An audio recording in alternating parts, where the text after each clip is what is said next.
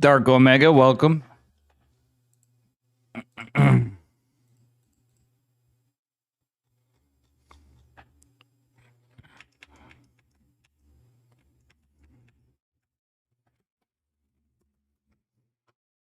All right, guys, we got some StarCraft coming pretty soon here.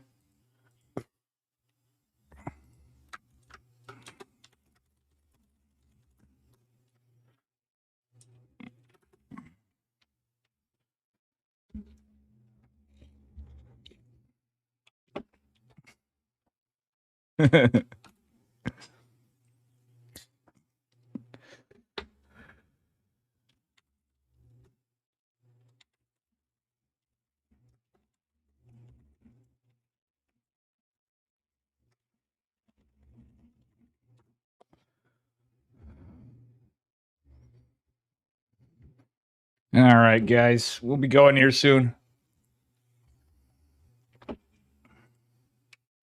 52 players checked in. Holy shit, this is stacked. Brackets. All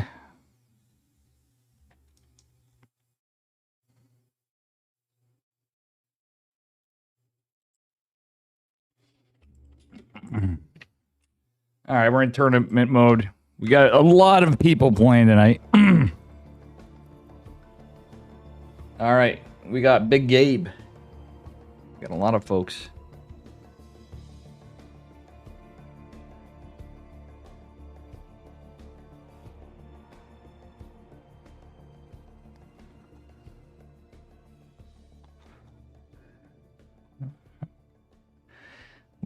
Looks like we got Hup, we got Herming, we got poor Jumi signed up. Trigger, my boy 11.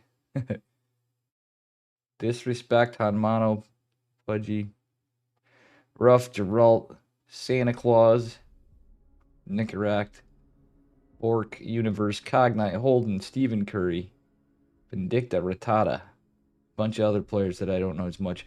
The Goat, Mason, Eggs, Juggernaut, Jason, Patches, Decker, Max Pax is playing too. Holy shit.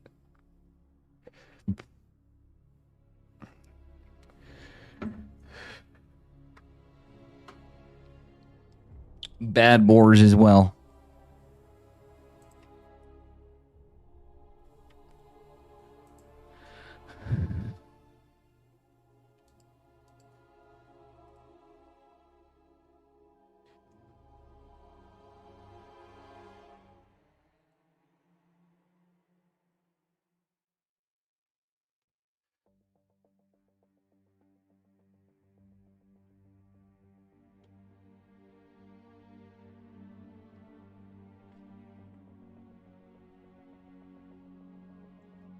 Wow, that's hilarious. It actually flagged an emote for Aim Dune site.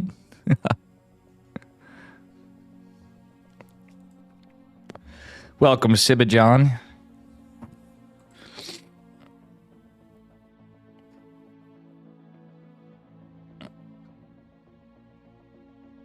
Looks like Maples might be here too. I didn't see him though. Maples is here.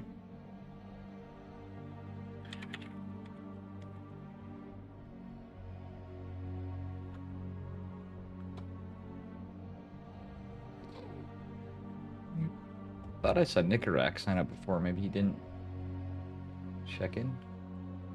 No, he did. Hanmano. Okay. It's Hanmano versus Arnold Rimmer. Oop, I'm going to quit out of that one.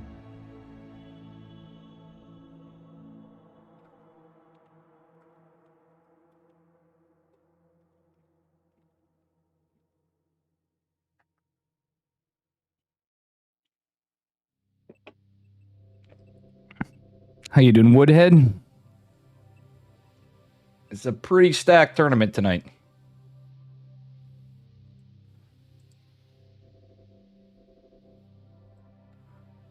The Zerg Lord versus Barkus.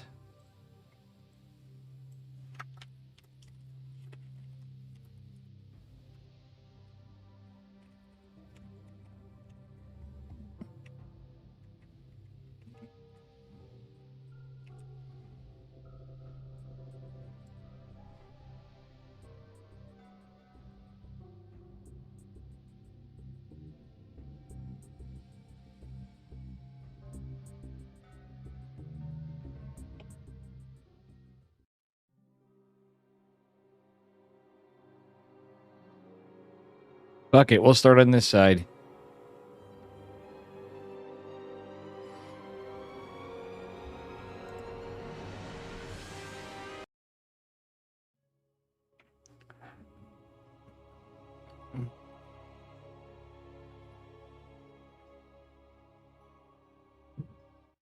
All right, here we go. Starting off on game number 1. Spawning in the upper right hand or bottom right hand corner of Gressfan. In the red, give it up for the Zerg Lord. And his opponent in the upper left. In the teal, give it up for Barkus.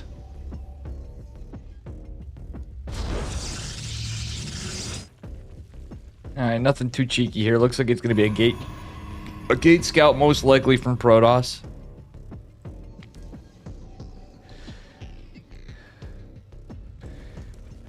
The Zerg Lord just going for 16 hatch. Nothing too wild.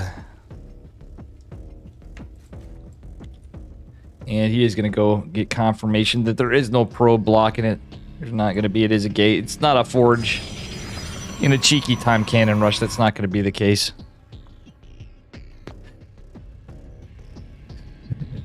Welcome, Magic Turtle. Welcome back, I should say.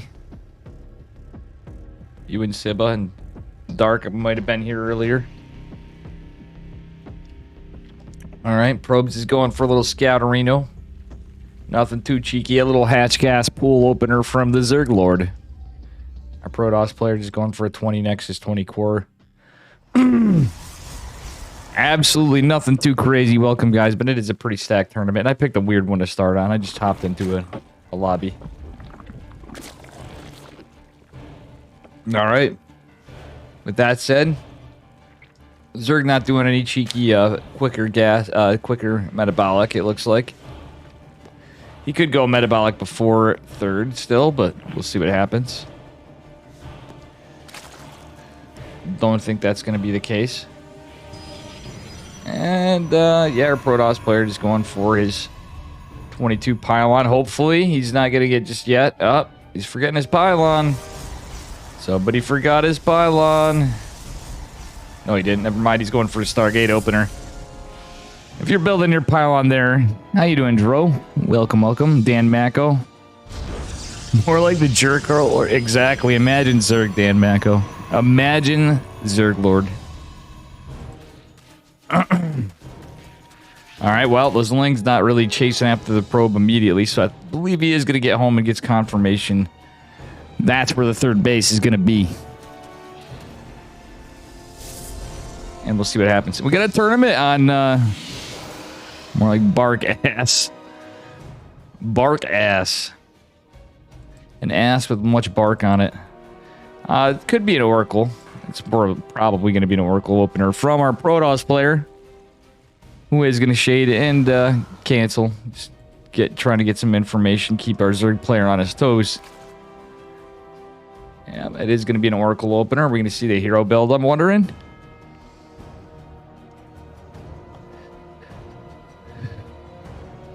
And we'll see what happens.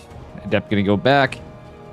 It's an extremely stacked tournament. But guys, on Sunday, we have the Dave Testa Open number 6.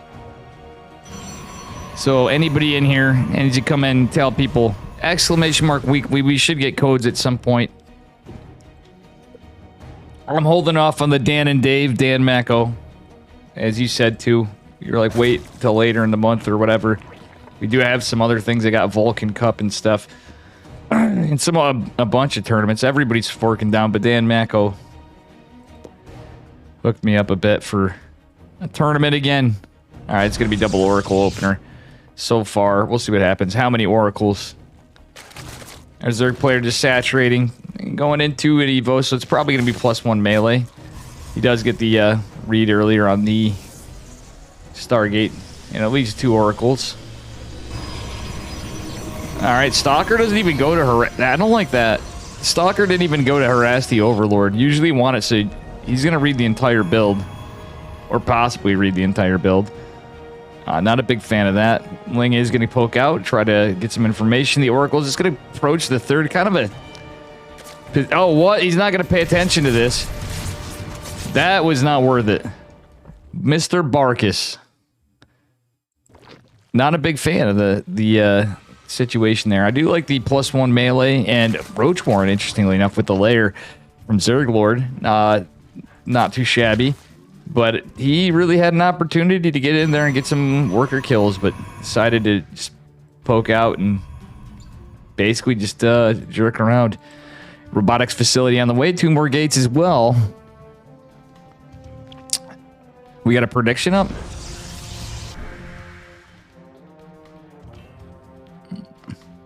Someone's betting 10 points on Barkus. Oh boy. Yeah, true. Just 10 channel points. If the bet's got going, you guys can win some stonk channel points here. All right, 4th hatch is going down. At a very nice timing for a Zerg player. And it is a blink opener from Protoss. Going into a couple sentries. 4 sentries. Interestingly enough. This is pretty wild. And a Warp Prism. So this is going to be a 3-base timing. And it is fully scat. I don't understand when you have a Stalker. Like, I understand needing to plug the wall. He has the units to be able to sacrifice this. On top of it, a Zergling over here. This is fully scouted by our Zerg player. Yeah, just pretty good build, good choice of tools, good reads, and not really using it right, in my opinion, by our Protoss player. Centrifugal hooks and glial reconstitution on the way for the Zerg Lord. So he's going to have that Bane speed and Roach speed, but with +1 melee attacks. Not even going to skip a beat, maybe. Is he going to go right into +2? No, he's getting Ravagers. Pretty good stuff from the Zerg Lord. Protoss player might have to watch out for a Bane bust, if nothing else. Certainly a Ling run by, and only a shield battery to help. No shield battery in the Nat, though, just a Stalker to hold the wall. Our Protoss player's pushed out and not much back home. Shield battery to be attacked, nothing getting warped in. That is not worth it. Marco, Aniki, thank you for the 25 months, and welcome, Marco Yolo. The Aniki just subscribed. Welcome, and thank you for the tier 3. With a 25-month streak in chat. What a legend. Force field's going down. Stalkers and Sentries getting surrounded. +1 or not. +2 on the way. Melee is going down for our Zerg player. Our Protoss player has the build set up, but just didn't deal with anything for the scouting. And the Zerg Lord's just going to sweep it. Clean sweep away. Thank you, guys.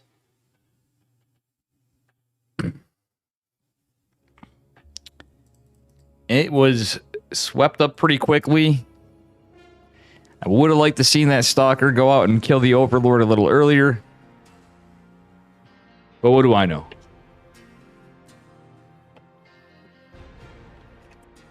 Yeah, there we go. All right, we're waiting for our second game.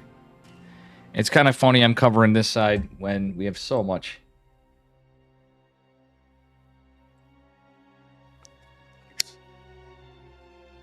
So much to come.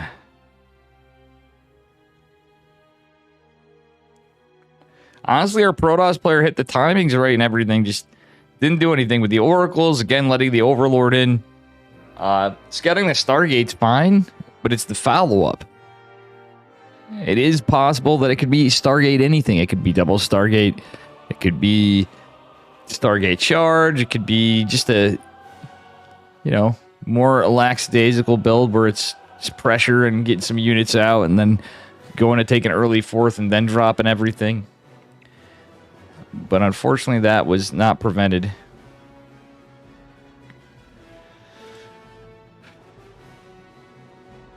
So we'll see what happens here in our next game.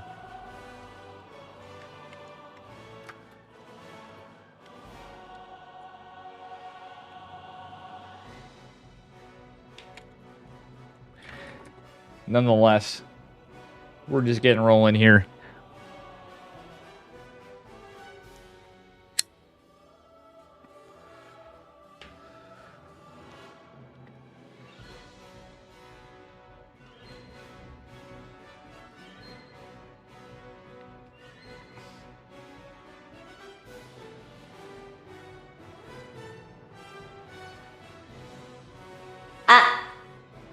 And the timer is up.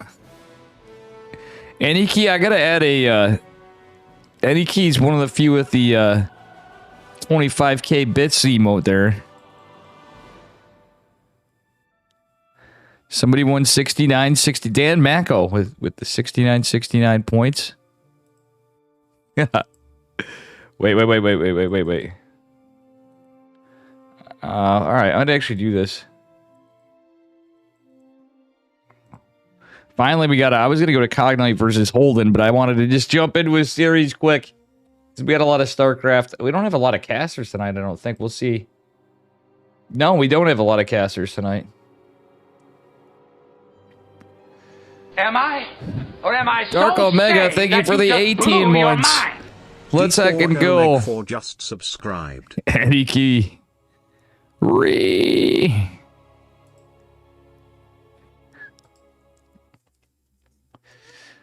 Man, I wish I could have emotes for different gifted sub amounts and stuff. That would be pretty good. Oops. Bear with me. I have a little bit of an issue here. Anyway, spawning in the upper right-hand corner of Ancient Cistern in the red. Give it up for the Zerg Lord. And his opponent in the bottom left. He's teal. He likes executing Butte builds well, but letting him go completely scouted by the Zerg, it is Barkus. And I lost internet for a second. Sorry, guys. If you did lose me for a second, it may happen after the fact. Apparently, my ISP can't fix my internet. Nothing we could have done better there. I pretty much ruled out everything. I'm going to figure out what it is this week, because I'm going to be focusing on getting stuff on track a little more than just endlessly grinding StarCraft and being a little miserable. So, well, plus I need to. But, yeah, the internet stuff's going to be a bit of a problem. Probe faking out a cannon rush over here. I kind of like this. It's got to be what he's doing. He is sketching out Zerg Lord. Little bit of a mind game right there from Protoss, and guess he's just scouting out the gas, just being annoying. We'll see what happens in this one. Yeah, pretty standard opener from Protoss otherwise. But if he was going to commit to it, he might as well done it. Yeah, Holden didn't invite me to a lobby there, you know. We would have switched series. My own son betraying me, Dan Mako. Hey, no scam train, but it's close enough. Sub to Dave, not a scam. All right, we're going to cover some good series here tonight, too. I just started off wherever. Whoever threw out the lobby first that wasn't taken. Apparently, Steadfast and Up a Tree were thinking the same thing, because they're casting. I might get a co-caster tonight if anybody wants to out of my crew of them. Yeti, Hope, Flapjack, Hupsea. Would be cool to do. All right. Third hatch gone down. It is a metabolic first build from our Zerg player. Another Stargate from Protoss. Probably going to be an Oracle, no rally point set just yet, but we'll find out what happens here. Zerglings with a little bit of ADHD just want to chill these. They don't want to chill. They want to kill these unbuildable plates. They have no chill. The Zerg Lord already bored because he's done the same opener probably 100,000 times. And, you know. How you doing, Snowbants, by the way? It's EPT. We'll be in caster mode. I don't really care. We got to talk to the chat a little bit. All right, Adept taking a little bit of damage. Shade going to go up. He's going to be canceled, and we'll see what happens here. Stalker going to deny some vision this time. I like this. He's learning from his mistakes. And Oracle on its way out to just defend the third at first. And that's a smart move. He's going to need it because that quicker metabolic usually means there's going to be a little bit of link pressure. But not necessarily. Also could be used defensively just for scouting. But I don't think we're going to see too much of an overcommittal. Alright, again, I do like this from our Protoss player going for the Chrono into second Stalker 2. Is he going to drop his Nexus? He is.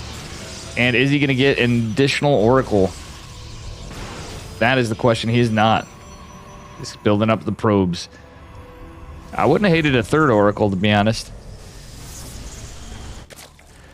Because if you're playing defensive like this, and yeah, he's not expecting a Speedling Inquisition. Stalker's in position for, oh, it may be a little out of position for the wall. It's a little back. Again, not really being too aggressive with the Oracles. Hogwarts Legacy. Maybe I'll do a Hogwarts Legacy stream at this point. My ladder's been pretty shit lately anyway, so who cares? You know? Fuck it. Fuck it.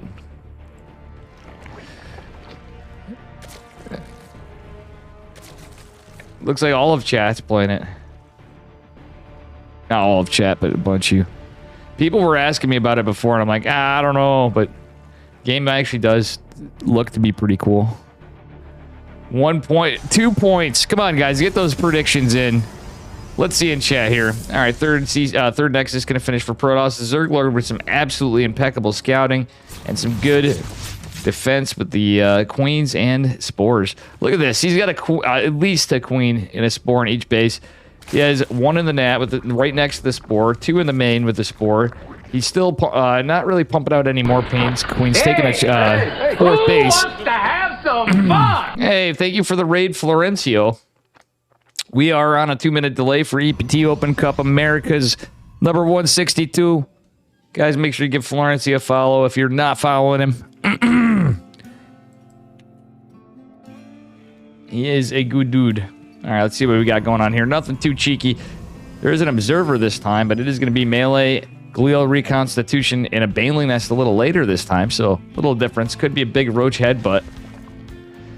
And a Protoss player, last game didn't really... He's going for this Century Adept thing, but he didn't really get much done before. At this rate, how he's using his Oracles, it's not really getting too much scouting information. He's being too passive with them. I'd almost rather him go back and land stasis wards at this rate, because he's not really all over the map for any form of detection. Going into Blinking +1 again. And he did hammer out a lot of gates.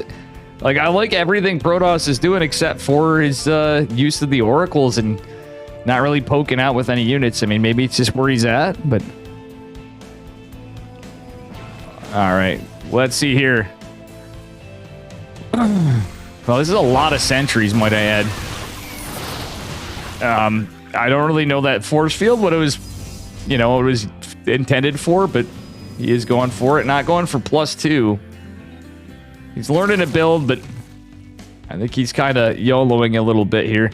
Would like to see +2 started immediately with it. This time it looks more like a 3-base, very committed 3-base all-in or 3-base build. Going into a Robo Bay, Robotics Facility and Disruptor with a Robo Bay. Thanks for the follow. It's a good year.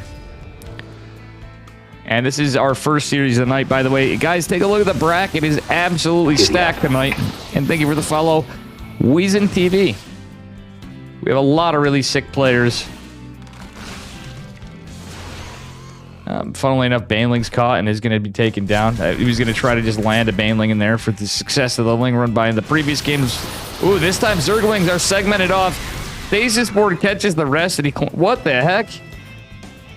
Alright, this guy's using the sentries this time. He's going to send the Oracles back home. So he does know how to use stasis wards. But again, this wouldn't be too bad defensively.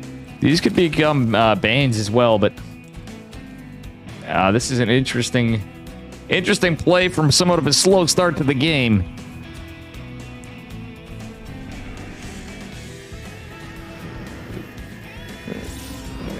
All right, thank you guys. And thank you, Dark Omega, for the announcement. And Florencio for the raid again. My man, we're just kicking it back off. Hope you had a good rest of your stream. All right, we'll see what happens here. I'm just gearing up for casting. Didn't even eat too much or whatever, but got a few things done. Lots of Lingbane, Roach Ravager coming from our Zerg player. We do have Extended Thermal Lance and Colossi, but our Protoss player, again, not really using these Oracles that well. He is finally... Is he going to even scout the army? Let's take a look in... Barkus didn't even really see the army. I almost guarantee it. He is being way, way too safe with these Oracles. And had he seen this... Oh, nice stasis board. That actually caught a decent amount of the Zerg, but it's just Zerglings. So the cheeky stasis board did help. Oracle's going to scout this too late, and his fourth base isn't going to be that well defended. That said, it's going to be a huge push to the third base. There's a good amount of photon cannons and shield batteries, but Banelings are just going to be able to breach that. And there is going to be a lot of them. And Speedlings to follow up means no bueno. 2 Adepts still in there. Are going to try to buy some time, but everything is targeted. Meanwhile, the big engage on the side. Nexus stays. 15 workers fall. And realistically, there just was not enough there to defend. Giddy up. Extended Thermal Lance Colossi coming in. Thanks for the follow, Action MOV. And, yeah, nice force fields. Not quite enough, however. Oh, beautiful blink, though. I will say where Barkus is lacking in the defense of his bases in terms of worker lines, he's got a pretty decent setup here on, you know, defending the actual base, but Ling and Bane run by is not so much. He certainly had the tools, but just didn't get the warp-ins. All right, we'll see what happens from here. Blink Stalker's coming in, sniping a queen. That's going to be it. There's going to be 4 probes in production in question mark locations. Our Protoss player's being too passive, I feel like. Oh, he does do a charge lot run by to the side. I do like this. And the Banelings are all going to go crashing that way. It is just the 3 Colossi, some Sentries, a bunch of Stalkers, and some Oracles. The Oracle's going to be helpful, too, if they at least keep an eye on the army. But our Protoss player knows... Well... Actually, wow, Oracle's even softening that up a bit. Are going to be out of energy soon. A Protoss player morphing in some more Stalkers. That's about it. He lost a ton of workers. Let's take a look at the army size advantage. Protoss now spiking up a little higher for the moment, but our Zerg players producing nothing but Lings going into a Lurker Den. We don't see any Disruptors coming out, and I'm losing internet again. For the love of God. Sorry about that, guys. I've done anything I could for the bit for trying to solve some internet issues I've been having at my house lately, but does not seem to be being fixed. Decent micro from our Protoss player for trying to keep the Colossi alive, but there's just so many Banelings, they're going to ultimately blitz through that. 3 Colossi almost dead, and we are going to have tons of Roaches coming out. Not enough Stalkers to really fight this. The Colossi don't really do too much to Roaches, and he's not going into +2. So this is all +1 Protoss. So as much as he lost, he's not producing anything. And I just don't see what good's going to come of this. Unfortunately, one of the... Oh no, Oracles are both alive. But let's see what happens here. Decent split up. Nice blink from Protoss. Only 1 Stalker does take a little bit of the corrosive bile. That's about it. He's not running for the drones. At the least, it's something usually you want to do. Oh, now he is. The Colossi could have killed a ton of drones right there. Zerglord going to take another base. Is not going to go reclaim that one. But he could have literally cleaned up almost every drone right there. With that said, Bark is still on an army. He needs to get more work done. I actually think he could take the fight, but he'd been slipping on upgrades. He's just building Stalkers. He thinks he's fine, but the Lurker Den's a bit of a problem. We don't see any Lurkers in production. That, with that said, just a Roach Ravager. And the Stalkers blink to the front a little haphazardly. That exposes the Colossi. However, it doesn't matter. Colossi are going to go to the back. Corrosive Biles in there. Barkus takes game 2. Bringing us to a 3-game series. And possibly upsetting the bracket. Hopefully, we don't have to wait too long between them. And we'll see what happens.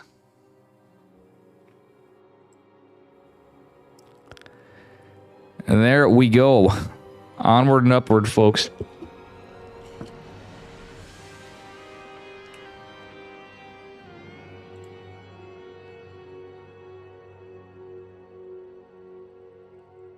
Just waiting on our 3rd game, and we will move on.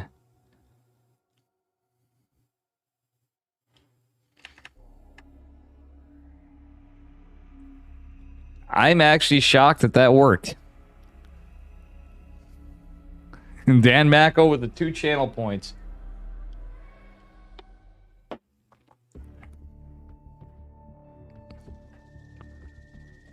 Funnily enough, I can't see the predictions. Maybe...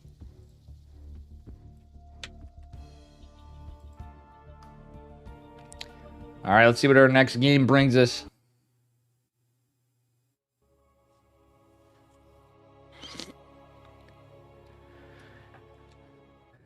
The score is evenly matched.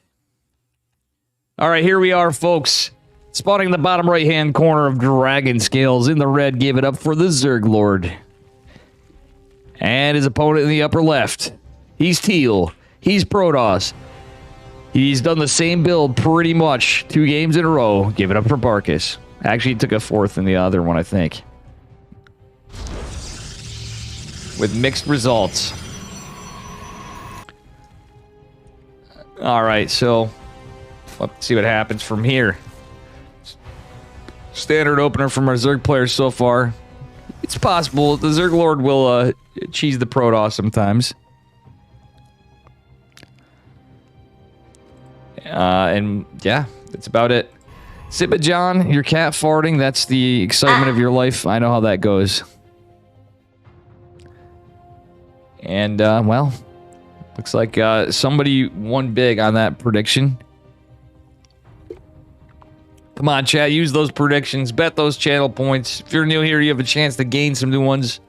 And there are certainly some pretty highly in favor of a player's odds tonight for sure. We have Hero Marine playing, we have Zhaon, we have Max Pax Trigger. A lot of folks playing tonight. Geralt, Nicarac, Naples, Holden, and several others. Han Mono, who else did I see? Rattata. It is a pretty stacked bracket tonight, as it usually is on Monday, and we did just have I Am Katowice. Mother Lurker.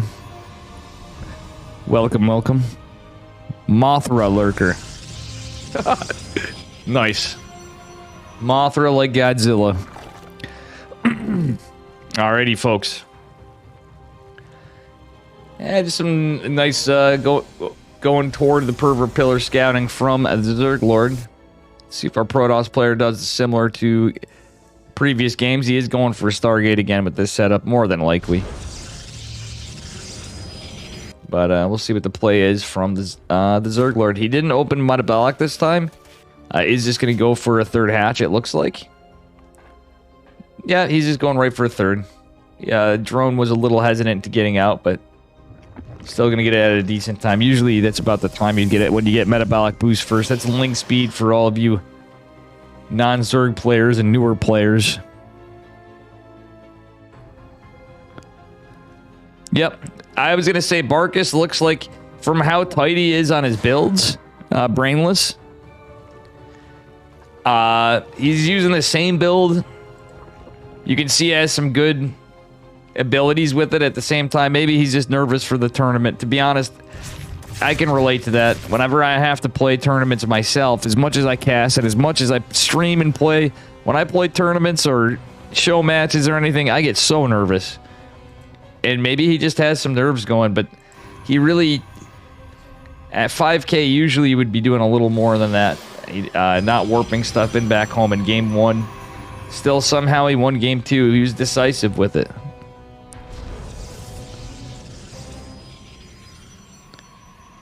Stop messing up the bets. It's all right. Just he's given some context. He is just giving some context. That is all. All right. We got some queen poop going down to spread the creep from the Zerg Lord. A little bit of queen diarrhea over there. Looks like Barkus is going for a 4-minute Nexus. So there's always some little subtleties. Sometimes people just change it up a bit. Going for another Oracle again. And is he going for the same kind of follow-up? We shall see. Warpgate did just finish up for our Protoss player. It is 3-base Zerg. Actually, funnily enough, we just have Metabolic Boost. Now we're going to see a Roach Warren immediately. No Evo Chamber just yet. Yeah, interesting. So this could just be a Roach Headbutt from our Zerg player. Twilight Council and Forge coming down for Barkus. He is about halfway done with this 3rd base. We'll have to see what happens here. No layer? Hello? No, there's no layer. All right. So we are just now going into the layer and Evo Chamber from our Zerg player. Roach Warren not quite done. Oracles this time going out to get some damage. Envy Parlig. Is Godzilla lactose intolerant? We'll find out. Yeah.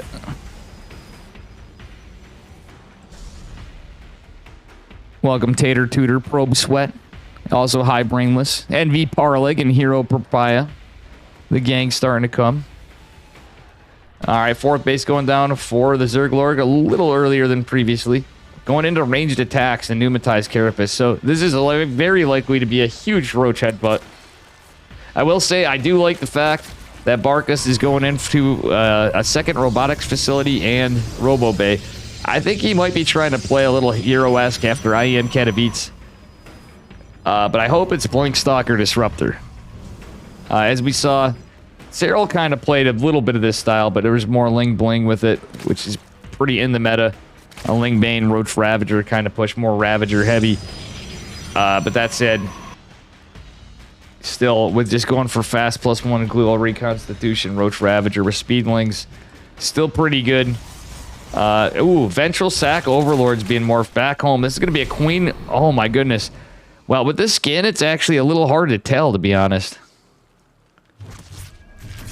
This is a little hard to tell, but with the Oracle's actually getting some work done this time. A lot more proactive use of the Oracles by our Protoss player, Barkus, than we saw in previous games.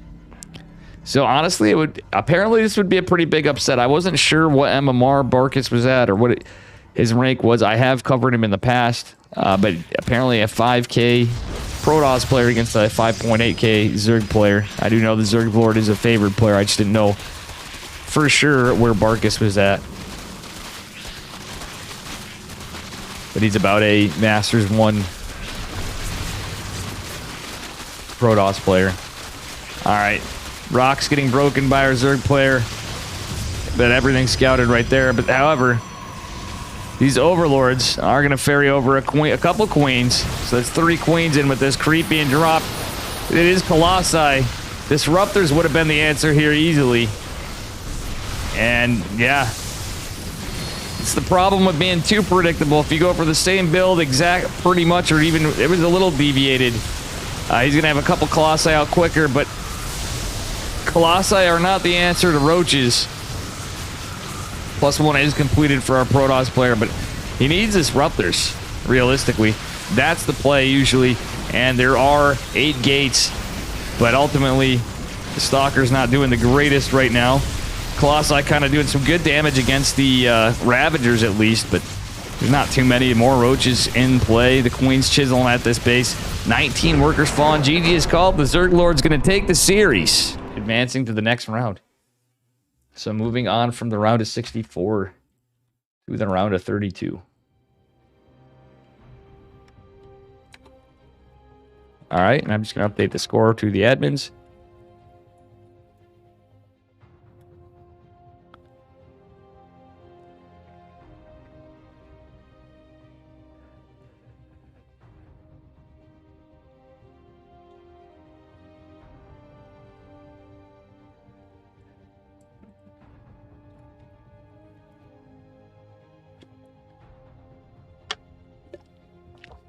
You're the way of the light and the truth and the pog squirrel.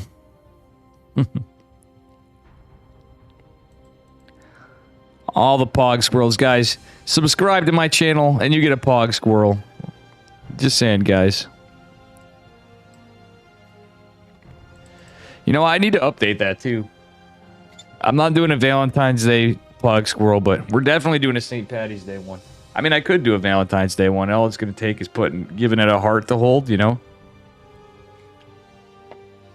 All right, folks. Let's see who we get. I might bounce around a little bit. Hero Marine for... Oh, man, we're missing some good games. Shit.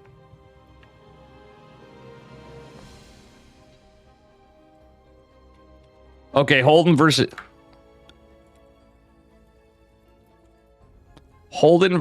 Universe. Coming on up here.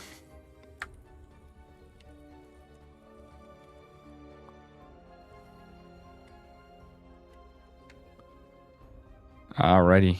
I'm going to try to give it some time. We got vetoes.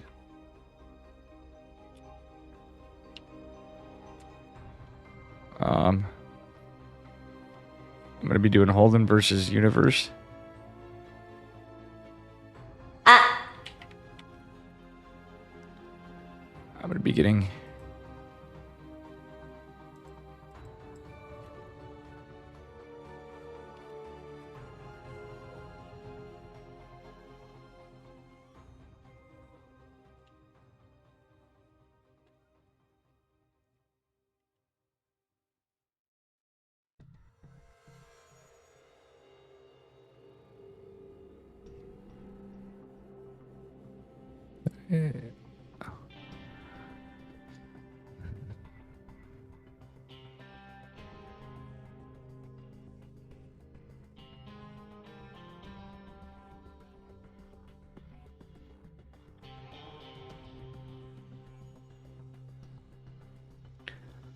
All right, there's only 2 casters.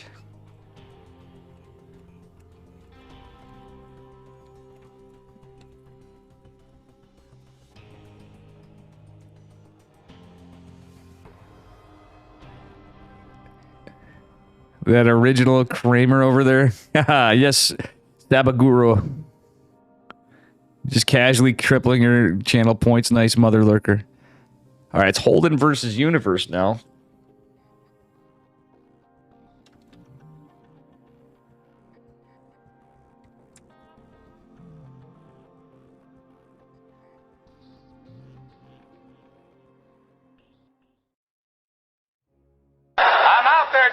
Any key. Thank you for the 400 biddies. My man.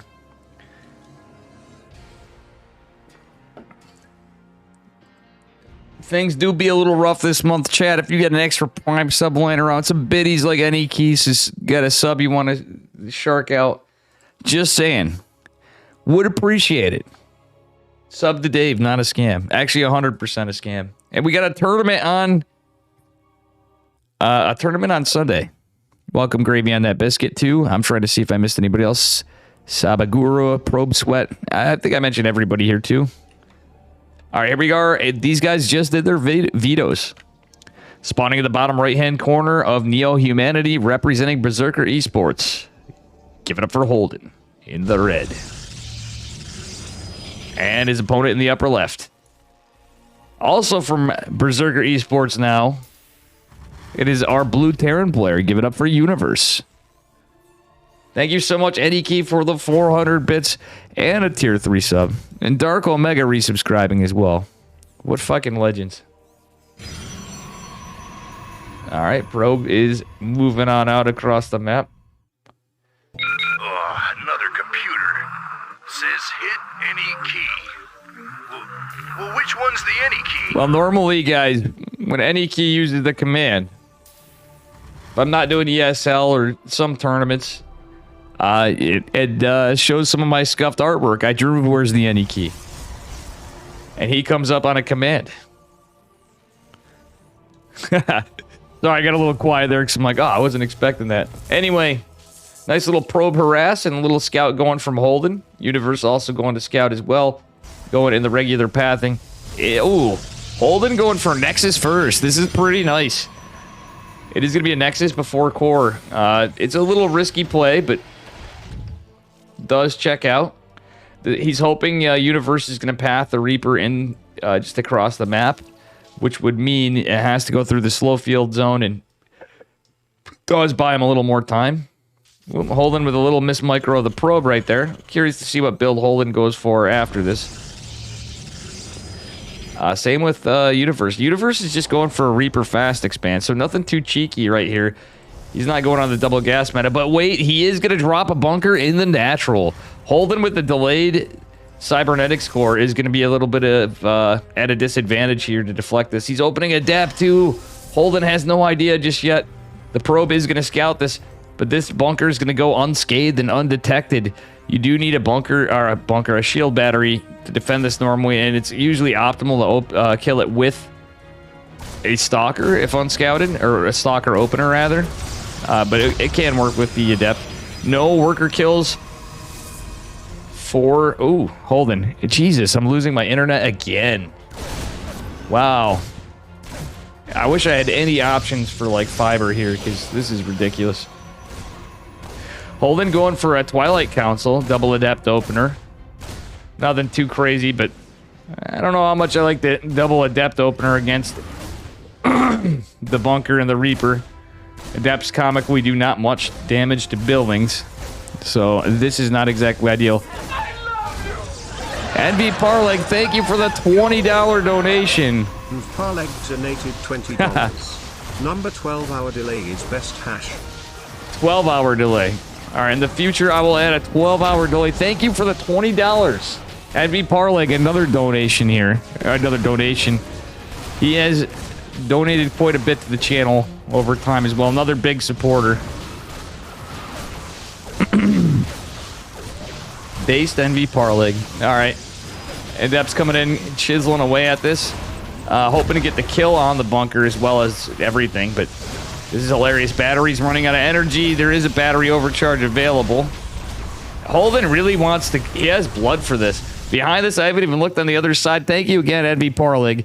But anyway, NV Parleg's like, Dave, when do I get a command? Like, yo, bro, you didn't send me stuff. It's going to be a tech lab on both the starport and the factory, so it is going to be a push from a Universe, certainly. Is he going to go into a Banshee or a Raven? That's the question. My guess is a Banshee follow-up, but we'll see.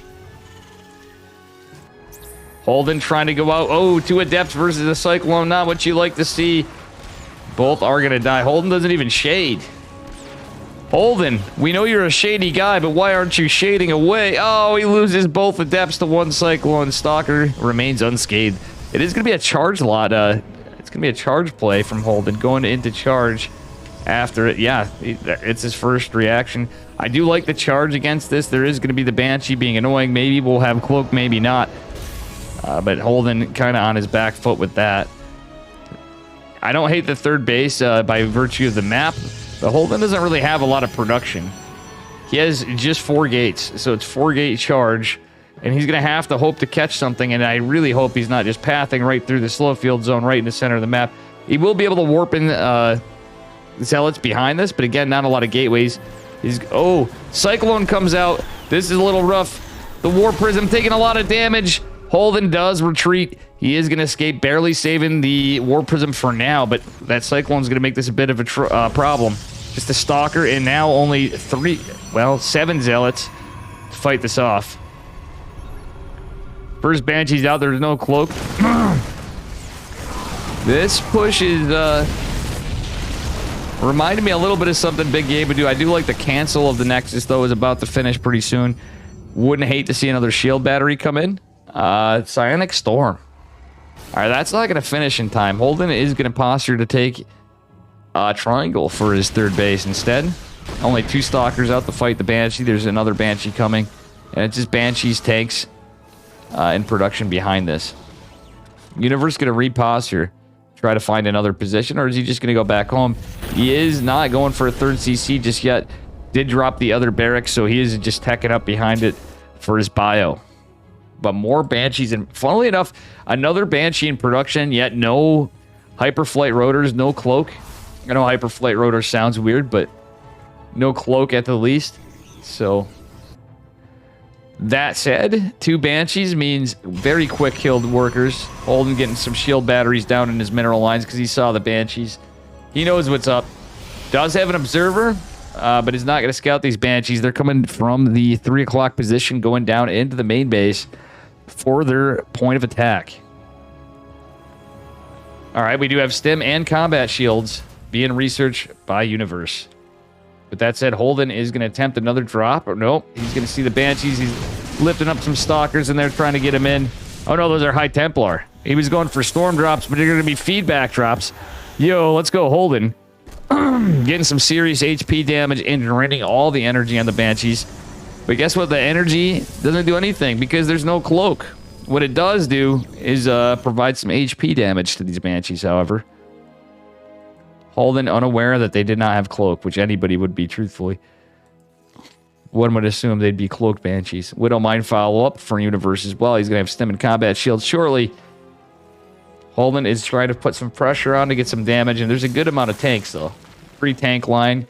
on the low ground. Cyclone defending on the west side of the base. And Universe is repairing these Banshees. He is now on the defensive side. Holden with no upgrades. So, because of everything, he changed things up, and he's going for a forgeless style.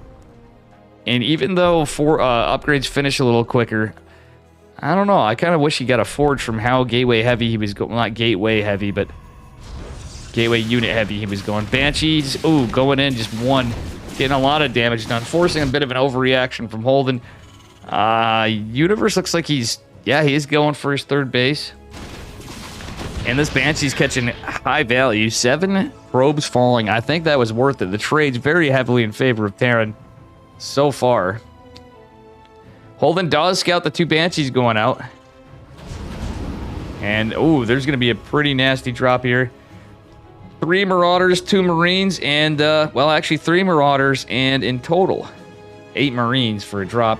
Concussive Shell's going to finish up as well, and a Ghost Academy. eBay just finishing now. No forge for Holden. Holden's looking to take 3 o'clock for his 4th base expansion. Is it going to work out? We'll find out. All right, that said, oof. This is going to be annoying for Holden. So he's warping charge lots. 2 Banshees coming here, but a drop coming to the natural behind this all. No blink for... Oh, no. Yeah, he didn't get blink either. So he can't really just jump into position anywhere. Oh, he does scout the 2 medevacs pushing, though.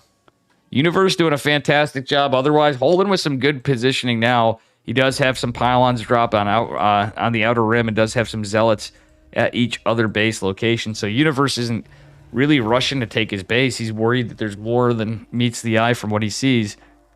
But he does have his 3rd orbital completed. Holden is going to scout this drop over here that is unloaded. And, would be nice to have the production tab. Blink is just started, with that said, and extended thermal lance in the way. This is just one very injured Banshee. Funnily enough, I think it's getting to a point where a High Templar could kill it with just a feedback.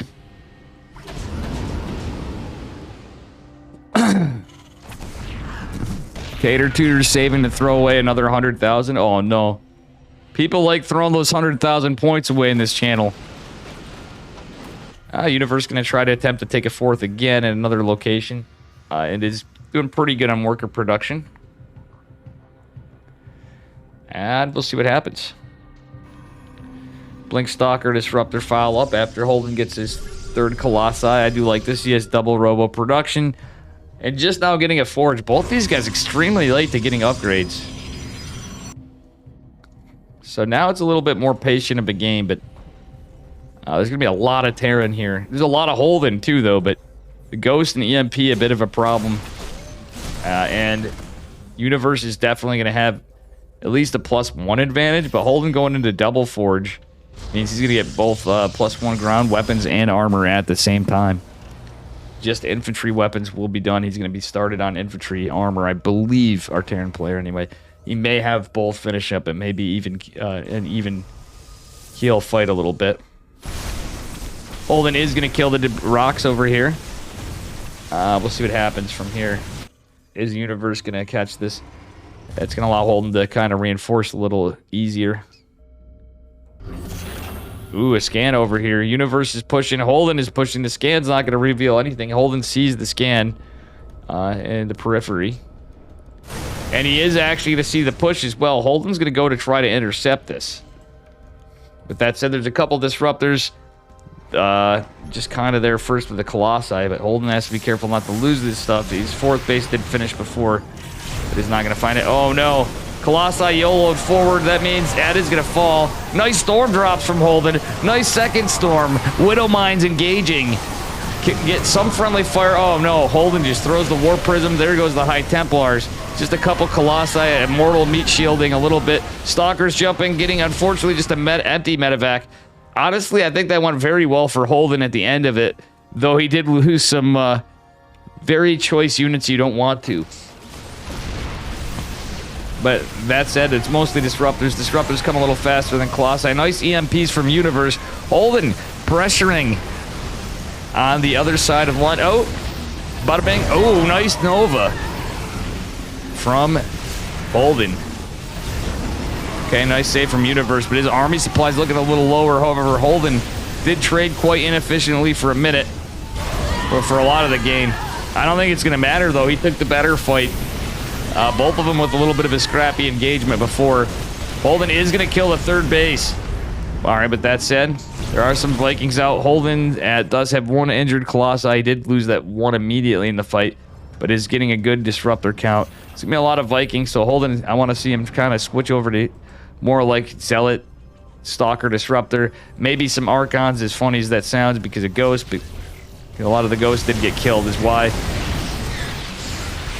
And Archons still do be good units. Holden actually forgetting to get his second Forge in use. Disruptor's not going to do so great right here. Blink Stalker's going to help out a bit. Oh, Nova kind of falls short. Another Nova is going to catch a Viking. That's about it. Does this one catch? Oh, beautiful Nova from Holden. Comically, both supplies are pretty low for 14 minutes in the game. So some pretty scrappy trades all around. Let's take a look. Yeah, Universe is now traded less effectively. Holden killing that base was pretty big. Universe going to build another. Let's take at the army size. Income advantage in favor of Holden for a bit. I think Holden may just have game number 1 here pretty soon. We'll see. Well, Universe did get his planetary fortress over on the other side, so he did have that CC finish as much as Holden just absolutely pulverized this. Let's take a look at how many workers were lost, just so we can quickly see. Holden did lose 33 workers earlier, so Universe did some great early harassment. I think just took some poor fights. He is on a ping disadvantage playing on the Americas, but we'll see what happens. Double Liberator getting dropped down over here. We'll see what goes on from here.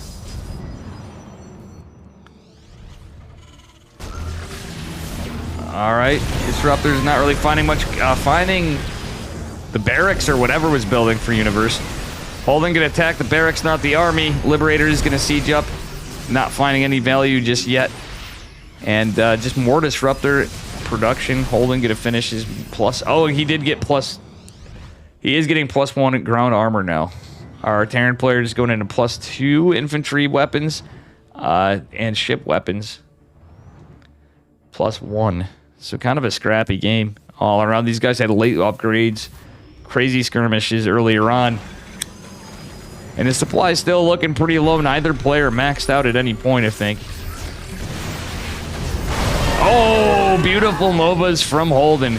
It did catch mostly Marines, but it did catch a Ghost in there for Universe. Universe trying to get some production up. Holden dropping some Novas is not going to catch any damage there. Liberator is going to be a bit of a problem, because they're going to probably target fire these. Oh, never mind. They're not going to be that much of a problem. There's too many Stalkers. Holden, oh my gosh, Holden even catches that medevac, and GG is called. He takes game number 1. Big True Dark Omega.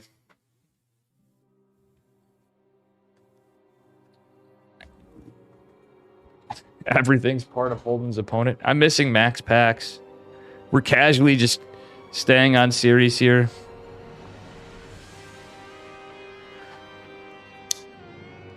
Shit, we're missing some, I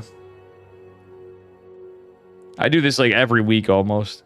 And now's the time, like, Pig's not casting, because he's flying back from Australia. Oh, man.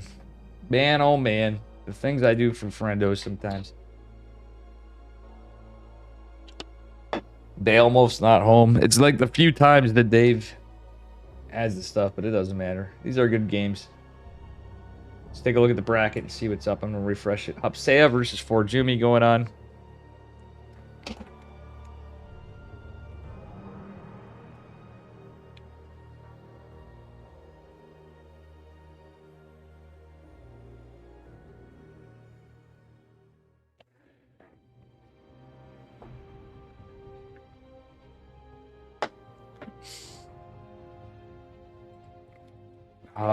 Shit. I had to message somebody.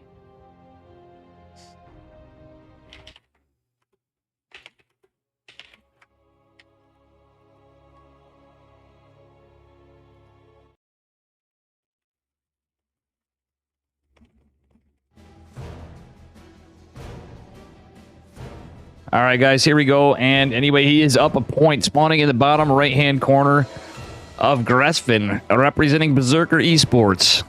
In the red, give it up for Holden. And his opponent in the upper left, also representing Berserker Esports. In the blue, give it up for Universe. Holden is up a point.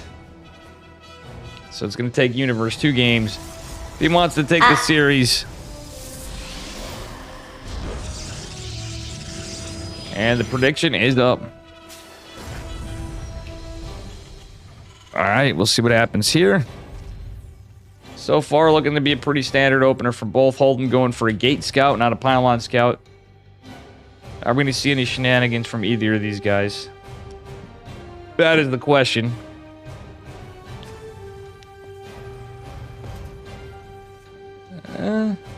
I don't know.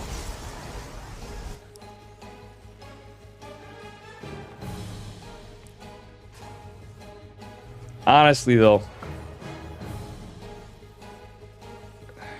staying to a series, I got to cover a whole series anyway, but sorry about that, chat.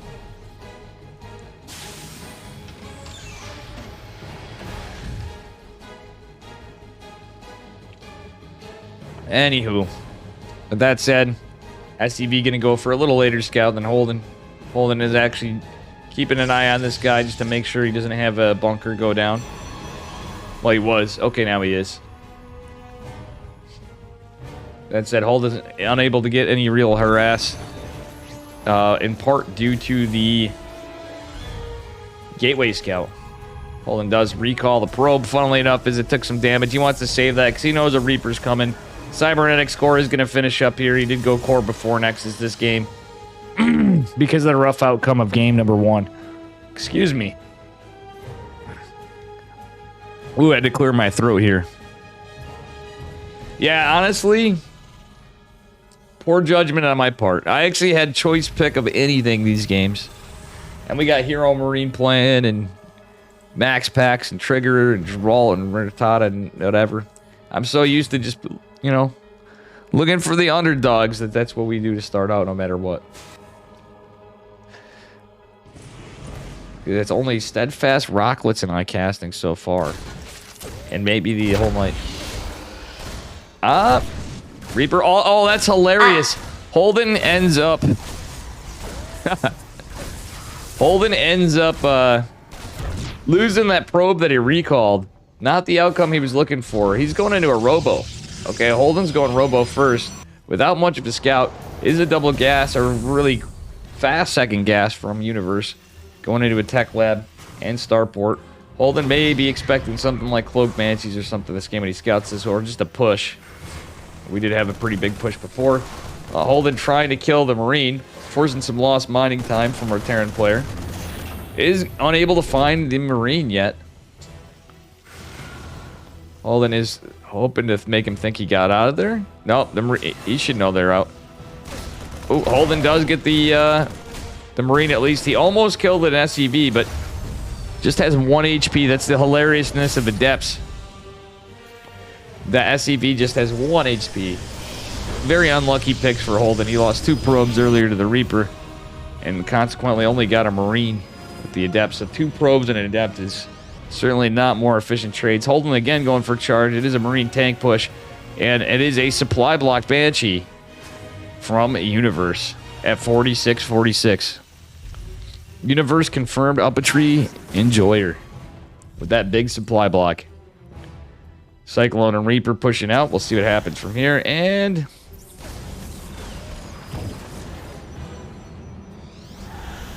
we'll see.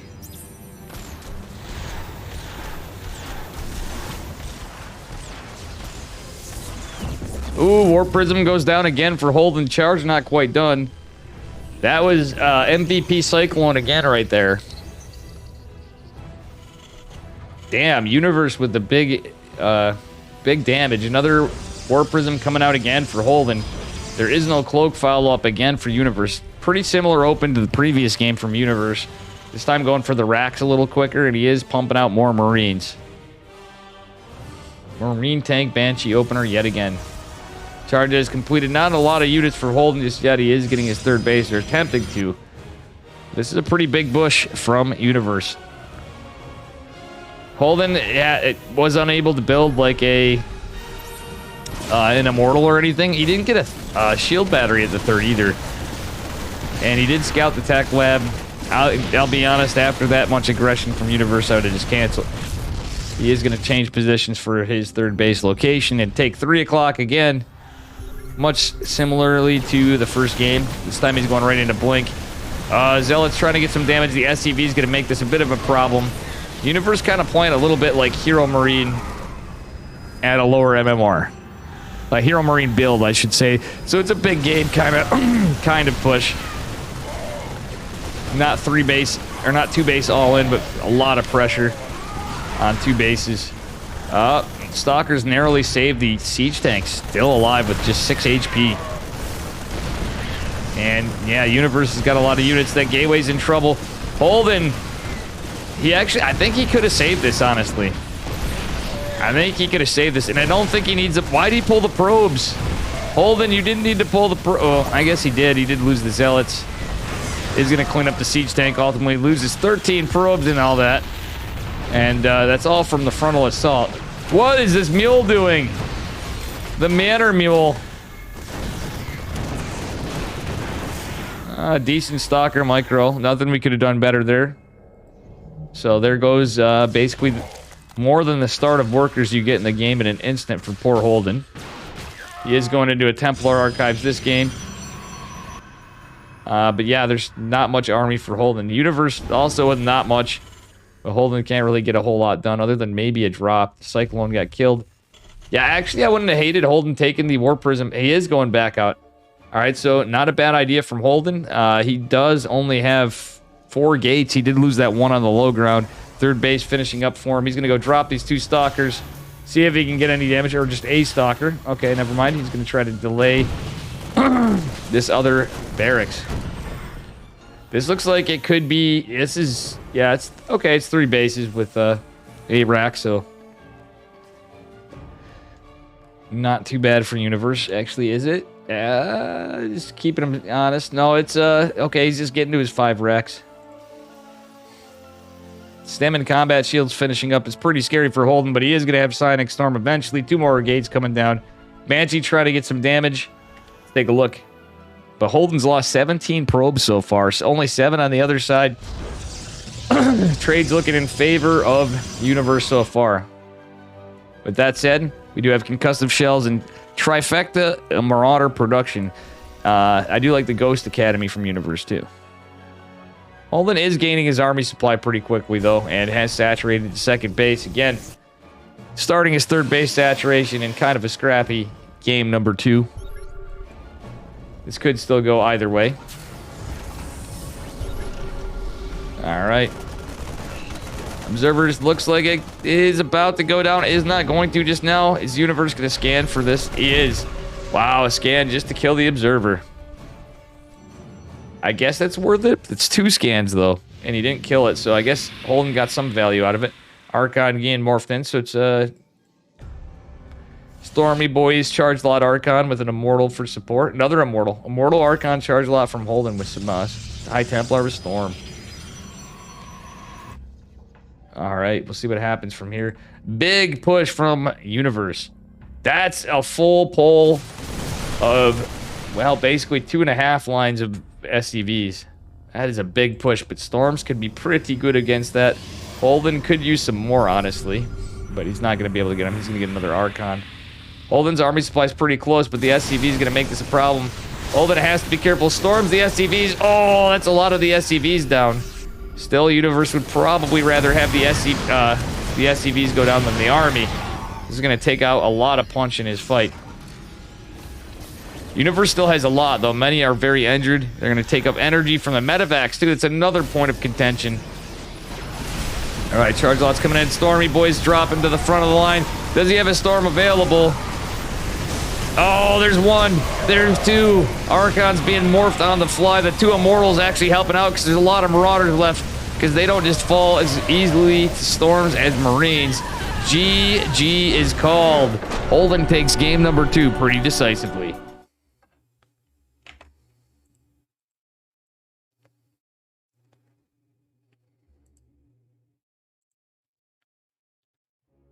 All right.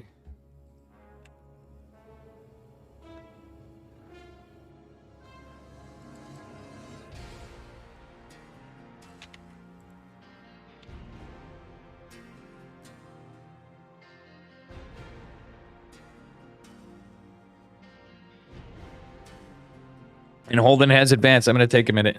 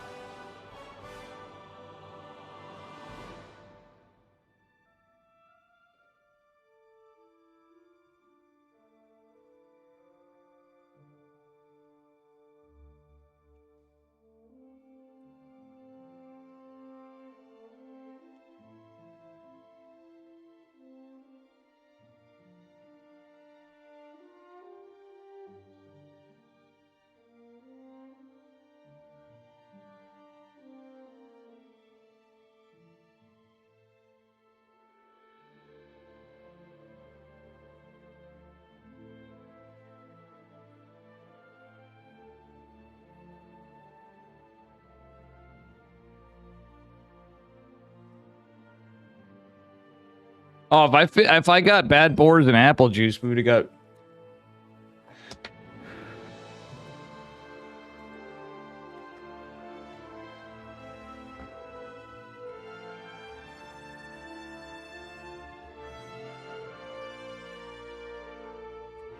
Damn, if I got bad boars and apple juice.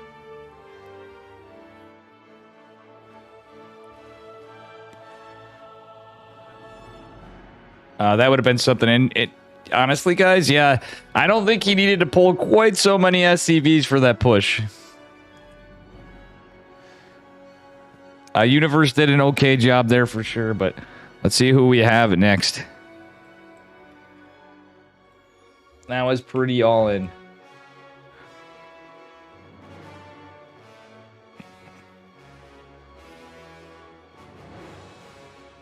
Holden is for Jumi beat Hapsea.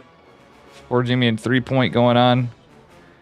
Damn, I missed we're at that lull point. Trigger versus Yurmi. Zerglord versus Disrespect. Hanmano versus Pudgy. Geralt is waiting for his opponent.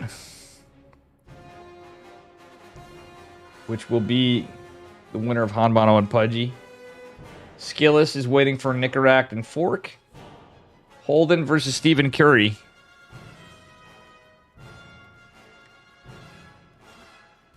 I didn't see Skillis. Let's see. Skillis.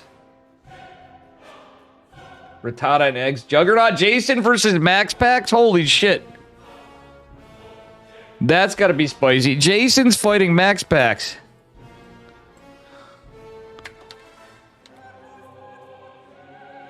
Imagine if Juggernaut Jason beat Max Pax by cheesing him. I mean, Terrans have been winning everything. There's been upsets, right? I might get Holden if nothing else.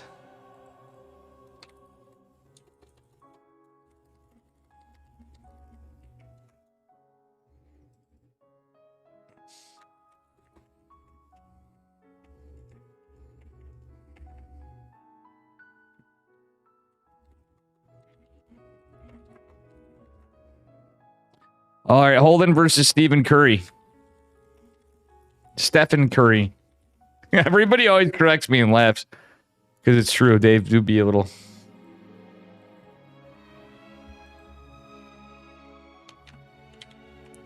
Holden versus Stephen Curry.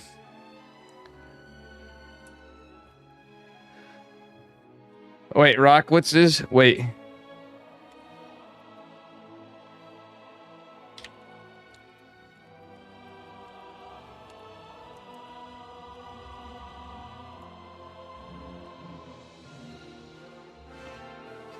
Okay.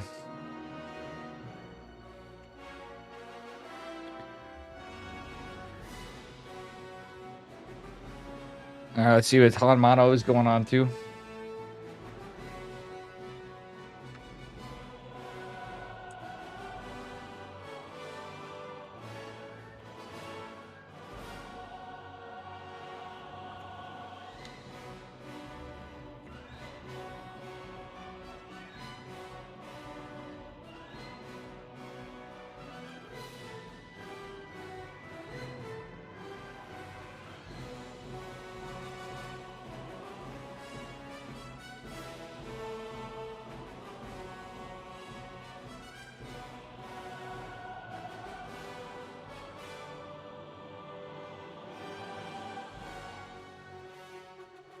All right, guys. Skillless one of you versus Goblin. Goblin beat Max Pax. Wait, what? I wasn't, because I was streaming earlier. That's crazy, Marco Yolo. Good to see you, by the way. All right, we're going to get something. We got a banger fucking ESL.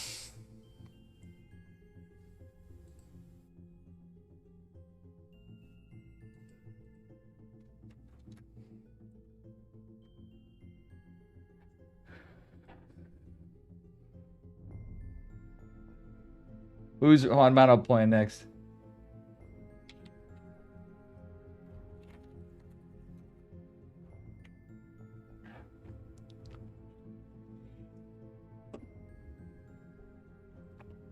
Okay, cool. Geralt versus Han Mono.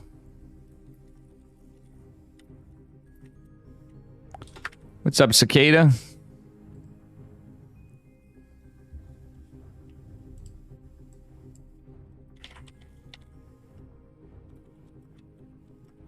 So we are not tortured with a PvP. Dave tested more like dyslexia. What?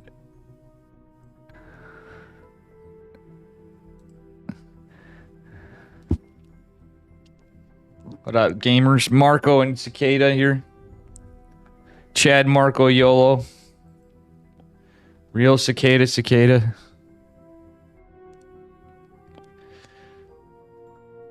Well, boys and girls, I would be liking to say, I wish I hit up the store earlier before. Oh, Cicada, was your birthday yesterday and I missed it? I am so sorry. So I was on for a little bit, but I was really working on fixing my sleep schedule. Cicada, plus I am Katowice and stuff. Happy birthday, Cicada.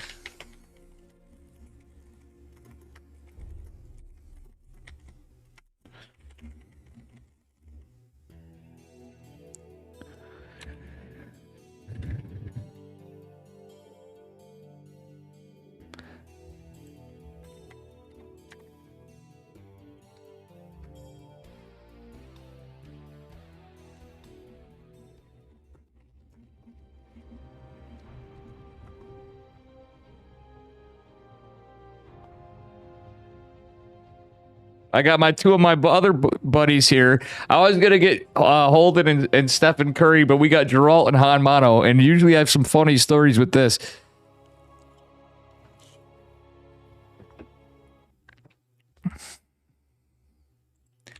Cicada, you've been flaming me a lot today. Gee, what's with Cicada with all the flaming? What have I done to you lately?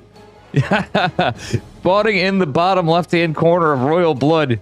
Representing Psystorm Gaming in the blue, give it up for Geralt.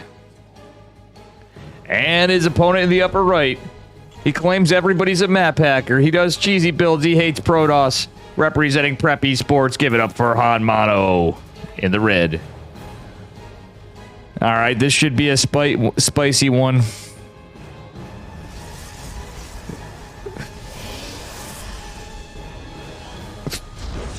What did I read? I don't even know what I read. Hey, what up, Gene Sim? What up, Gene Sim? But nah, for real, happy birthday, gamer. So we got another PVT this time. We'll see how it goes. Geralt versus Han Mano. It could go either way. Han Mano has beaten Geralt before. Geralt is the favorite player. Of course, it's a double gas opener from Han Mano. And guys, I am fixing my sleep schedule a bit, so sorry I've been cranky lately. My teeth are hurting, all sorts of stuff right now, but we're doing a little better. Trying to get some stuff sorted out. So I haven't been streaming as much. It's been a rough month. What up, Skylar?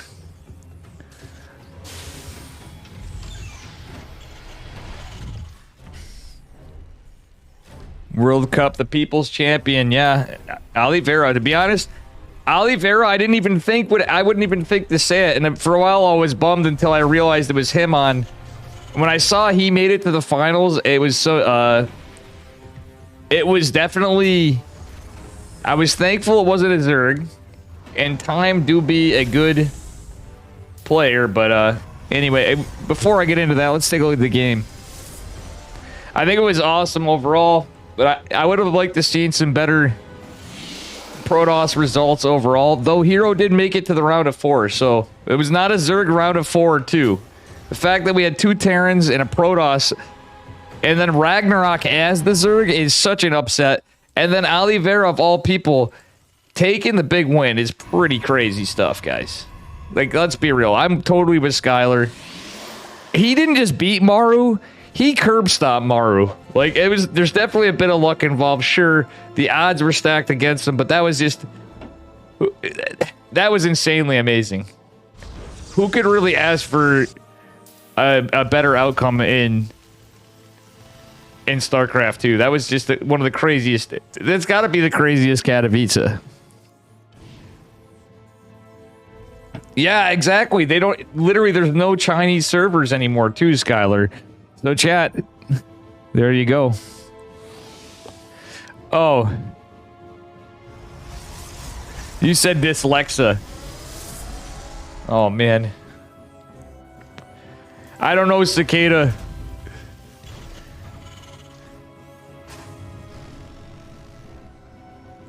I was too busy in my adventures at SawCon. Oh god, I now just see it. I misread it. That's too funny. Oh my goodness. Anybody in chat ever been to SawCon? Alright, anyway, 2 Adepts gonna fight this off. It was a 3rd Adept. They're all going for a 3 Adept opener, and that's actually kind of smart against this. Though the Adepts take some high damage point. They deal a high damage point. The Hellions, not the Reapers, a little bit. Oops, sorry about that, guys. I'm just flaming you too. But yeah, come on, guys. Let's get some points in the bets. I'm telling you, this could go either way. Geralt had some decent defense, but he's lost some workers. He is going very aggressively on the blink. He's going into 4-gate blink. Han Mano is going for a big push, though. It's going to be a tank, marine tank push. And the Reapers were still out getting more damage. So this has actually taken away a little bit from Geralt's build. But realistically, he's in a good spot. Get those points in there, guys. Yeah, Gene Sim, that's what I'm saying. I would expect him to do well, but I didn't expect him with everybody there that he would. I've covered a lot of Oliveira, and he's been doing really well. You're not wrong. He's been doing well in EPT Asia. He's done well in EPT Americas.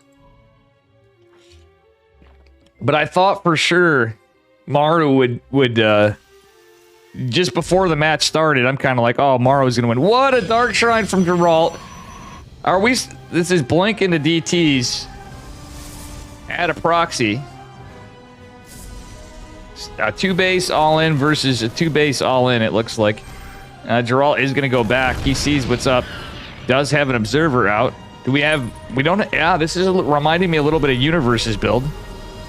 Dark Shrine is not going to be scouted, but it's not going to be out for a bit. And unfortunately, there's a Raven with this. That's a little bit unlucky for Geralt. Of all things... Oh, Pylon might have been scouted, but I don't think our Terran player is going to look for that. These are stimless, combat shieldless Marines, so this is going to be a bit of a problem. But that's a little unlucky for Geralt. We have a Dark Shrine with this. Bunkers do complete. Stalkers not... They're in range of the tank. Oh, the other tank falls. So 2 of the tanks did fall. Some good... Pretty good trades for Geralt, ultimately, all things considered. Hanmano trying to play a little, like, his own brand of a big game build. Actually, I think pretty much. Battery overcharge is going to help him a little bit, but wait, it's not... Wait, that's a bug. Guys, you see this? There's a bug. The units aren't being healed by the... What the hell? The units weren't being healed by the shield battery, or was he... No, he was healing the structure. I'm just losing my mind. So there's the Dyslexa coming... Oh my god, the Dark Shrine scouted. Killing the Pylon doesn't do anything other than prevent warp-ins and supply block our Protoss player, potentially, but the DT is going to go out into the main base while this goes on. There is lots of scan potential. A DT picking off reinforcements. This is a crazy game. I am so glad we got this series. Guys, are you seeing this? DT chiseling away at a tech lab or something. And does get the kill, not a cancel. Oh, plenty of... Hanmano has scans for days. Still has the Raven, has a Banshee, has a lot of bio. War Prism... Oh no, Geralt's not paying attention. But it didn't look like the shield battery was healing a building. I want to ask them about that. I think we might have saw a bug. Like... There has been a lot of bugs I've noticed in the patch. Like, lots of players have reported stuff. We had Rough complaining about not being able to interference matrix carriers, but that, I'm like, pretty sure that's a bug, my guy. It's not, you know, whatever, state and fact. Dark Shrine survives so that we can still make DTs and Archons. Archon's good unit. And Stim and Combat Shield's just finishing up now. Geralt going to go try to get some pressure, but a lot of his Stalkers have taken a lot of damage. Charge is going to complete for Geralt. He's just now going for his 3rd base. But look at the workers. It's 50 to 29 workers. Geralt is going to immediately be able to saturate. Hanmano knows he has to be on the defensive. He's more of an aggressive player, so I don't know how well this is going to work out. Well, that worked out pretty well. Some very injured Stalkers, too, just fall in an instant. Ooh, Geralt's not going to see this. And he's going to take 1 tank volley. Does just, luckily for him, get the shields. A little all damage on one of the Stalkers. 3rd base finishing up for Geralt as well. And he is at 5, 6 gateways? 7 gateways. Okay, 7's not too bad. Did lose that Warp Prism earlier and isn't rebuilding another. But that is going to be a bit of a problem. The Stalkers blink backwards. And GG is called. Geralt takes game number 1.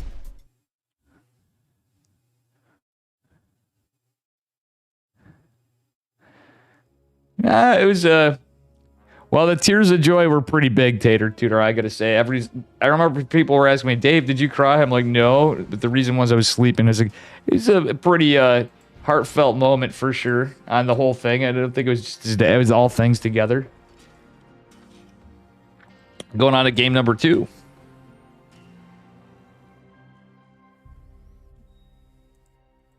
I guess I'm covering all my buddies here, so you know I'm going to end up on Max Packs and Trigger.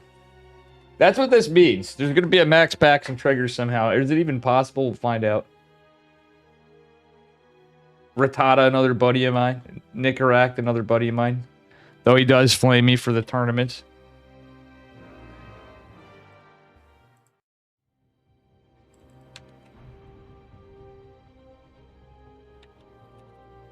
I gotta add Solar to my Discord friends. Ghost.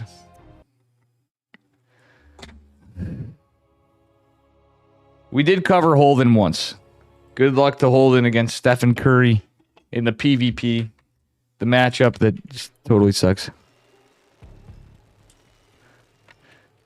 Spawning in the bottom right-hand corner of Dragon Scales.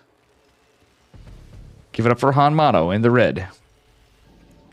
And his opponent in the upper left. Give it up for Geralt in the blue. Well, I'll be honest. Oh, now I see what you're saying, Ghost, though. Ghost is not wrong. I've lost plenty of games like that, but usually it's charging into DTs. Charging into DTs is easier for me to control. And I can win that, but it has to next. You need to have a proxy nexus. You've seen me win it too, though, Ghost. Statistically, I probably lost more than I won, but that's why I don't really like opening Blink against Terran unless I know it's like Mac or some shit.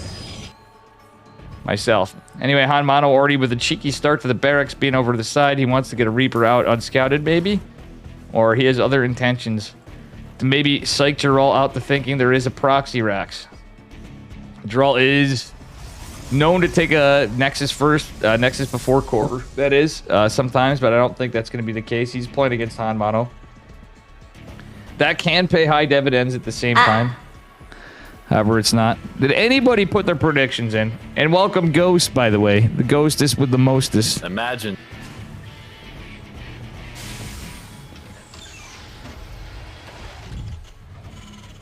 Ah, it's going to be a Marine opener. So it's just a 1-1-1 in a cheeky location, and Geralt immediately scouts it. Nothing we could have done better there. No, it's not. It's not bugged. It's the sound. So when the prediction ends, I have automatically triggered. That's why it's not bugged. I can get rid of it. It's kind of silly. I think I might put like a dinger or something when a prediction's done. We gotta have something different. And it is going to be a 1-1-1 on one base from Hanmano. So probably an armory build. Stargate opener from Geralt. A bold play when you scout this kind of stuff. And truthfully, I wouldn't have hated like another probe going back or something. And here we go. My great ISP back at it again. Really boning me even though they came to help. The ultimate nothing we could do better here. Shout out to Spectrum Internet for really fucking boning me over. I really wish I didn't wake up from a nap yesterday. I totally would have went with the guy. I always check the stuff because I've done enough work on every kind of networking over time. Oh, that would have been spicy. The Adept went down right there with the shade. Gerald's trying to get some vision. This is going to be a Stargate opener too with a Phoenix at that. And it is, of course, going to be a fast armory build from our Terran player. Gerald's putting more pressure on, getting more Adepts. Is not going to have any detection. And, yeah, this is a little scary situation. I've seen this one. We've all seen it one at times. But when you're opening Phoenixes and just going in Phoenixes, you got to get really lucky to catch this. Is Geralt going to catch the medevac? Oh, he sees it. Geralt goes back. He's going back with the Adept as well. I mean, this honestly is a situation where I've even seen Max Packs have difficulty holding this. However, oh, Geralt doing about as good as he can. This is actually a really difficult situation for the Protoss player to get in, but guess what? He does about as good as a job as he possibly can. Widow Mines are on their way out. Yet another one coming. Phoenixes did have to use their Graviton Beam. There's going to be another Widow Mine drop coming behind us. Wouldn't have hated no. Well, in Oracle, I was going to say, but realistically, Geralt needs to know when to pull these, though. There's not really that many workers, so the probe targeting on their own is not going to get a ton of workers anyway. So I guess I don't hate that. I do not like this part, though. Geralt's out of position. The medevac makes it in. The Phoenixes don't catch it. And they're going to go to where all of his juicy, juicy probes are. Those Widow Mines are hungry. And they're going to get 6 probes. Could have been a lot worse. 7. Could have been a lot worse, but still, these aren't the trades we're looking for. With that said, Han Mono, point a macro game, Kappa. Dropping 2 more racks as the barracks isn't even done. Oh, God. Still, honestly, that's about as good as you can do. It's literally a situation where that could be pretty much just a build order counter. And it's not going to be the case. However, there are 3 Widow Mines. They will all be scouted by this Observer. Stalker's going to do a good job of holding this. Geralt just pulling to his natural. Luckily for him, Han Mono's probe count is exactly identical. And there's going to be a little swap. Reno Stim is going to finish up, though. So it kind of hits a little bit like a 2-1-1 as a follow-up, sort of, kind of, ish. I don't know. The game do be strange. That's all I know. Observers in Obs mode. Oh, that... I wonder if Geralt saw that Widow Mine relocate. Yeah, he was paying attention to it. He's just going to push across with some Phoenixes, try to find some value. And the switch to the Tech Lab means... Well, Stim's going to be a problem. These Phoenixes used a lot of energy. I think all of the Widow Mines were cleaned up. And Geralt is just on, game on. With that said, there's not a lot of units other than these Phoenixes. A couple of Adepts left. The Stalker and a Zealot.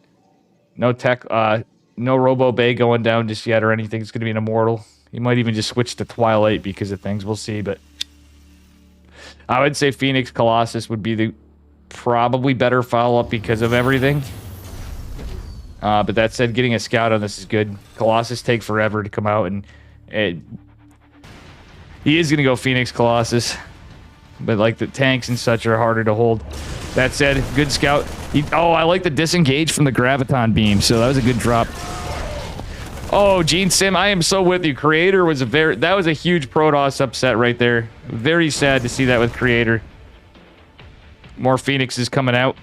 Robo Bay is about 70% done, so there's nothing really to deal with the Marines other than picking off reinforcements by Geralt with the Phoenixes. That's it. Zealot continuing to scout the push over here. I do like this by Geralt. And at the same time, I like that Han Mono didn't really chase after one Zealot. Like, there's no reason to. I mean, if it was a charge a lot, it maybe be able to get a little bit of damage behind it, but Han Mono's obviously pretty committed in this push, considering how cheeky his opener was. Colossi probably not going to finish up here. We got some Adepts, a Stalker, a Zealot, a Sentry, and Phoenixes. Oh, but guess what? There's no power on that Colossi, so that production just got shot to hell down. Phoenixes getting some work in. Marine's going to jump on top of them. They're going to try to kill the Liberator, so maybe, just maybe, it buys Geralt time. Geralt lost... Oh, actually, he's losing a lot of units here. When Charon Cheeses, Volume 7. And Sentry doing God's work, all things considered, with that shield battery. However, the shield battery is now depowered and does fall. Colossi is just going to start production, but I don't think it's ever going to get out. I think this might be game, folks.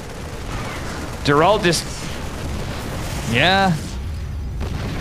He is just too exposed. Han Mono is a very aggressive Terran player. Hey, it's my brother Evan. Yeah, Gene Sim, I agree. The Hero Marine versus Maru is definitely a cool one. I didn't doubt that. Those were some sick games. I was just a little disappointed in Hero, obviously. Hero still is kind of goated a little bit. That dude's micro is insane. He just made some poor decisions on his builds, I feel like. It's a little bit of build order counters in some of the games too, but... well, it's a 1-base Protoss to a 2-base Terran, and he's lost so much tech. He has a Robo Bay with no Robo. He's trying to get one. He has a lot of probes. Stasis board going down. Geralt's trying anything. And it really will take it all. Oh, wait. Oh, no. Oh, no, the scan. And oh, no, my internet. My internet. Not like this. I'm really sad about my internet, guys. Evan, did you lose internet right there?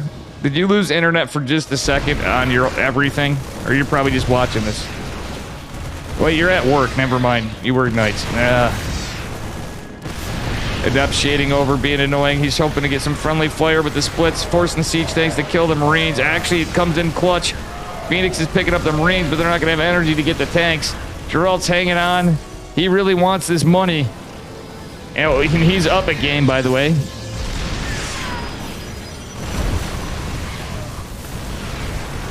Oh my god.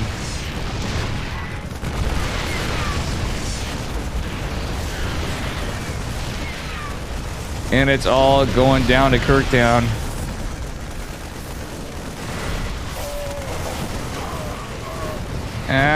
Phoenix is picking some stuff up, but nah, this is just not enough units. We do have battery overcharge available, but stalkers do not that good against tanks when in few numbers. Geralt cleans it up, but the army supply is actually close. But realistically, there's no AoE for Geralt. He does have the Robo base still, and could... I think Disruptors would be his way in the game. Realistically. Disruptors and Miss Micro and a little bit of luck. Colossi could be good too, but it's going to take a year and a half by the time Hanmano pushes. And does he have combat shields? Yeah, he's stem combat shields and +1. No medevacs just yet. No medevacs period, because he doesn't have a starport anymore. He never got a starport. What the deuce? Did he lose the star? What the fuck? No, where's the starport? It's just in a weird... Oh, never mind. He is producing medevacs. Ooh, Geralt actually could get these medevacs. That's about it. And he's got a lot of oracles. Stasis wards and using the phoenixes to get the medevacs. Yeah, Geralt really could push in here. He's not going to. He's going to keep the medevacs safe. That's unlucky. Oh, beautiful stasis ward, and the force field comes in clutch. Slow Zealot's coming. There comes Big Daddy Colossus. One Colossi coming in like War of the Worlds. Chiseling that laser beam across. And honestly, these Marines took a little bit of damage from the stem. They're going to reactivate, I think, with stem still active. Nope, he had to re-stem again. So that helps about as good as it can, but that's just not enough. Still, the Colossi get some pretty good value. What the hell? You don't see this every day. Oracles target firing supply depots. Geralt is mauling. Huh. Now that's different. A couple Phoenixes do have some energy, however. This is a weird game. Very, very strange game. +2 on the way for our Terran player. Geralt just going into another Colossus and more Phoenixes. But there's Vikings out. No upgrades for him, of course, because of how much damage was done from that cheese earlier. This is one spicy meatball for game number 2. It's not looking very good for Geralt. Hanmano with a big worker lead. Geralt just reestablished his Nexus. He doesn't have extended thermal lance. He doesn't have a tech lab. He did get a forge, but no upgrades yet because he just can't afford them. He's on one base gas. He's really done about as good as he can, though. He does have a larger army, but it's how does he fight the army? Because it's 3 oracles and a bunch of Phoenix is most of his army. All right, with that said, Phoenixes are out of energy, so realistically, they can try to get medevacs and Vikings. That actually helps. So if the Colossi count can grow... Oh, Thor is coming! What the deuce? Hanmano cheating with those OP tier 3 units. Which situationally, I really don't hate I really don't hate this. It's really fucking weird. But I don't hate this at all. This is a crazy game. What is going on, chat? It's Bio Thor. End of tank. He canceled the second Thor. He just has 1. This is nuts. Geralt's kind of stuck with things that... Well, he did get an immortal up for the Thor, I guess. Because you need to be able to contend with it. And now these Phoenixes have to be careful because of the Thor. Oh, he is going to get a siege tank, is he? The Marines are going to stem forward. Geralt does want to keep these Phoenixes. He's going to want to keep everything alive, realistically. Does have another one. He's going into Disruptors as well. Stasis Ward catches 2 Marauders. That's it. Rev Tag act. Oh, that's unlucky. The Rev Tag doesn't catch anything unless that's a glitch. Another Stasis Ward catches just another Marauder.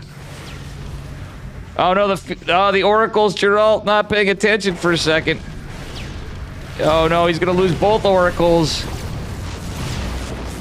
Oh, man. I'm actually going to ask these guys. Remind me to ask these guys. I forgot to before if there was bugs.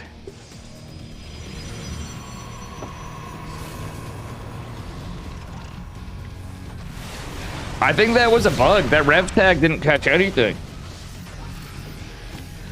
So chat, please remind me. Get out of here, Dave. He was a what? He did a 1-base 1-1-1 with an armory. Jeez, get out of here, Dave. Oh yeah, I'm sorry, it's Terran. They don't accept that. It's called meta ghost, right? When Terran cheeses, it's meta. If it's proxy racks, it would be meta. Because it's a tournament, right?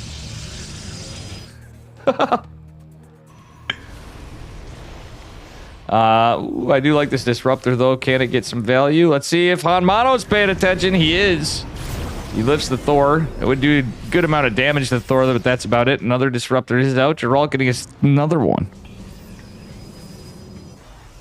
But that's really crazy. There were 2 bugs we've seen so far. The rev tag may have missed, but I don't think so. You can't really activate them on nothing. And that battery overcharge didn't heal anything. Kind of, yeah, there's been a lot of stuff, so we might need to make note of this and kind of report this over to Sinistro, I think.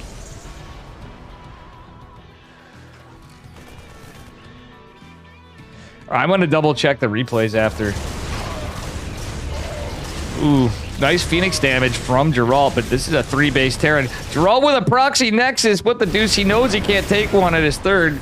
So he's got a Florencio third, or a Dave. Actually, that'd be a Florencio natural, but this is more like a Dave third. Let's be real. I proxy my third base quite often. Pylon does its job scouting. This Phoenix is kind of going to go check things out. They're pretty damaged and battered right now, but they got to do God's work to get some kind of value. Clean up a Viking, which is pretty nice. Nova, there to zone, but doesn't really do much else. Charge is on the way and +1 for Geralt, but this is a +2 infantry weapons Terran. No armor, though. Really, really strange game. If Hanmano finds this base because of this probe, that would be absolutely hilarious. Charge is coming eventually. Not quite going to. Oh, Geralt taking a little bit of a bad fight right there. Oh, no. He's going to find the base. He is going to find the base. And with that said, Charge is going to finish up here.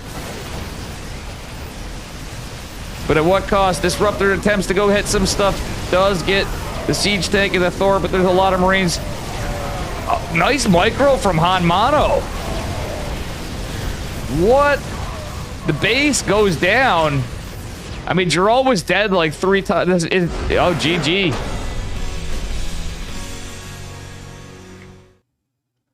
Drug or bot, big dick? What do you mean, geez, dude? Oh, I'm just checking out. I'm on a 2-minute delay here.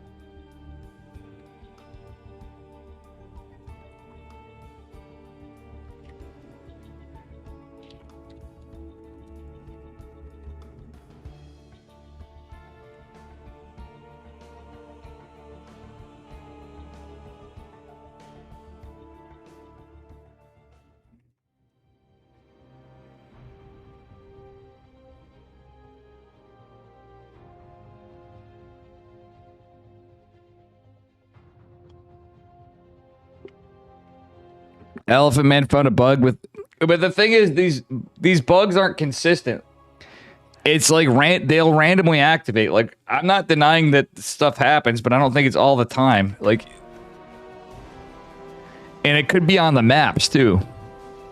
Oh, that's interesting, Gene Sim. Spawning in the bottom left-hand corner of Ancient Cistern in the blue. Give it up for Geralt, representing Psystorm Gaming. And his cheeky. Oops, sorry. Prep Esports opponent in the upper right. Give it up for Hanmano in the red. That game was crazy.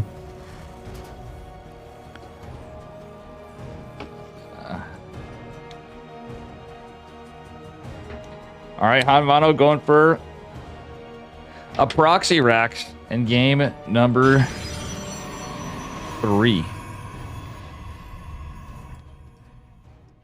Geralt is Yeah, that looked like he's feeling like he could be getting proxy raxed.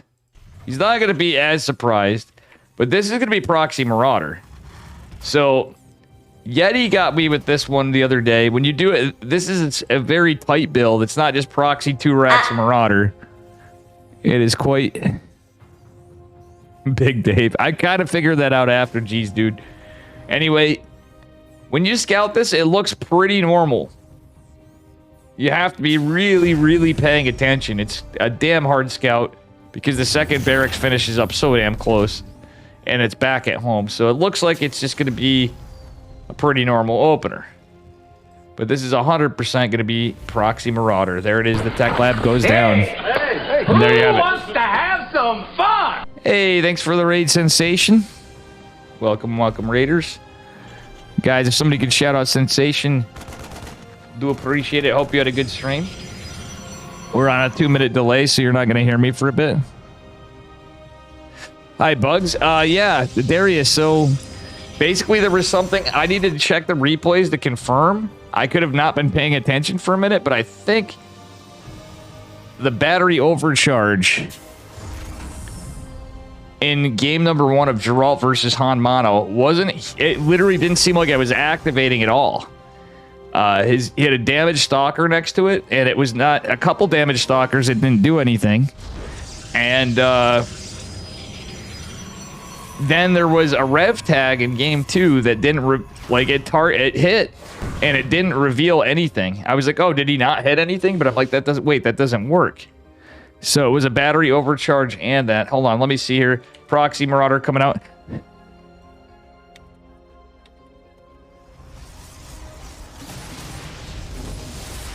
Yeah, anyway, Han Mono putting some big pressure on here. Sorry about that. I had to type to you because of the 2-minute delay, of course.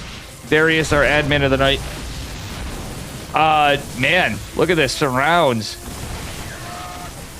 on the Marauders. Good catch from Geralt. He does lose the shield battery, which is huge, but he does keep the stalker alive, which is going to help him with this bunker at least. The depth going to come back. Some workers falling down, but honestly, Geralt's doing a fantastic job of cleaning this up. And I don't hate that the Adept targeted the Marine first. Adept is going to chisel away at the Marauder. Another Marauder coming out. But this Stalker's yellowing a little forward. A fresh Marauder comes. Another Marine to join the fray. We are going to have another Stalker out in Warp Gate. Shield battery going to be attempted, but I don't think it's going to do the job. Geralt's still macroing behind this. A factory follow-up, of course, is going to happen. Ultimately, the Stalker going to be cleaned up. Another Marauder is going to pop, and we do have more Marines in production, so it's a damaged Marine, a fresh Marine, and a Marauder. Against just a Stalker. Shield battery's probably not going to make its way up there. Geralt has to be really careful. Oh no, he's overextending. Han Mono continuing to be aggressive. How you doing, Crazy Corey? And welcome, Whiner of Balance. And Darius, Mr. Admin.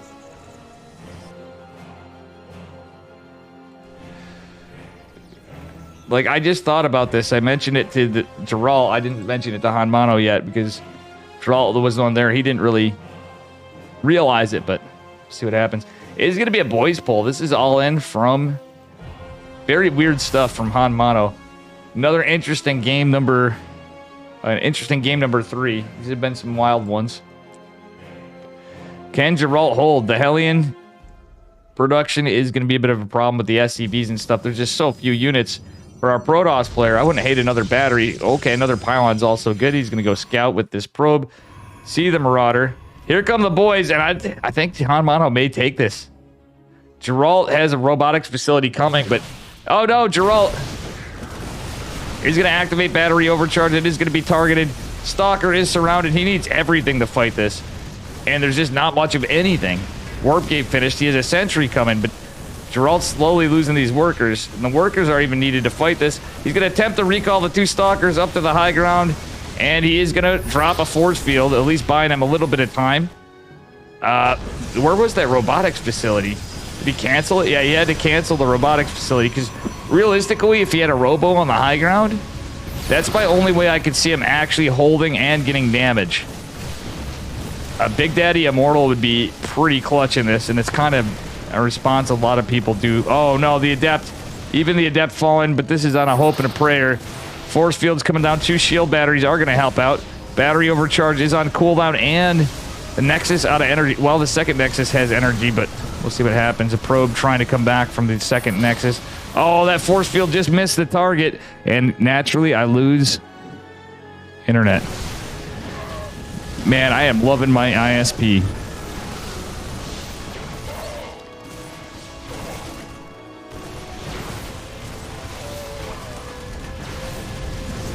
And yeah, I'm actually starting to think it's time for a new modem maybe, which is unluck.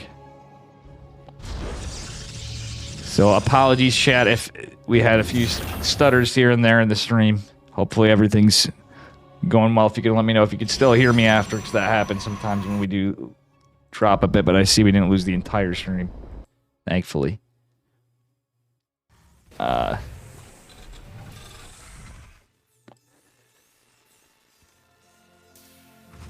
All right, second CC coming down for Geralt. The game's still on. This is also another wild one.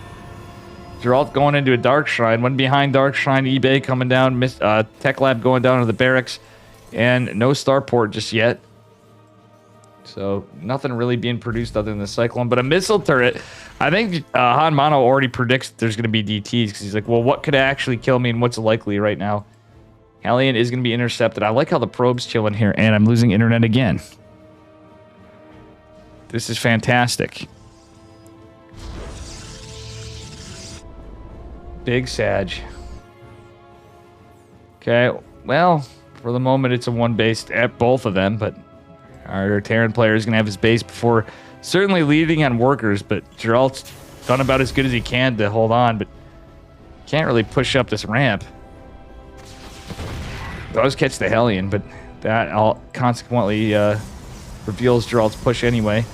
Couple DTs coming, and Geralt is going to need some information. The Marauders and such going to help out. He has Blink. I don't know. In this case, I don't know what to say. This is a game, that's for sure. This is like high-level, low-league games. Man, Geralt's had some rough luck, but if he can come back, he's looking pretty dead right now. If he can come back from this game, that's certainly something.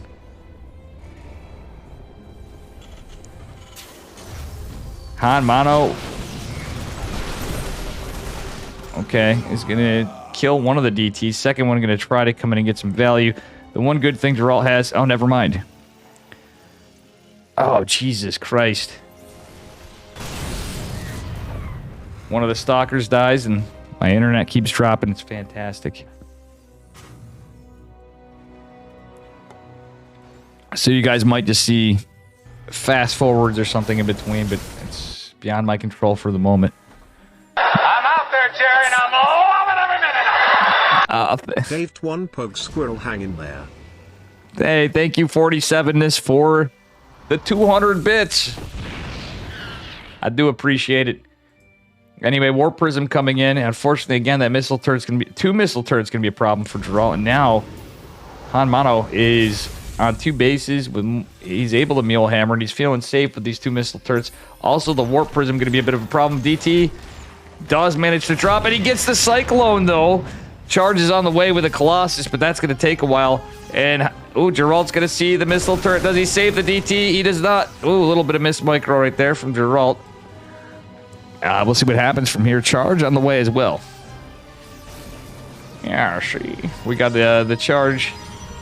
2 base saturation for Geralt. He's kind of... He has to basically just buy a lot of time and pick off whatever units he can. Catching the Cyclone was pretty big. But now it's Marine Tank. Nice supply block for Han Mono. And he's going into a 3rd CC, however. So Geralt is going to need to hold, pick off units, and expand. Even from the back foot. +1 also coming down for Han Mono. He does have stim. He forgot combat shields. So something good that could happen for Geralt is if Han Mono forgets combat shields. Does have concussive shell Marauders, but he hasn't been producing them for a bit. Yeah, he's going to have a decent number still. Again, this is not a high number army for Geralt. He is going to go for his 3rd base, however, and Han Mono is going to finish before, but he is going to have to build an orbital. He's probably not going to land it on location. This is insane that this game is... We still have a game, folks. Very crazy series. But regardless. And Geralt just getting mad at these unbuildable plates. Geralt not paying attention to his stalkers, however, does manage to save them. He's going to need every piece in this army to fight it out. Second Colossi is done. Extended Thermal Lance is on the way. This is where Geralt needs to buy time with nothing. And that, more than anything, it is right here. The longer... Yeah, he's going to have Extended Thermal Lance. That is going to be huge. Third Colossus on the way, but it will not be done. I think this third base is going to be in jeopardy. He's tipped his hat by the location of his shield battery. I think this is going to have to be a cancel by Geralt. 100% he's going to want to cancel this. Like, obviously you want to keep it, but you can't. Oh, and he's probably going to lose both pylons? Okay, just one. So Geralt is supply block. Things just went from bad to even worse. Charge is done. We do have a couple of Archons. Blink Stalkers and Charge Lots. But we'll see what happens from here.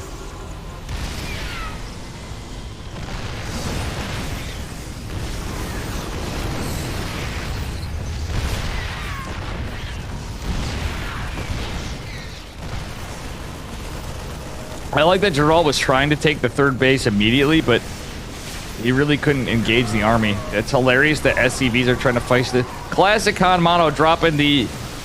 I'd call them manor eBays, but they're actually there to segment off the army. Interference matrix going to be big. Does the disruptor hit? Nice splits from... Holy shit. Han Mono certainly has been improving. Those were some actually very impressive splits. But the siege tank comes down. Nice blink from Geralt, and he is going to be able to retain his third base. Han Mono with a little bit of a slip chip moment, guys. Yeah, thank you again, 47ness. Creator of the one attractive emote that I have that actually doesn't look like a third grader made it. Very good artiste. All right. Yeah, we got a big long cock in chat, and third base just now landing at 13 minutes for Han Mono. Double Raven. This is interesting, but if you guys notice, Han Mono was not long distance mining or anything, had a misrallied CC there for a minute, but the push I think ultimately was worth it. There is a missile turret here, but the DT is going to go just out of range of it. That is hilarious. Nice Warp Prism micro from Geralt's going to save this. That's hilarious. Han Mono actually had every form of a detection at his avail. Look at this. He's not been mulling. And the DT still managed to find workers. He has 2 Ravens, missile turret right there. Hello, DT still gets 2 workers. That is actually pretty goddamn funny, chat. You don't see this shit every day. These games have been, this has been quite the series. Han Mono gonna, for some reason, take this medevac and afterburn it of what? I really feel like we're watching Slip Chip. Viking and 2 Ravens gonna make this a problem for, and I'm gonna lose internet. Again. Warp Prism goes down. It's not affecting the players. That part I checked out with people. I'm gonna double check with them after, but this is... Okay, medevac. Wait, wasn't Skep? I think that was just out of range of Geralt's army. Geralt does have to be careful. But, oh my goodness!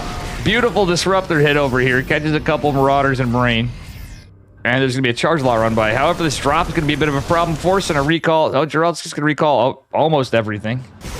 And it's going to be... well, actually, 1 Marine drops. That's it was a good pickup from Han Mono. Every bit of damage he gets to Geralt's good, but Geralt's catching up. He's on +2 ground weapons. He's going to be ahead on upgrades versus 1-1. And going into ground armor +1. This is actually pretty nice from Geralt. Army supply in favor of Han and Mono narrowly. And Geralt has 4 Colossi and 3 Archons with 2 Disruptors. Going into Psionic Storm, getting an Immortal. This is a scary Protoss army.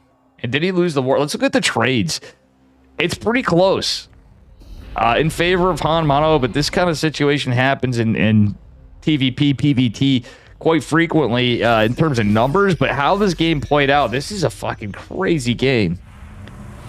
This is absolutely bananas. Bananas. It's batshit. It do be a wild one. And here we go.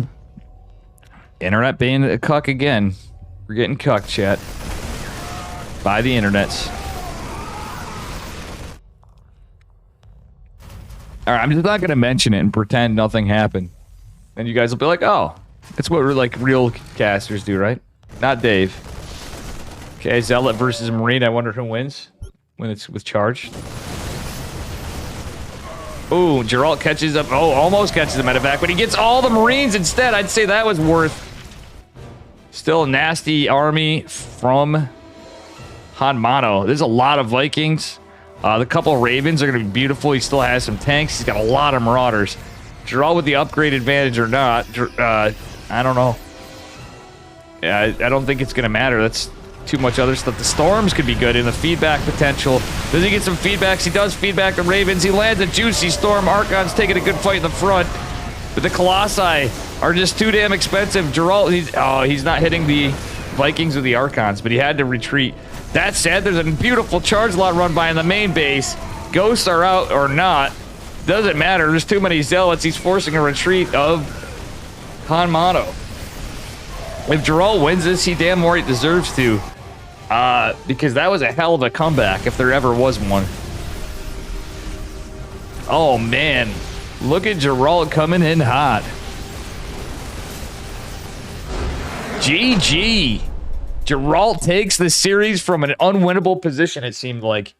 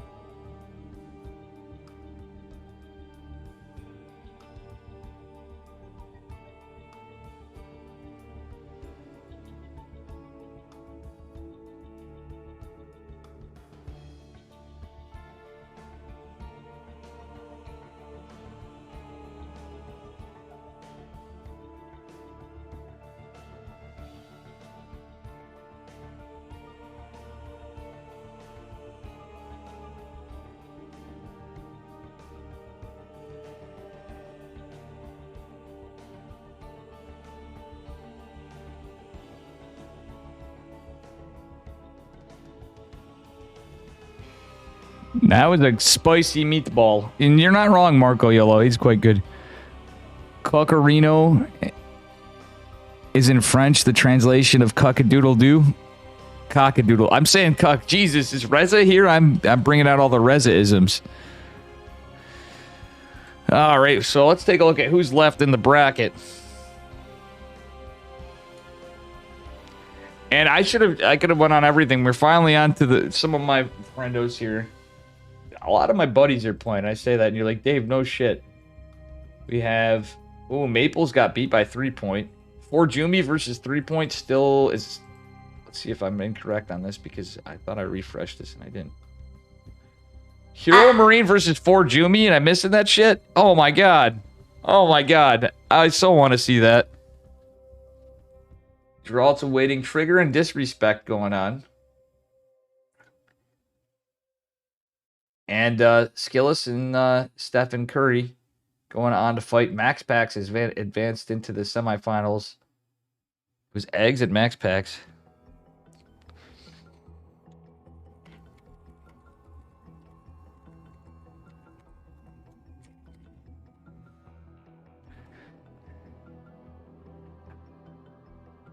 All right, guys, I'm going to see who we get for a series. So we already have one semifinalist. You won your own points back? Oh, boy. So let's see who we have next.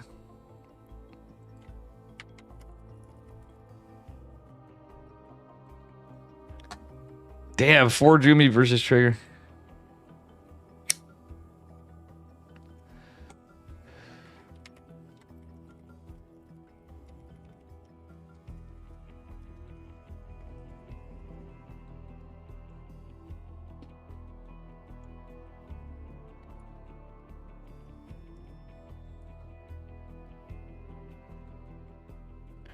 Oh, I am. I've been asking him about the bugs behind the scenes.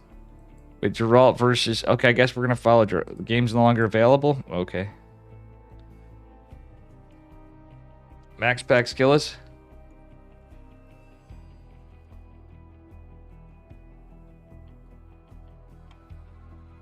Okay.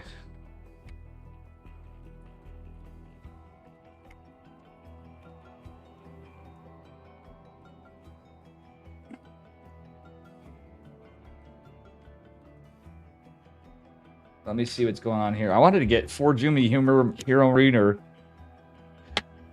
Obviously, I've not got to cover my buddy Trigger either. We got Maxi, Mix Paxi. Alright. I guess I'm going to EU. Or Max Packs and... Or not Max Packs. Yeah, Max Packs and Skillet. It's a semifinal. Nobody's covering it, I don't think. So, I'm kind of...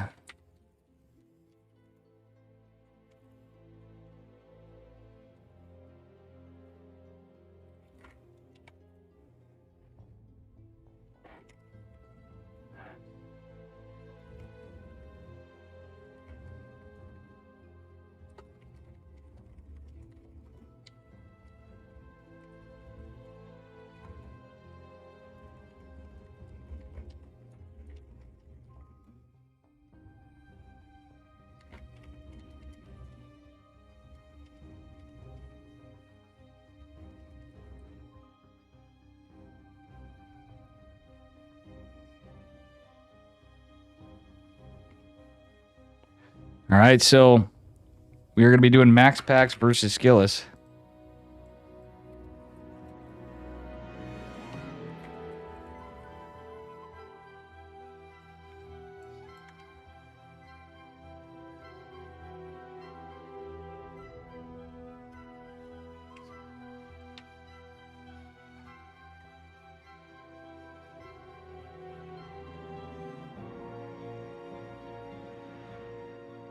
Max Packs versus Skillet, and Skillet beat him in earlier on.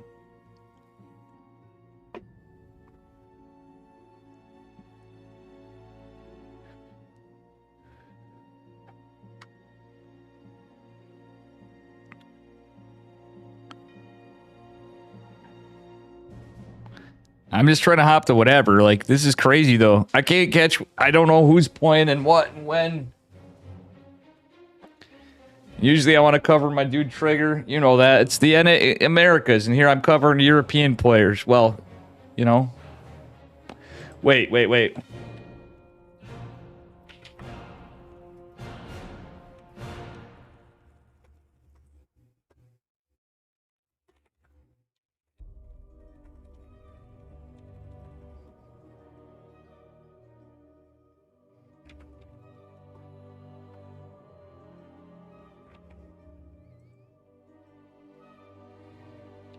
Yeah, I'm staying on Max Packs and Skillet. Hero Marine.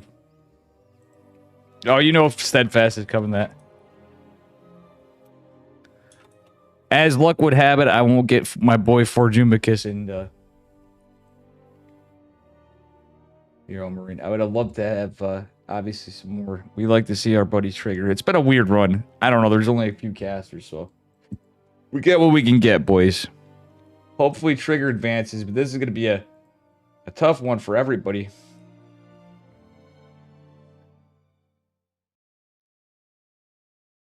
For all players involved.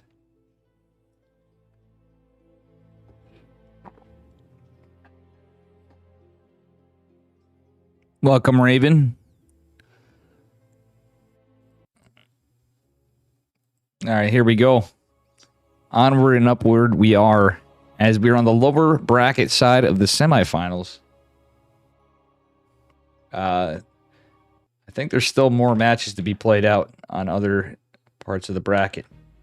Anyway, spawning in the bottom right-hand corner of Babylon in this PvP series, which happened earlier today on EPT EU. Give it up for Max Pax, representing Psystorm Gaming. And his opponent in the upper left, representing Team Liquid. Recently on Team Liquid, I should say, it is Skillet.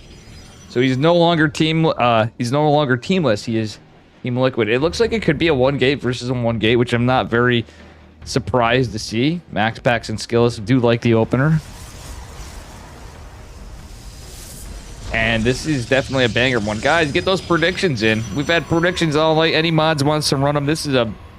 This could be a close one. And earlier today, Skillis did beat Max Packs. So, our first PvP, our first mirror matchup of the day, actually. We've had PVZ and a couple PVTs and TVPs, depending on how you look at them. ZVT, Ps, and that's it. Now we're into a Protoss versus Protoss.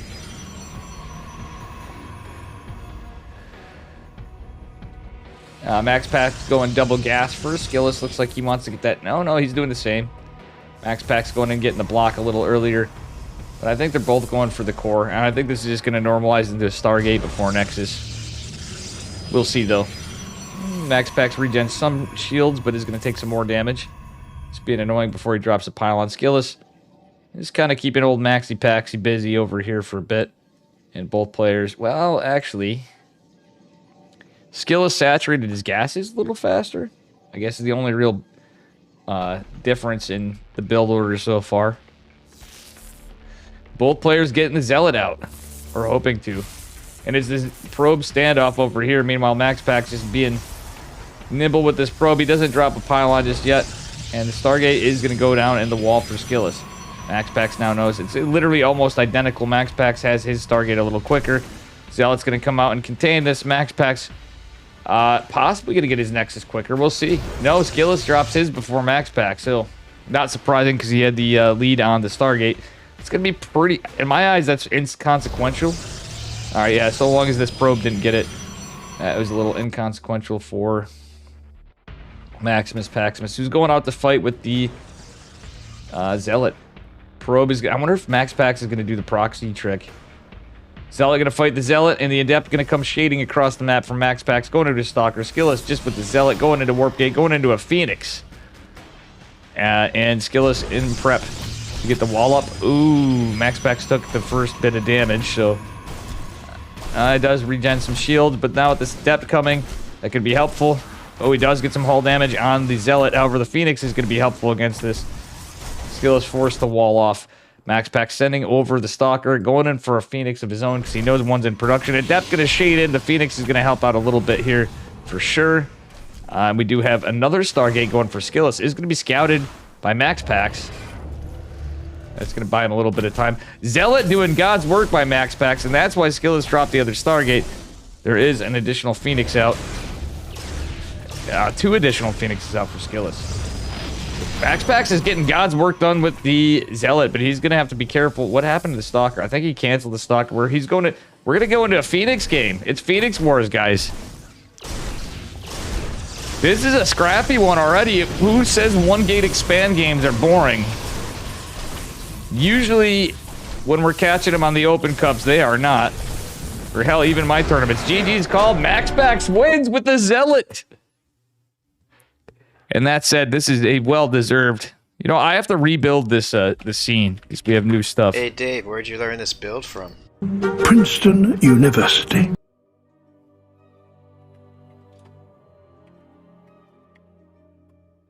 Oh, if I could spell.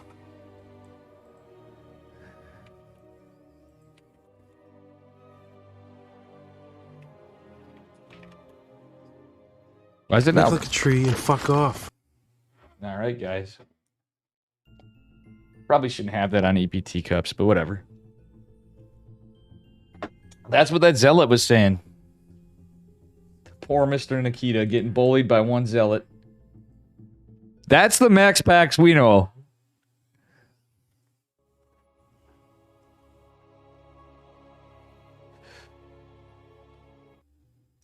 Honestly, I've been feeling it. Max Pax is seeming to have a little bit of a rough time lately. I don't know if you guys have noticed, but it seems to have been having some troubles in some tournaments. Spawning in the bottom left-hand corner of Ancient Cistern in the blue. Give it up for Max Pax. Up a point. Representing Psystorm Gaming. And his Team Liquid opponent in the upper right. Give it up for Skillis in the red. Mr. Nikita himself going for a high ground. Okay, so maybe he will be going for a double gate. He may try to do something cheeky like a 4-gate or something this game, depending on how it plays out. We'll see what happens. It's PvP. Anything's possible. That was a spicy game 1.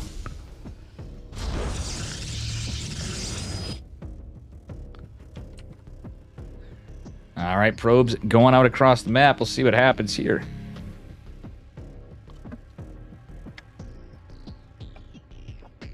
We will see what happens here. Just a little pass through as they go across the map. A couple of simulators going down for Skillis. He is going for a standard 2-gate setup, it looks like. We just have confirmation.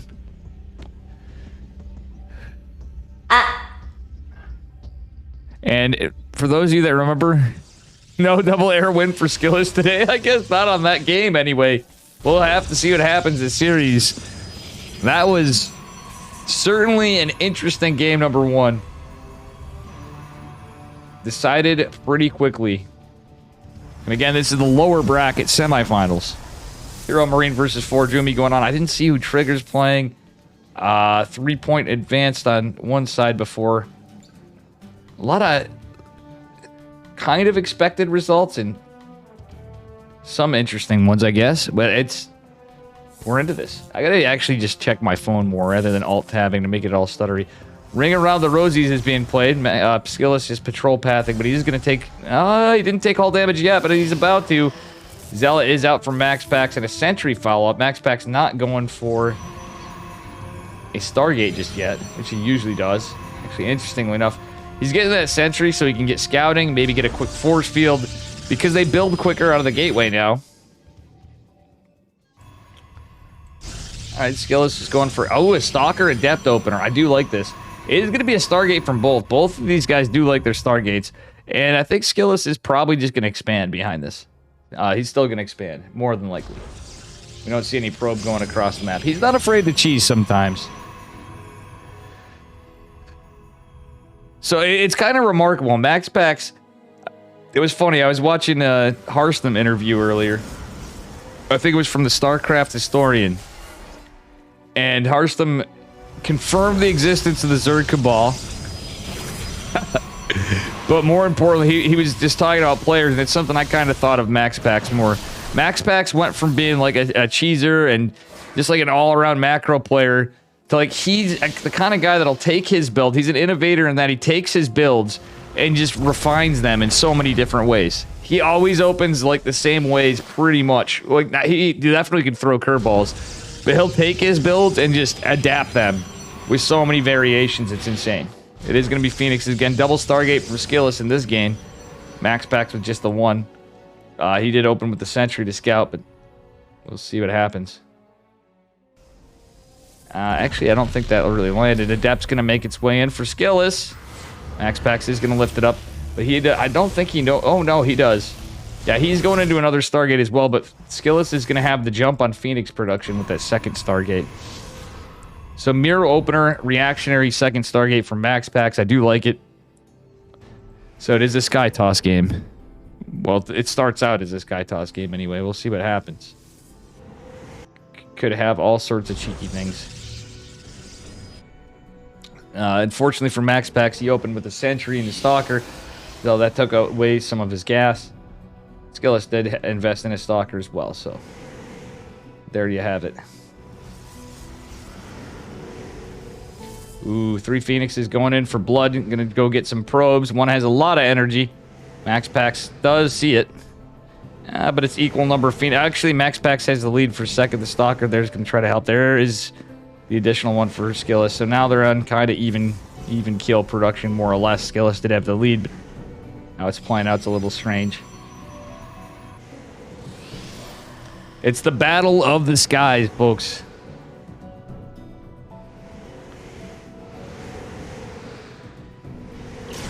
So we don't usually get these in PvPs. So it takes a certain kind of player setup to do this. And again, it was a double gate opener from Skillis too. That's the other part of this. So Max Packs is leading in economy for the moment. But Skillis does take the lead there. Skillis going into a fleet beacon immediately. He does like playing in this style. But we've certainly seen Max Pax do this as well. Going for his third Nexus as well. Considering it's all Phoenixes. Oh, Max Pax going for a Fleet Beacon too. So, yeah, it is all the more a mirror matchup battle with both players on 4 gases. Skillus going to have his Nexus later. I wonder if we're going to see one just go... They're both probably going to go into Pulsar Beams. Neither one going into +1 air weapons yet. Okay, they're trying to get their Phoenixes in position. Thing is, you don't want to just take a blind attack on the one or the other players. Idion Pulse Crystals being researched for Skillus a little quicker than Max Pax. Max Pax scouts the Phoenixes over there. An Oracle, oh, hallucinated Oracle going out for Max Pax. That's actually 500 IQ. But Skillus is going to have that lead on the Anion Pulse Crystals, like I said. The hallucinated Oracle might scare Skillus for a second, but he may know it's up because he did. I think he saw the sentry. I love this for Max. Well, Skillus is doing the same thing. They're both setting some forward position pylons, kind of scout the Phoenixes. They know they're in a sky battle. There's no shield battery for. I'm surprised Max Pax didn't drop a shield battery. He's gonna lose a couple workers right here. Well, at least one. And the Phoenix count is in favor of Max Pax, actually. Taking the Phoenix fight a little quicker. They both have Anion Pulse Crystals. Max Pax is taking the way better fights, and GG is called. That is it.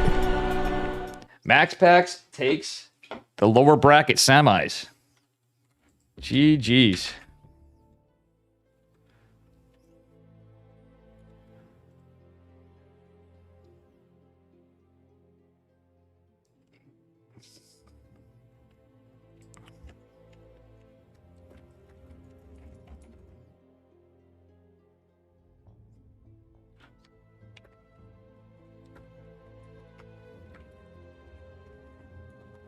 That was a quick one.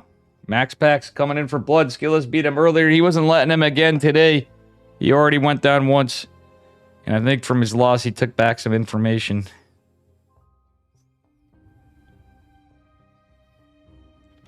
Take a look at the bracket. Oh, wow. The finals is Hero Marine versus Max Pax. Well, damn, we're in the finals. It's Hero Marine versus Max Pax.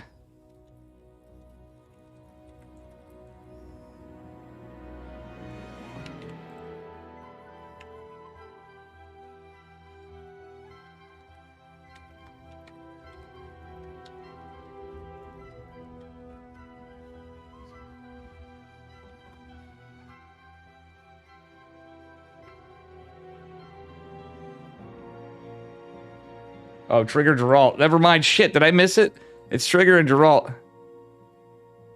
And my buddy Hydra's awake now. Trigger is in. Hell yeah. I didn't even see that. Trigger and Geralt's ongoing.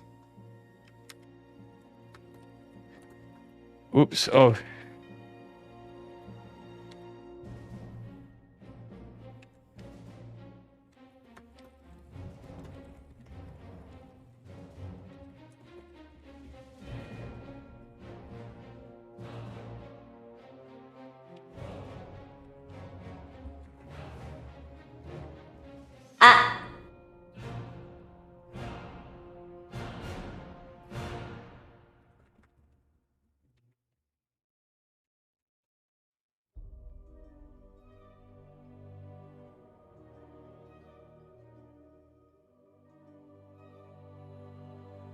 Giddy up.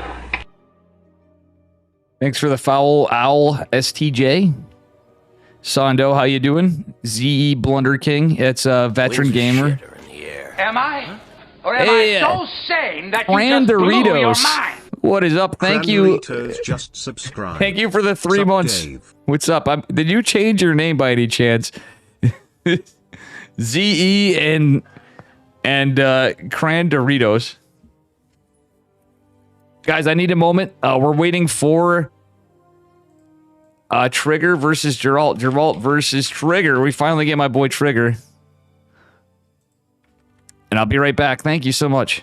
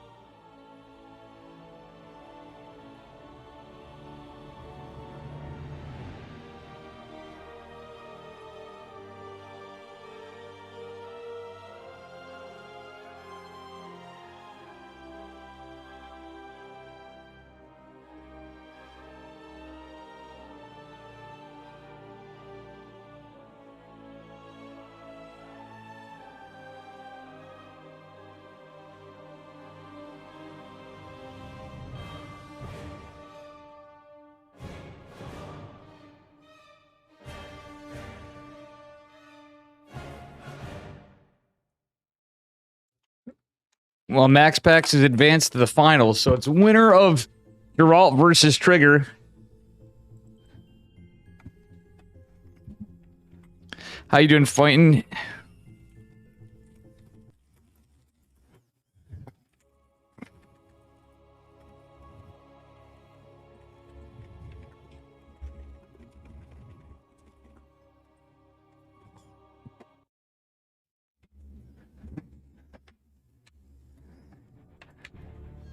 All right, here we go. Guys, just, you know, if it is, I don't know the score. So if anybody knows, let me know. None of the casters that I'm aware of was catching this side. Oh, I just changed this accidentally. Spawning the upper left-hand corner of Dragon Scales in the blue. Give it up for Psystorm Gaming's Geralt. And welcome fighting. Anybody new here, do appreciate a follow. And his opponent in the bottom right, give it up for the goated team, Basilisk. The team of... This guy's the first player on that team, actually. That's what makes it the goated team. It is Trigger. It's going to be a 1-gate versus a 2-gate, maybe. Trigger might do something spicy. He's going for a gas before gate. What a mad lad. Probably one of my favorite players and probably our most promising up-and-comer in StarCraft. Pretty universally known. There's a lot of really good players, but this kid is definitely an up-and-comer. But Geralt, a very experienced young lad himself. He's probably a year or two older than... I'd say he's probably 2 years older than Trigger, so he's not all that old. But he's got a lot of experience under his belt, and he's a very good PvP player. I've seen either outcome happen in with both these guys. Oh, yeah, you're right. Stephen Curry, how you doing? I'm sorry I missed your game with Holden. You do know I really like watching you too. Good to see all the friendos here coming in and on and whatever. Let's see what Mr. Trigger's up to. I want to just check the score. If anybody can let me know the score, that'd be fantastic. All right, guys.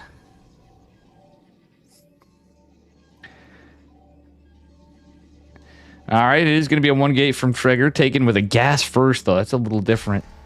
But I think everything kind of checks out other than the delayed Cyber Core. But that's actually rough, because Geralt's already got 2 Stalkers pushing across the map. That's a very greedy opener.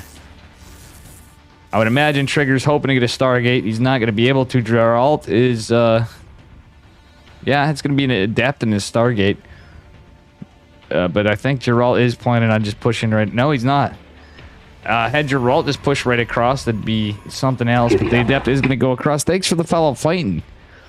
I'll probably be still streaming a little bit after. I do have some energy, but I'm really tired. My ladder games have sucked. But we're feeling a little more energy at least. We'll see what happens. Geralt looking like he's going to go for a... he's at least going for a 3rd gateway. Is it going to be a 4? Yeah, it's a 4-gate from Geralt.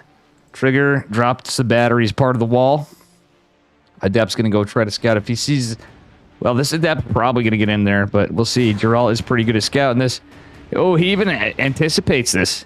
A good anticipation from Geralt. And nice block on the Adept. So, Trigger does not know it's a 4-gate just yet. Other than the fact that there's a delayed Nexus. So, that is a bit telling right there. If he sees there's no Nexus, he knows something cheeky's up. He's probably going to assume it's a 4-gate, but... not reacting in kind just yet. Is he going to check for it? Yeah, it looks like he's checking for proxies for sure. Oh, Probe's going to go down for Trigger. That's unlucky. Meanwhile, behind it, a Void Ray is coming out. Max Pax kind of response from Trigger. Not going for a Void Ray into Robo. He's going for another gate. It's a lot of Stalkers from Geralt, though. Trigger a little out of position. But the prismatic alignment is quite good earlier on when there's less Stalkers. He did have a scary amount of Stalkers, though. Like one-shottable amount when the other 2 joined, but losing those 2 did not help Geralt.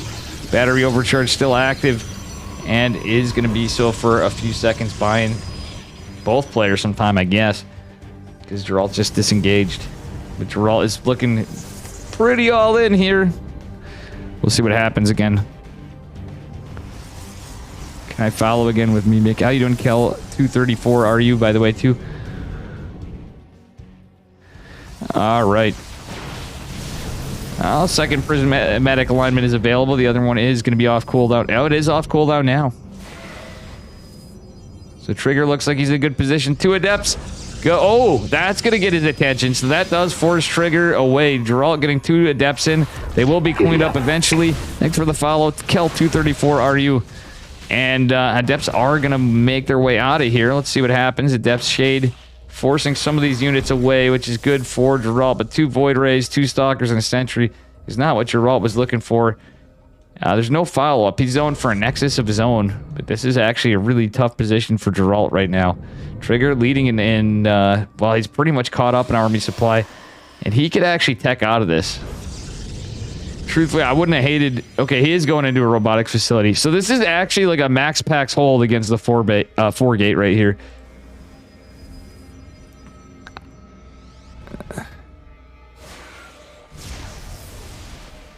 All right, we'll see what happens. Sunday Kirktown, we'll see. I'm trying to behave a little bit. Like, I'm having a bit of... Oh, wow, Adept gets cleaned up. And Geralt's still in this, but he is going to be quite a bit behind economically. Trigger is just going to that Robo. But Geralt is going to obviously go into Blink as he got his Twilight. Does have his 4 gates for now, but the problem with this is when you open with the proxy... It's probably going to get eliminated. Yeah, that's going to be the first point of attack from Mr. Trigger. Geralt does buy some time, though. He's getting a couple of stabs with the Stalkers, and that's about it. Just a couple little hits with the Phase Disruptors.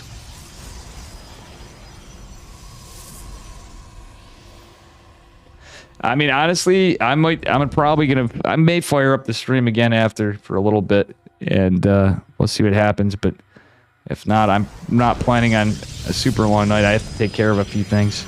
But we're flying through this tournament pretty quickly. We'll see how this series goes. And with Hero Marine and winner of this anything's possible, guys. Blink is on the way. Geralt's still pumping out those Stalkers. Is getting some more saturation, but Trigger's been well invested into a couple gas saturation for a while on top of 2 base saturation. So he is looking pretty good there. Going into Blink himself. I'm surprised he didn't go into like Disruptors or something. I mean, Blink Stalkers make sense. Or just a mass number of power units. Because Trigger's now leading in the army supply. And it's all basically power units. He's got a bunch of Stalkers, but with the 4 Void Rays and an Immortal, a Sentry, and these Zealots. Like this, I don't know. Blink be damned. Blink is going to be good because everything's slow and derpy otherwise. There's even an Observer out. So these Adepts are scouted by Trigger. So Geralt's kind of in for his run here. He's going into charge behind this. Trigger going into a Forge. Geralt's going to take a 3rd base? Question mark? Maybe. He doesn't have the... Yeah, it looks like he... No, he's going for a Warpin. No, he is going for a 3rd base. So Trigger got his down first, but funnily enough, if there isn't a throw here... Like, Geralt just doesn't have the army supply. Trigger is going to scare the hell out of Geralt right here. These prismatic alignments are activated. Oh, nice. Blink Stalker micro from Geralt, but he's not paying attention. Either lagged out or he's not paying attention for a second. And his Blink is on cooldown. Going to lose another Stalker. He got 4 probes for free, though. Well, not for free, actually. I think those were the Adepts. Still a sick defense from Trigger overall. Little miss micro from Geralt. Or actually, it was unfortunate positioning of that one Stalker. He had to blink everything away in that situation. But this proxy gate is a thing of the past for Geralt.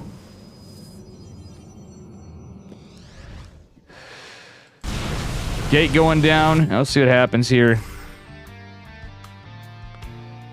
Trigger is going to even have a +1 ground weapons advantage. It's looking really good for the team and Mr. T himself.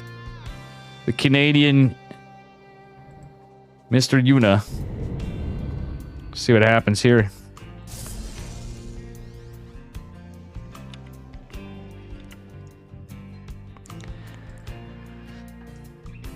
I'd like to say I'm surprised with this outcome, but no, this happens. Geralt and Trigger is a good match and can go either way, but Trigger's definitely showing his improvement too. In the past, I'd say it'd be a little different.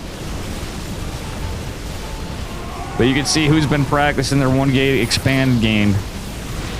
And goddamn, I think Trigger is just going to evaporate everything here pretty much. He's got the +1 advantage. He's got the army advantage. He's got the unit complexity advantage. Gerald did have charge lots, but that's not going to help out much against the Void Rays with everything and the great number of Stalkers. GG is called, and Trigger takes this game. I don't know the score, by the way.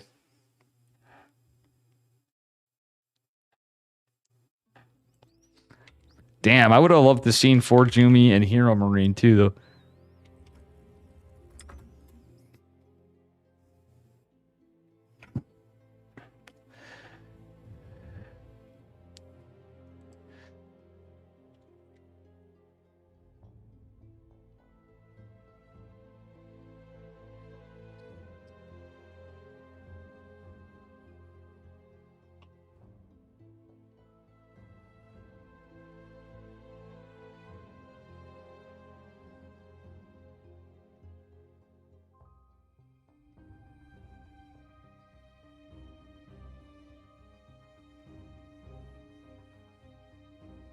Damn, I didn't get any for Jumi or Trigger earlier. I mean, hell, it's hard when we only have so many casters too, but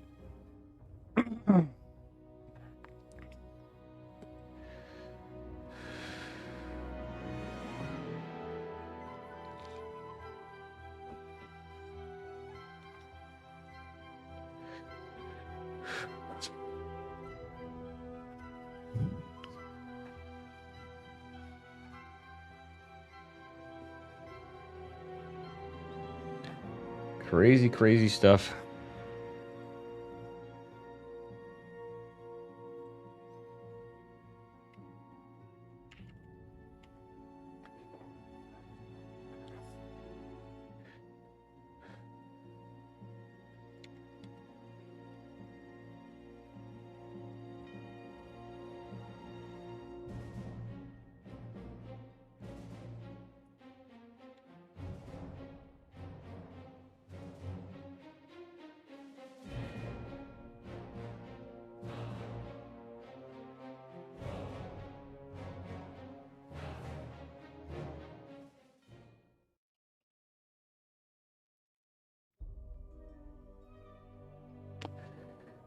Stephen Curry, you know it. Yeah, Trigger is OP, man. Gerald do be an OG homie, but so is Trigger. And I gotta say, he is fucking cracked.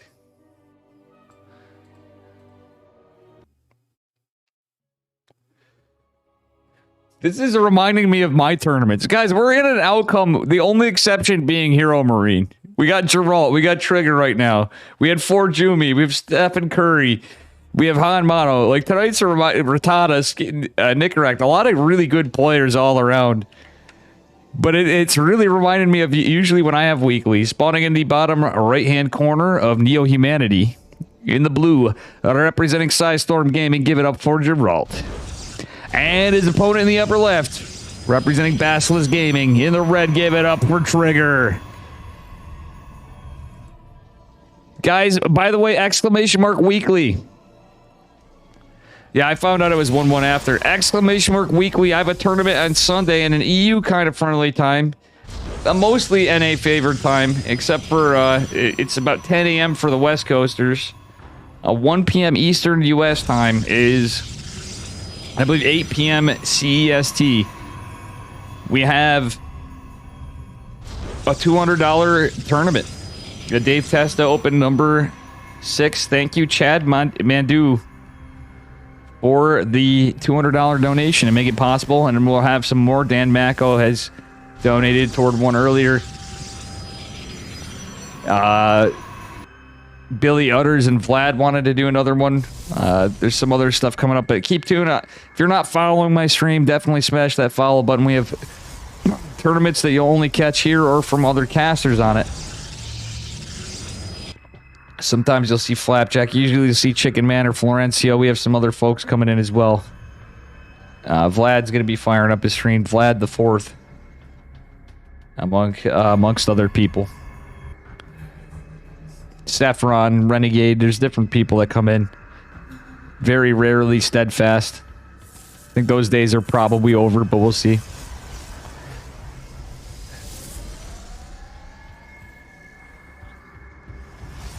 Alrighty.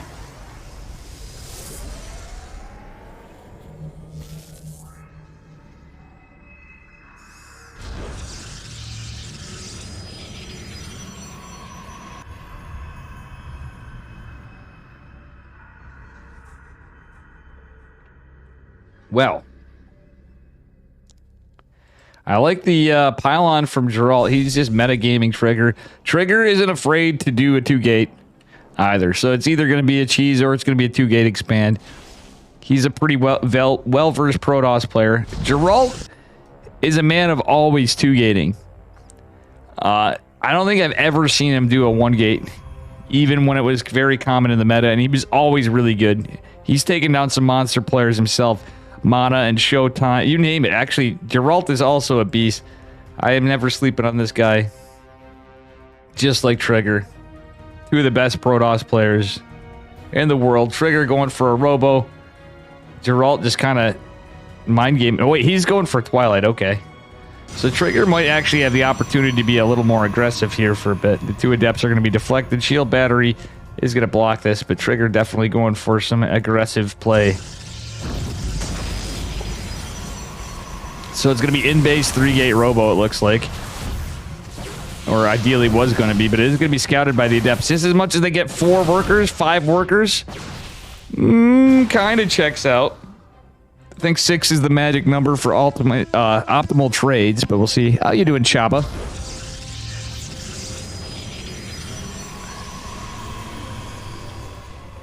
Stalker's going to push across the map, and we'll see what happens from here. Blink on the way. We do have 4 gates coming in total from Geralt, but Trigger going to push out with a War Prism and Stalkers just with 2 gates. He is going to expand after. Geralt with the 2-gate expand a little earlier. Still both pretty late. Oh, Geralt was trying to kill this with the army. He was trying to trap the army. Oh, if he had more than 2 Stalkers, that would have been pretty good. Geralt with a double sentry follow-up. Little Zest-esque. It's hard to say if it's actually a safer opening now, in my opinion. War Prism's going to be a bit of a pain for Geralt. Is Trigger going to use this just for some Adepts, I wonder? But it had Geralt trap those. Actually, now in the patch, I think it actually kills the units. I interviewed Omniskeptic, who made this map, a friend of mine.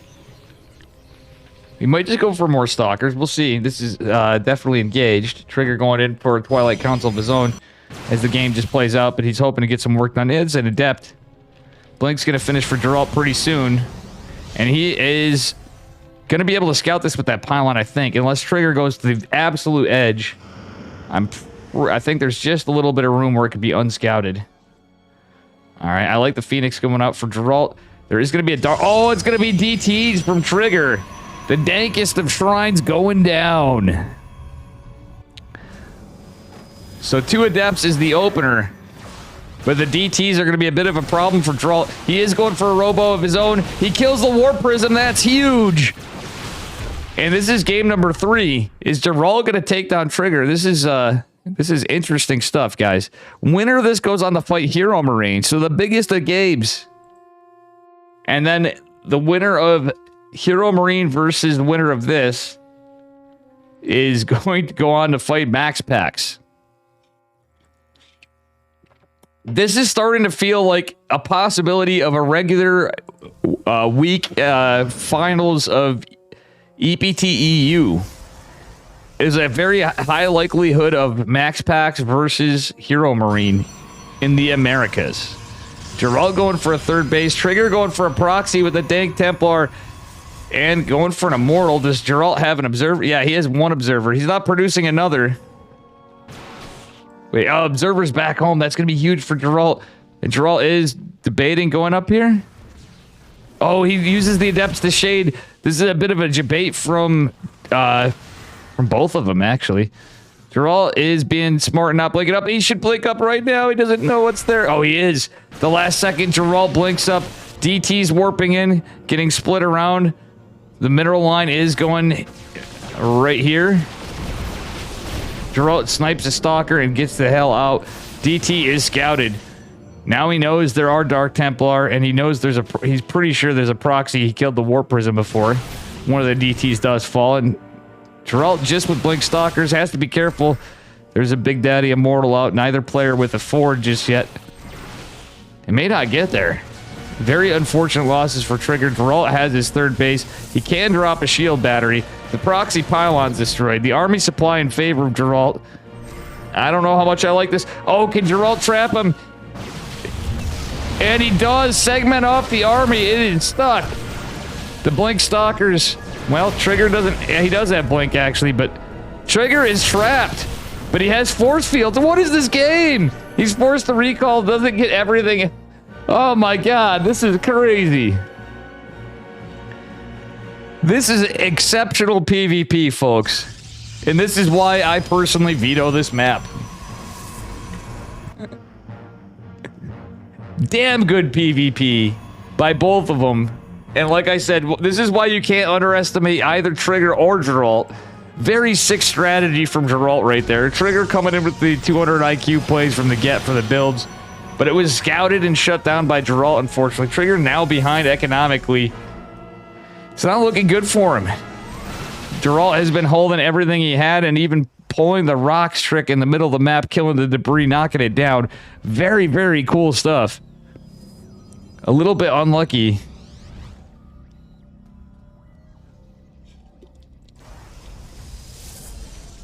And yeah, we will see what happens.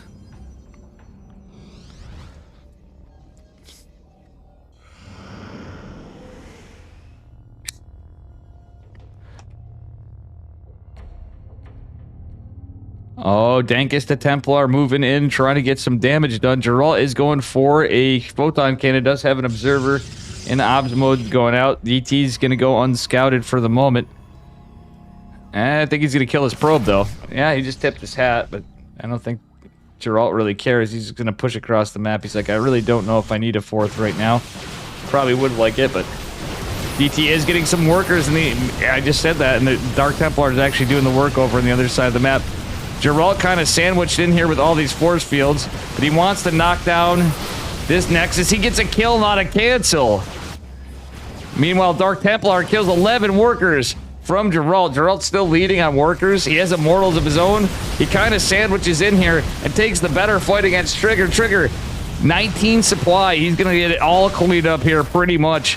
Geralt lost a lot of workers. He's going to lose some more, but I don't think it meant... No, he's not.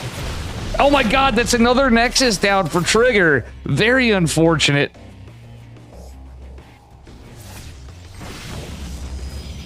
Oh my goodness. This is crazy. Cancel again from Geralt.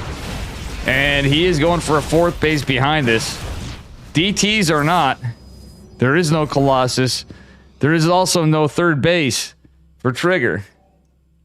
So, always a risk when you're going Dark Templar for various reasons. It's a high risk, high reward unit, in my opinion. If you you could use them when behind, you could use them when ahead, you can use them just because, and I've been known to use them all the time. So spoken from a true DT aficionado. Generally speaking, you have a big chance to go and be behind. Trigger desperately trying to find some damage with the Dark Templar otherwise. But damn, GG. Geralt comes in hot, and I don't think Trigger should feel too bad about that because it was just it was a little unlucky, but also some really good scouting from Geralt. It's PvP, it could go either way. Cheese Whiz, welcome, and I agree, but they're always a pain to play.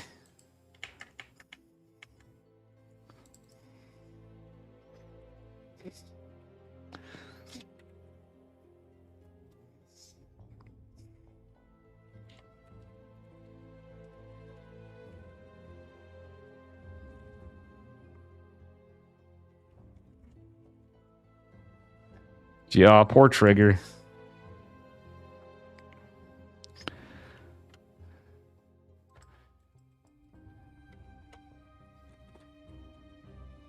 All right, and we're going to EU.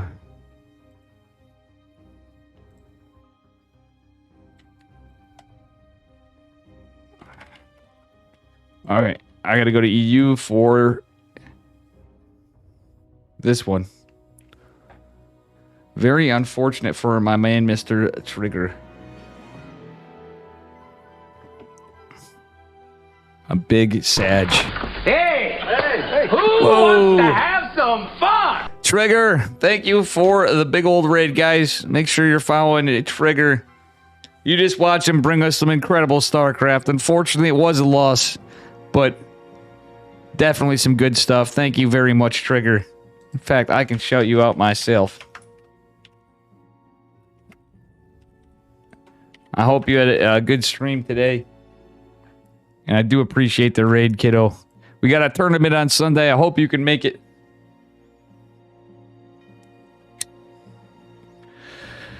We love our trigger here. And funnily enough, we found some... So, man, it's...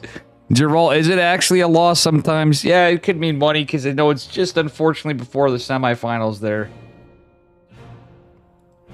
But, well, I mean... Giddy up. At least you don't have to fight Hero Marine. That would be nerving, too. Hey, thanks for the follow, Argy Mike.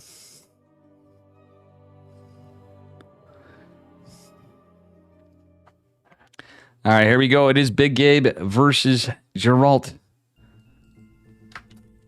Well, now there's no surprise here.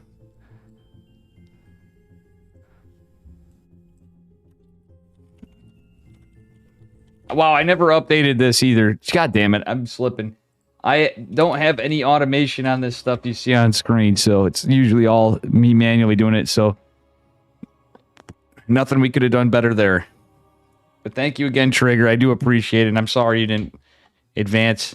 I could totally see in a world where you could win this one. I truthfully could. All right, spawning in the bottom left-hand corner of Royal Blood in the blue, representing Psystorm Gaming. Give it up for Geralt. And his opponent in the upper right-hand corner, representing Mouse. In the red, our Terran player. It is the largest of Gabe's himself. It is Hero Marine. So we got a little PVT here. By virtue of IEM Katowice, that means we probably have a Terran victory. I'm only teasing you. Hero Marine is the favored player here. And Geralt is not a big fan of PVT. Trigger, you're probably going to bed, but just in case you're not. If you happen to be around, you happen to hear this, I'm just wondering your thoughts on PVT right now. If not, I'm going to have to ask you on the side later. All flaming aside of our Terran compadres. All right, we're going to have a little bit of a harass at the end because it was a gate scout from Geralt. I think he has a pretty good idea of some of what Big Gabe's up to, but as he showed us in Katowice, he's capable of some cheeky plays. He's usually a pretty standard guy, but gotta say, anything is possible. Geralt taking a little bit of damage here. He's trying to be annoying and delay the CC, but realistically it lands at just about the right time for Hero Marine. Taking some hull damage is not the greatest on the probe. He is going to keep it out. I wonder if Hero Marine's going to scout for that after. Geralt may have something cheeky in play. I hate to say it, but Geralt's a player. Oh, he was trying to go in to get some harass or maybe another scout, but he's going to see that it's a Reaper at least. Buys like a couple seconds. That's about it for a Stalker to come out. But it is just a single gas opener, pretty standard with the bunker. It just looks to be a 1-1-1 from Big Gabe. We will see what happens here. Now Stalker is going to be out to greet the Reaper. Ooh, even having the... funnily enough, that little grenade did help the Stalker to get an additional shot off. So, Hero Marine is going to send it back. He didn't learn in Katowice not to overextend with the Reaper, if any of you remember that. He did lose a game from that in that case. All right, it is going to be a third CC going down behind this. Draw going in for some scouting information. Is going to confirm a bunker. Is he? Ooh, cheeky. It is Stalker adept. I really don't like Stargate openers from Geralt. That's the problem. I really don't like Stargate openers against players you usually know are going to go for a tech lab opener on a factory. And at the caliber of Big Gabe at that. He's going to see... Yeah, he does cancel the shade. I like that. The psionic transfer is actually canceled in the last second from Geralt. And he does have another Phoenix. There's going to be a full scout from the Reaper. So he didn't see the Stargate. He did see everything. I'm pretty sure he saw the Stargate there. Yeah, it's pretty obviously in the front of the natural. Nice Reaper micro, though, does cause the psionic transfer to just fall short. Yeah, a little bit of weaseling around there in the pathing makes the transfer not catch up to the Reaper as it normally would, because that would be one dead Reaper. So right now that's looking like MVP Reaper. It is going to be 3 racks factory from Hero Marine. Okay, cool. Cyclone doesn't catch the Oracle in an instant, but I think that's one dead Oracle, honestly. This is why I don't like Stargate openers. Like, Hero Marine pretty consistently goes with a tech lab on his factory. Right? He's definitely spiced it up and has potential to do all sorts of builds, but it's kind of the big game special usually. I wasn't expecting 3 racks factory, which is kind of cool. Probe does scout the Reaper. Reaper's going to get the probe. Gerald's going to drop a pylon, and he has a good idea what's going on. He got a full scout at least, but still not worth the minus 150, 150. So 2 probes and an Oracle going down, and absolutely nothing falling for Big Gabe. Reaper still living, and that got the 2 probes. So far, it's going to catch another one. Gerald is constantly sending probes out, trying to scout out what's happening. And there is no starport. Oh!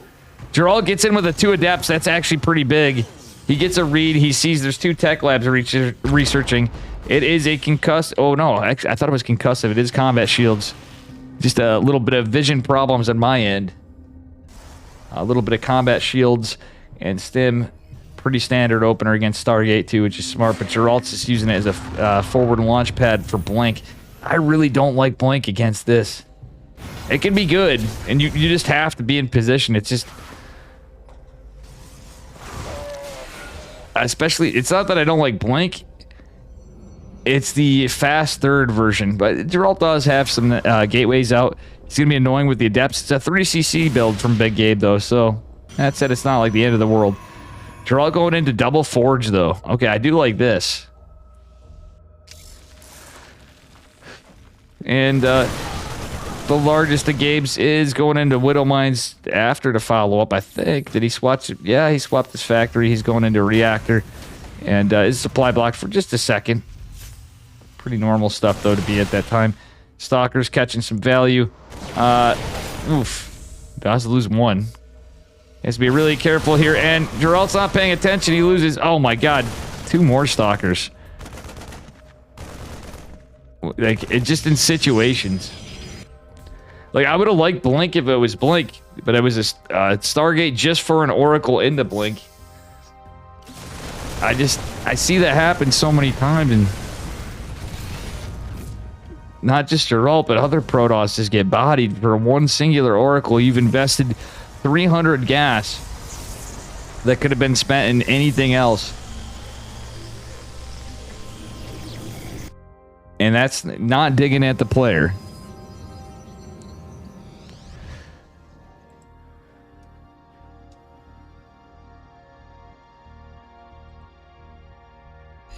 All right, Marines and Marauders pushing out across. They do have 2 medevacs to follow. We'll see what happens from here.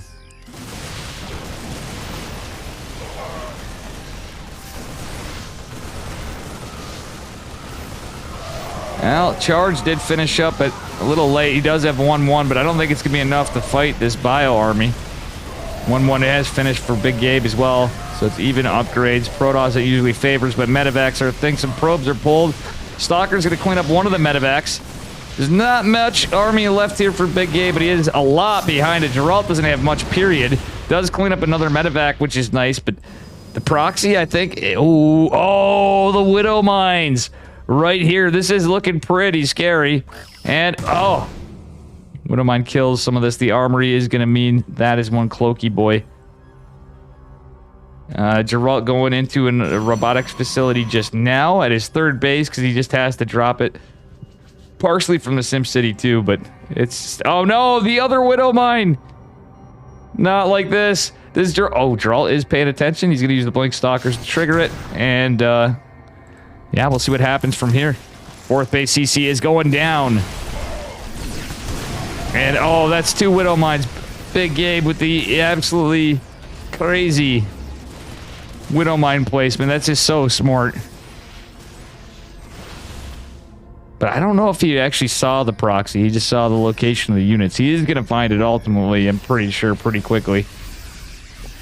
So he's going to land his planetary. Geralt already has his 4th base down and has been mining it from it. So, Geralt's going to have to get a read on that. Wow, Widow Mine just being annoying everywhere. We are just now going into a Robo Bay, but ghosts are starting to come out. Oh, wait, that's the Widow Mine. What did it catch? 2 kills. Okay, not bad from Geralt, but there's another Widow Mine. It catches 3 kills. So, all in all, pretty good trades for Hero Marine, I'd say. But Geralt didn't lose any structures. It was mostly units, at least. So I guess if you're in this case, if you've retained your bases, you've retained your production, it's probably a little better. But Geralt is still massively down in army supply. He's just now getting another Robo. Does he have an observer even? No, he does. He is going to snipe that 1 Widow Mine. Another one catches a probe coming in to reinforce. There goes the proxy gate. So that is going to hamper some of Geralt's production. Blink Stalkers are good. It's just against... In certain situations, I like them and they can work. But it's just... It's pretty hard to do. Oh, beautiful EMPs. The shield battery's obliterated. There goes all those pylons for Geralt. He's now supply blocked when he's already behind on supply. And this is a lot of Big Gabe's army, honestly. So there goes all the bio. Geralt's forced to get a disruptor from his 3rd base location, but a lot of groundskeeping's getting done here. No observer means these Widow Mines are going to be off cooldown in a second. A Colossi is going to be attempted over here. I guess it's at least something in production. Disruptor may help out, but Big Gabe is so good against disruptors. That's the problem I see. Oh, that said, it doesn't catch the ghost. It catches a couple marauders. Another Colossi is trying to go down. Yeah, that's dead. That base is dead. Geralt trying to take a 5th behind it is going to finish up, but I don't think it matters. All the probes falling down. There's a lot of Widow Mines with this. Oh, man. This is not looking good for Geralt of Rivia. Observer goes down. EMP comes in. Look at Terran. Imagine Big Gabe. I think we're seeing the end of the game here pretty soon. It's 16 army supply to 110, and GG's called. Acheron, what's up? All right. That was a fantastic play from Big Gabe. Geralt didn't do bad. It's just...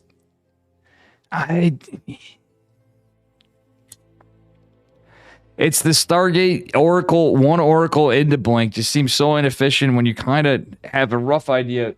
Geralt should know what's going on, I think. And it's no dig at him.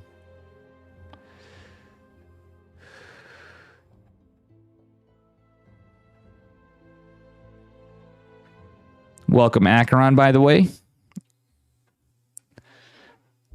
By the way, anybody new here, please smash that follow button. I don't know what's up with my lighting when I do that, too, but whatever. I do know it's the shadow.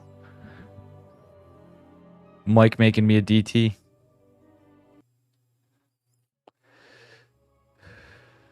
All right, here we are. Going into a game number 2. On the upper bracket semifinals. Winner advances to fight Maximus Paximus. All right, he ain't quite out yet. Spotting in the upper right-hand corner, representing Psystorm Gaming. Give it up for Geralt. And his opponent in the bottom left, representing Mouse. Give it up for Hero Marine in the red. Let's heckin' go. Another PVT. Hero Marine is up a point.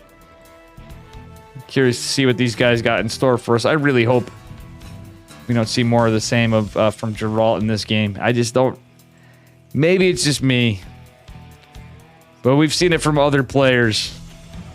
And Katowice too. I just don't think it's an optimal PVT opener.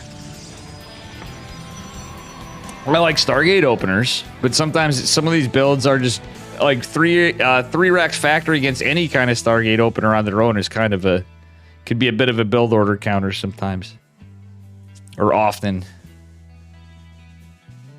Maybe Phoenix Charge, I guess, a little more than Phoenix Colossus. I think 3 racks anything is pretty tough, but 3 racks factory is a little different. It hits a little differently than 3 racks period. And I know a lot of Terran players don't really care for 3 racks these days, but even that can, in some cases, be a bit of a build order counter. That said, is going to be a reactor opener from Hero Marine. So, what are we going to see here? Geralt just finishing up his Cyber Core. He at least knows they're not going to be immediately a Reaper. He's going to start chiseling at the SCV, which has more total hit points optimally coming ahead. But he's going to come back in and try to be annoying. Hero Marine, all the wiser to this. He knows Geralt was a little aggressive before. It's going to be a double Reaper opener. Probably going to be Reapers and Hellions from Big Gabe. At least it might just be the 2 Reapers, but we'll see. Stalker's coming out. And Geralt really wants to keep this probe around because, well, actually Big Gabe's just going to go up his own Reaper cliff. Okay, Geralt's going to come back in, put some pressure, maybe force this. Oh, Hero Marine's changing his... look at this. Hero Marine's changing his pathing in anticipation, but Geralt at least is going to scout that there's 2 Reapers. Wait, why is the Stalker going across the map, Geralt? He's dropping out... Oh, that shield battery's not going to finish. Okay, he's going to intercept one of the Reapers. And does take a pretty good fight against it. The other one is going to go across the map, however. It's going to buy Hero Marine tons of time because of Reaper cliffs. However, Geralt's just going to push over with the first Stalker. Adept follow-up means he's going to scout this out. It is going to be a 3 racks opener from Hero Marine. That's usually when you open with a reactor and the timing, that is going to indicate 3 racks otherwise, but there are definitely some Reaper Hellion builds. So Hero Marine just doing a pretty standard 3 racks opener. And just when I mentioned how Terran players usually don't like it so much, what do we see? Oh, quite the debate from Hero Marines what we see. Shield battery's going to help Geralt a little bit. Doesn't have Warp Gate quite yet, and he is going into Blink. Is he going to go into like 4-gate Blink? He's going to try to take a base? I don't know. He's got 2 Reapers being aggressive. I wouldn't hate if he went in with more gateways, but that's not the case from Geralt. Stim and Combat Shields finishing up. Again, it wasn't a 3 racks factory build. It's just straight up 3 racks. So he's going to have some Marauders. He's going to have some units. 1 Stalker dangerously low on health. Means Geralt's going to have to be careful. And the 2 Reapers still alive. Also a bit of a problem, a bit of a point of contention. The Adept's even going to be cleaned up before it finishes the Shade. Geralt has no army supply. Warp Gate just finishing up now. And, yeah. Oof, he only has 1 gate. What are we watching? Okay, Hero Marines, luckily for Geralt, backed off with everything for a second. But I just don't see this working out so well. He went for a 1 gate. He's dropping a pylon over here. The scout things that are not going to be seen factory on its way. It's 1 dead probe, mind you. But I do like the 2 more gates being added. That said, it's only 3 gate. Oh no, he did drop a 4th. Okay, so he's completely walled too. But this could also be off. Oh, it's just for the Reapers right there. Because he just didn't have enough, he thought. Oh, Stalker. Comically not bounced over the cliff, of course. But 3 Stalkers versus 2 Reapers is going to take care of that. But this is a pretty big push from Big Gabe coming in. 3 Marauders and a bunch of Marines. Going to attack, and again, it's... Oh, Geralt's out of position. Probe is going to scout the push. But Geralt's out of position. He does have Blank. He has a Warp Prism. So he was hoping to get some damage, but I don't like this situation as much, to say the least. 1 Marauder falls, a couple Marines. Another Marauder is pretty injured. Warp Prism actually helping, but Geralt really has to try to save these workers. Oh, Warp Prism falls. Very unfortunate for Geralt. It's not looking too good. Hero Marine taking the worker lead. Basically at almost an army lead. He's going to be by the time Geralt moves across the map, and losing the Warp Prism is just damn massive. He's got 1 option, folks. He has one option, and that is a Dark Shrine. That's all Geralt's thinking, and it's honestly, if he was going straight into it, that could also be a build order counter, but that's not the case. There is a starport open, and with being that the Warp Prism died, that's the bigger thing. He's had to rebuild one. He's going Dark Shrine and Robo Bay on 2 bases. And he's just going to try to find what he can. The Geralt's basically going all in at this point. In a land where he gets exceptional trades. Oh, the Warp Prism is right in pathing. He's not even going to hide it. And there is a good contingent of Marines here. Geralt's going to back off for a bit. I wouldn't hate if he kind of beelined over here and went into the Nat. Hero Marine's like save. If you notice, he's saving a little bit of energy here. I think he's anticipating DTs. Hero Marine with +1 out of the way as well is also not good for Geralt. These things are not looking good, period. We got a sentry warping in. Ooh, this is a split off of the army, so little push coming from Hero Marine over here. Meanwhile, there's going to be drop, and the Dark Shrine's going to be scouted. DT's going to be warped in. But this is going to hit Geralt like this was basically a 1, 2, and 3 punch. Medevac's dropping in or scouted, and that's a very Artosis pylon. As the Colossi is trying to come out, shield battery going to help a bit. The Dark Shrine was scouted. Geralt's going to have to contend with this, so the DT is not... only 3 workers going down is pretty good, and he did clean up some of the units, but at the same time, there's a push for... There's the other side of it. Colossi is out. Sentry does help here.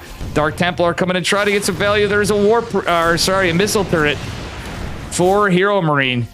This is not looking good for Geralt. Geralt's going to activate battery overcharge, but there's also Widow Mines here. Is Geralt? No, he's not. He's got to focus on Micro and the DT and the Warp Prism as well. Very unlucky for Geralt in some cases in this. I think the 1 gate opener was a little greedy. He's not paying attention to his army again. Big Sag. It is pretty late for these guys. Damn.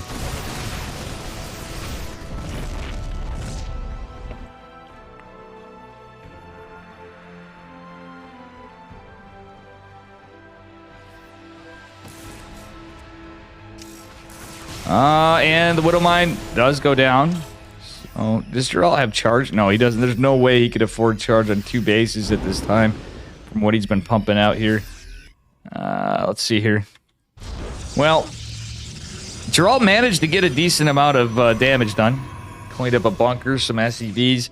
Workers even, but it's a 2-base Terran against a 2-base Protoss. He's trying to take a 3rd. Geralt managed to get some kind of army supply, but there's just so much Hero Marine. And I think he's just going to go right for it in the main base. Geralt's going to scout this. He does have some stalkers. If Geralt can react in time, Geralt is going to get the fake scan. He's not taking a bait. Catches 1 medevac. That's huge. Oh, he should have targeted another. He could have got another of them. DT's morphed in, trying to get some stuff. He's hoping there's no scan so he can get some extra collateral damage. Widowmine goes down. One of the gates going down. The Dark Shrine is definitely targeted. Geralt is trying his best to hold this without charge even, extended thermal lance or anything. He is going to hold the push, which is pretty sick, but loses. No, it's the Robo. Oh my gosh, Geralt lost the robotics facility. My mistake, chat. That's actually a tremendous catch for Hero Marine. Pretty incredible stuff.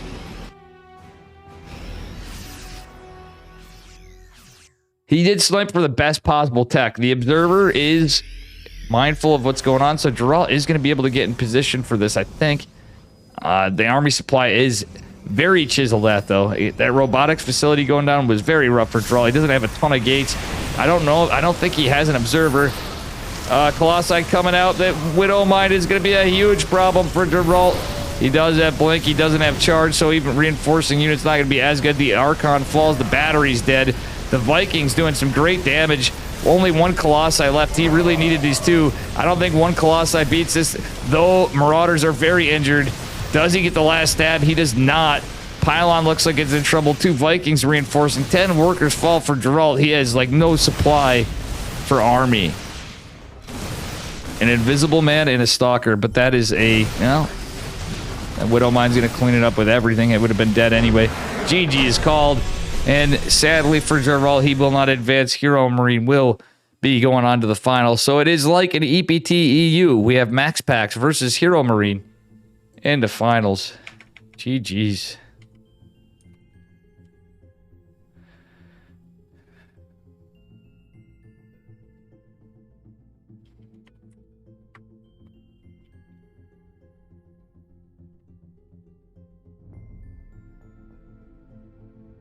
And let me get the spell in here a little better. Very, very tough game.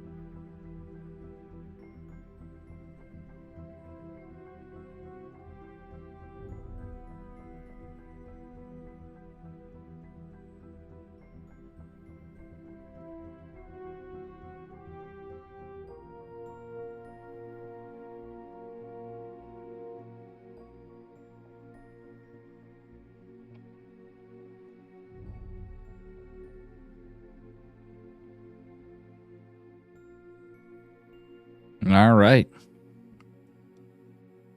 Damn. And I'm sure Geralt doesn't feel horrible about that, other than the fact it's like, well, because Hero Marine does have, like, probably the, if not one of the highest TVP win rates in the world.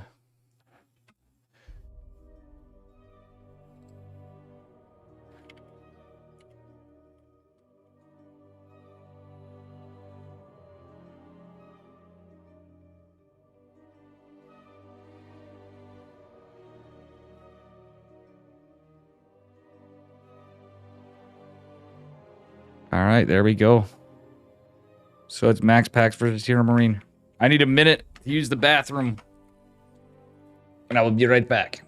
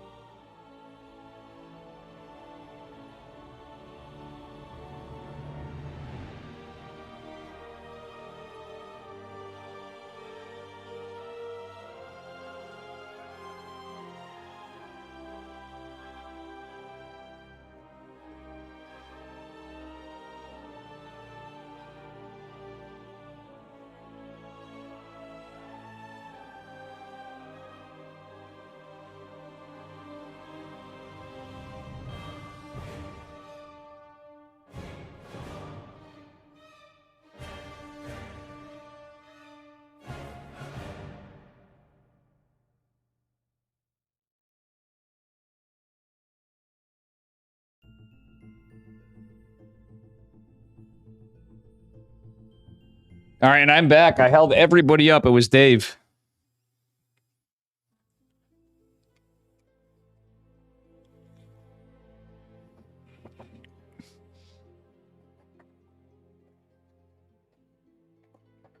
And I'm trying to get Steadfast to cast my tournament as well. On I doubt he'll do any casting with me, but he's welcome to cast alongside. I might bug him for the finals. What do you think, chat? A double Dave cast for the finals on Sunday would be pretty based. Anyway, spawning in the bottom right-hand corner of Babylon in the blue. Give it up for Psystorm Gaming's Max Packs. And his opponent in the upper left, representing Mouse in the red, it is Hero Marine. And folks, you are not daydreaming. You're not dreaming, period. Maybe you are. This is not EPT EU. This is EPT Americas. And this has certainly been the outcome of many an EPT Open Cups in Europe on regular weeklies. So we'll see what happens from here in game number 1. This is a best of 5. This is the finals.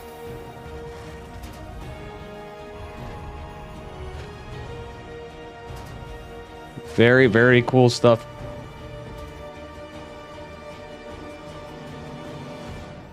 And yeah.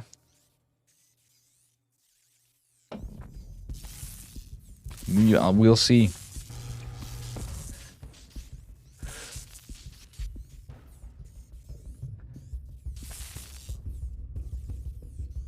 All right, guys.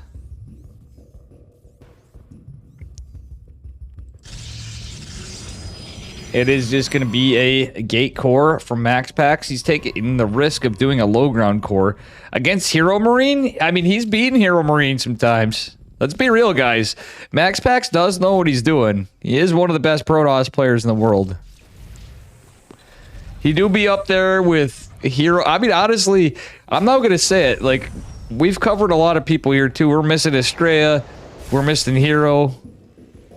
Has Hero played it in Americas? I can't remember. I think I've only covered him on Asia, but I want to say he might have played in one, but I think I'm just mixing them up. And I hate to say it, but I don't think Hero is going to be playing on Sunday, but we'll see. I lost his Discord. No, I think all the players would be very upset. We could try, but we'll see what happens. All right, with that said, CC's going down. Don't worry, we're going to have some bigger players in some of the Dave tournaments as well, just like this. So I do serve a purpose other than just being ugly here. And we had no TBT, so there is no guitar cast tonight. So something else to know. I do have plans, guys. I'm going to, every so often, at least in the earlier EPTs, I'm probably going to get kicked off for it one day. But we're going to have Dave doing what's called guitar cast. Hero Marine score? Oh, the score was 2-0.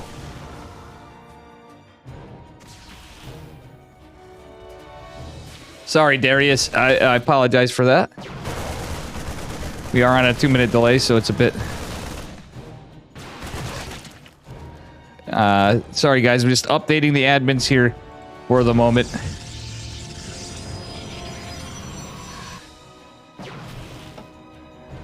Thank you for your work, Darius, by the way.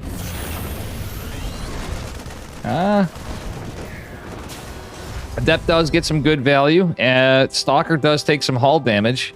Hero Marine does like to be aggressive with his... they'll do some cheeky stuff like Hellions and Marine pushes earlier.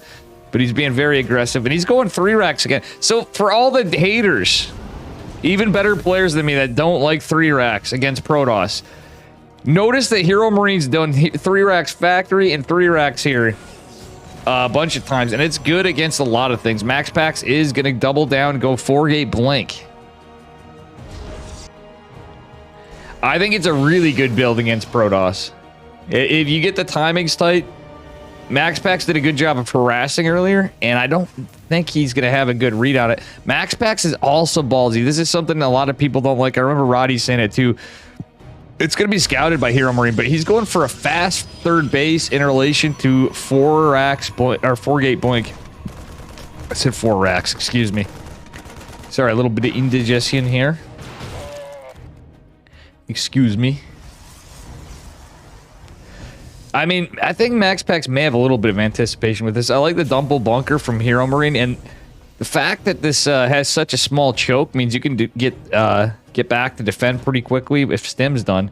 But Max Packs may actually just get the read of this and see If he pushes right up here, he could actually beat Stem even. But there's going to be a lot of units in position to defend. Max Pax is just going to push from the front. He's blinking, and he is using Warp Prism Micro. Kills a bunker. Another one is going to finish. He's going to back the hell off. Has his third base. Oh, just now. Yeah, that's actually a pretty normal time for, like, say, Phoenix Colossus for taking your third. So Max Pax has this mapped out. He basically... I want to say it was Max Pax, there I say it, to get the early third base first. Before any player I'd seen. Dropping it at a time, but it's a very aggressive build, and while some people don't, there's situations where it can be not good, for sure. Why I like it is it literally checks out at the kind of time for as far as units versus a power unit like you'd have in Phoenix Colossus. There are 4 Marines and 1 Marauder and 2 Marines in either respective bunker. Warp Prism is chilling for a minute because he knows it's under watch by Hero Marine. That's another snipe on a bunker, and 5 workers fell during that push from Max Pax. Max Pax is going to try to go in again. Charge is a follow-up of the Forge. I do like this. Look at this. Oh, good. Oh, Max Pax does lose a Stalker, however. Still, pretty good stuff. 2 more racks coming down the factory and Starport just landing. We do have stem and combat shells. No concussive shells from Hero Marine. So, one thing... Hero Marine knows Max Pax a bit, but I wonder... if he is aware that Max Pax likes to take the expand behind it. He plays against him a lot, and he's a very intelligent guy, just as Max Pax. Both these young men are pretty sharp. All right, there's a lot of Terran units here. There's no medevacs out just yet. Well, I'd say that they're just... well, one is joining with a Viking. But there is no Colossus. Max Pax is going into Storm. I do like this out of Max Pax. He's going into Templar Archive, so he might be going into Charge a lot Archon with Storm. He may just be going straight into Storm. And I do believe he retained the Warp Prism over here. Yes, he did. He's going for a Charge Lot Warp in. And just a couple. But he's just trying to keep pressure and keep him busy. Some of these Stalkers are next to death, however. And Max Pax is going to retreat a little. Warp Prism going to go back, but he sees... that there's a missile turret. Oh no, he doesn't want to overcommit, and the Viking is there to intercept. The Warp Prism is going to do so with the missile turret. Zealot chiseling away at this.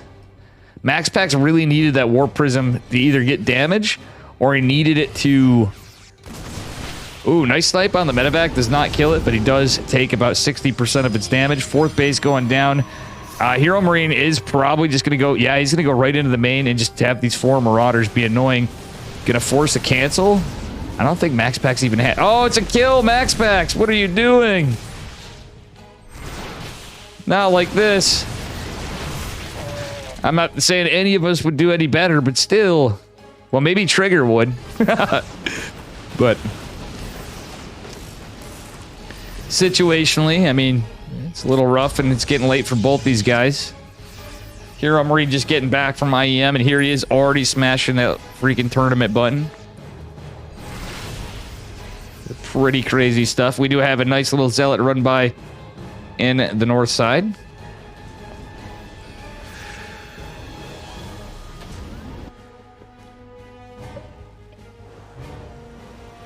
And we'll see what happens.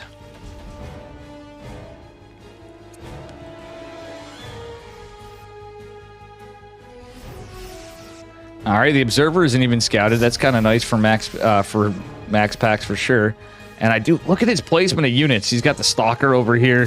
He's got Zealots coming by. He does scout the push. He's gathering up. He's going into a robotics facility. Max Pax is making Archons. Did he get Storm after all? He did. Losing the Warp Prism again is kind of rough because you're trying to do something.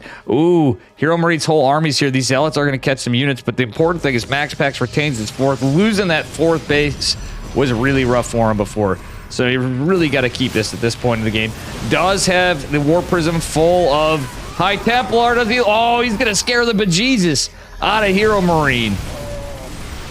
There aren't ghosts out yet, but the Ghost Academy is underway. No, well, Storm... oh, it catches the medevacs. 2 of the medevacs fall. That is actually pretty helpful. And he still has more Storms. Does he land another? He does. It's just on the Marines, unfortunately. I think that was a snipe on a Widow Mine on the flank, too. Does he... oh, no, he doesn't pick up the Archon. Honestly, The Archon's basically just going to tank a little bit, I guess, but not do too much else. He's going to be able to heal some units. The shield battery. Hero Marine split this off at the drop, but Max Pack sees it with the Observer.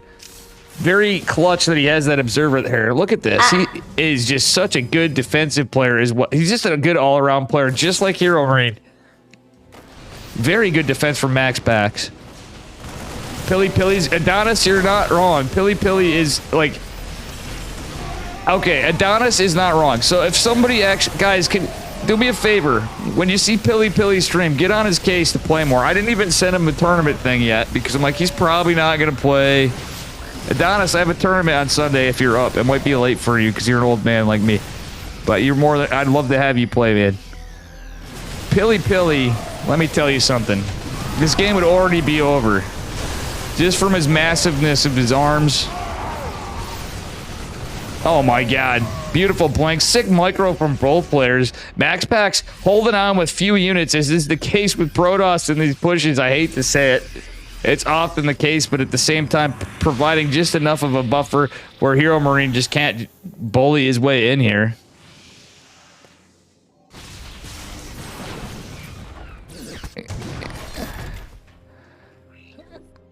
Yeah, Thorn, and not wrong. He's a little frustrated from IEM and EPT. I saw him calling in, yeah, from EPT earlier and IEM, but what I love about Big Gabe is the fact that he has a lot of tenacity, and he's just a grinder. Big Gabe is a freaking grinder. Oh my god, Max Packs with a double expand. This is out of the book of, like, this is one thing I'd say that I like doing in this situation as a Protoss. You lose a base, you know Terran's ahead, you're like, shit. As far as army, they've killed a base before.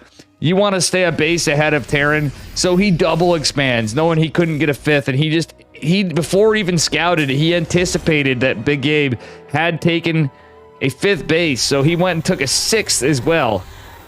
Absolutely cracked.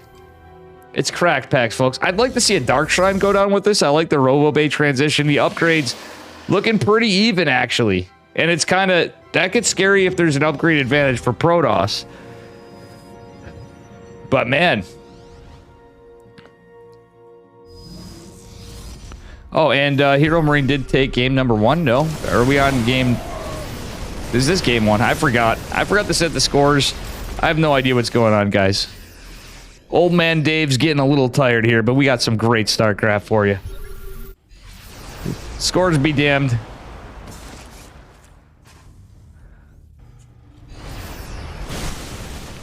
Oh my god. Accident. That was a very unlucky hit with the Colossi right there, striking the Zealots. Oh, nice storm from Max Packs. He's going to get another one on the Vikings. He wants it for the bio, but honestly, the Vikings, if he killed the Vikings with it, or if it helps to get rid of the Vikings, that's about all you can do. Because there's not a high stalker count now. So realistically, what does Max Packs have to actually kill the Vikings safely? Is Psionic Storm. That's it. He has some, literally even what shoots up. He did get some stalkers out behind it. I like the pickup on the High Templar, but he should be... I almost wish he dropped them back. Oh, he's debating him. He's getting some beautiful storms on the Vikings. Loses 2 Colossi, however. Crazy fight from Max Packs and Hero Marine. Hero Marine did a good job aggressing. Max Packs with a decent job defending, but losing those 2 Colossi, 3 in total, was pretty rough. He does have a disruptor behind it. Max Packs pushing in pretty good. He is keeping up his upgrades, going into ground armor +3. Hero Marine going into infantry armor +2 with infantry weapons +3. It's a little bit of an upgrade disparity to come. I think these ghosts are out of energy. They've used their... Oh, there is one in the back, and there's actually 2 in the back. Yeah, we're going to land both EMPs. Guardian Shield actually coming in clutch. Max Packs going to kill a CC and a barracks. So even with Big Gabe's massive economy, like his massive size, he is ultimately going to falter just a little bit here in the fight. With that said, Shadow Stride's being researched. Here come the Blinky DTs. Max Packs managed to get a run by into here. I think Big Gabe landed an orbital, and we didn't even see that, but oh my god, Max Packs killing the 3rd base. Yeah, Thorn. Thorn understands. It's usually not too good, but it's not necessarily he wasn't just dead from that. It was everything else that happened. It was certainly, this could have went either way. And right now, though, Army Supply Even is not a point you want to be in as a Terran player. There is an upgrade disparity that's continued. The +1 infantry armor, well, it kind of checks out to an advantage for Protoss, but the base advantage for Protoss, the fact that the Shadow Stride DTs, and when you see 11 DTs morphing in, you know we got a dead base over here. Oh, I love this from Big Gabe. I love seeing that, though. The Widow Mines in defense with the missile turret is pretty good, and it's for just that. And the unfortunate thing is DTs don't just instantly attack now. Oh, but look at Max Pack, so good at micro! GG! And Max Pax takes it.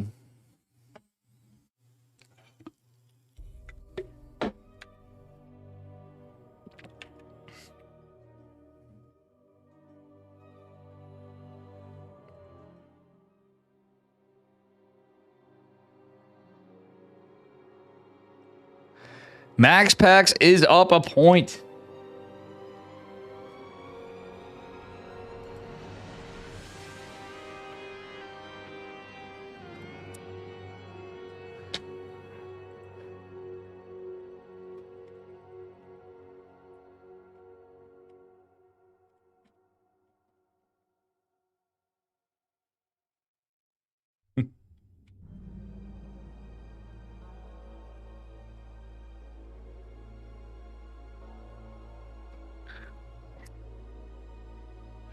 All right, guys.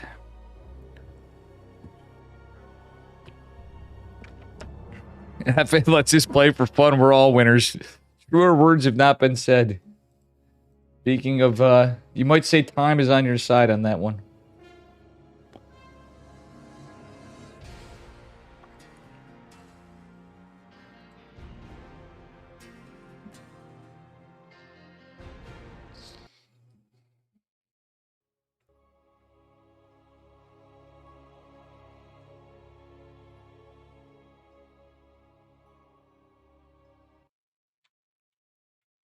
All right, here we go.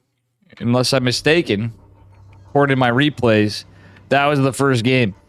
Up a point, and in the upper right-hand corner. Give it up for Psystorm Gaming's Max Pax. And his opponent in the bottom left. He's red. He's mad at losing this last game, too. He's in for blood. Give it up for Mouse's Hero Marine. Let's see what happens here, guys. And Max Pack certainly looked like he was on his back foot at certain points of that game. But that was a very hard-fought battle by both of them. In game number 1. Max Pack's going for a Gate Scout. So he's not really anticipating anything too cheeky from Hero Marine. But yeah, that was a sick PVT. Or TVP, depending on how you look at it.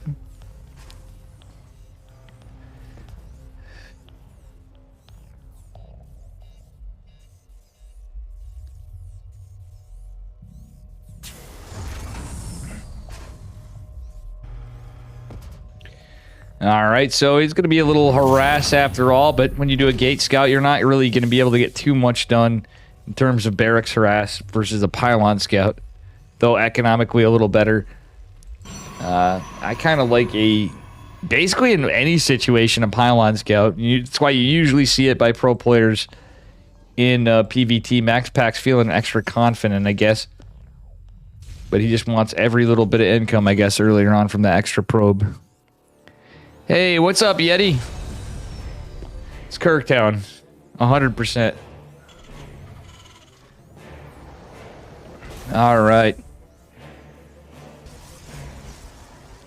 Yeti can now cast with me, by the way, guys. And that said, we have a fast charge lot. I bet you guys saw that right as my internet came back on. Did you guys see a Zealot just speed up instantly? That was intentional. Max, like, Hero Marine's so big, but Max Pax is so fast that he gets charged for, like, little bursts with the Zealots when they're first made. Actually, that's something Pilly Pilly gave him, because truthfully, it's Pilly Pilly. Look at that Adept Micro! So sick! But look at Hero Marine's micro. Max Pax hasn't been able to get a shot, but took a shot. This is like Obi-Wan and freaking... And freaking Anakin Skywalker right here. Oh, Max Pax opened with the Zealot, and Dave didn't even mention that. I did mention it before, but the lag spike kind of threw me off. I love when this hat. This is like so good for Protoss. This is good for lesser Protoss, like me even. It's so good. Oh! Yo, Hero Marine with the sick micro, though, saves an SCV. Immediately loads it. A little bit of luck was in his favor, but that was definitely skill. And it is going to be Reapers and Hellions. The Hellion going to be pretty good against... I mean, people usually say... My point of contention with a lot of casters, like, well, the Hellions are good against the Adepts. I'm like, but on the other side of it, to be honest with you, Adepts are really good against Hellions in terms of DPS. Oh, the Jamaican Max Pax is in for blood. He wants to get this SCV right here. And there's going to be a bit of a push. Hero Marine using what was built against him as an advantage a little bit. He likes to posture his Marines in a menacing fashion, but there comes the Stalker. He wants to keep these Adepts alive too, because as I said, the Hellion, but also the combined DPS against the Marines as well. One of the Adepts is going to ultimately fall, but a pretty nice cleanup from Maximus Paximus. This Cyclone means Max Pax is going to have to run away, and that looks like a dead Stalker eventually. Does evade for a moment. A couple more Stalkers morphing in. Blink is about 60% complete. And Yeti, I could get you in on this. I am losing internet a bit. If you want, I can screen share with you if that's fair. If you want to join me, I know it's really late for you. But guys, Yeti is an EPT approved co-caster for me.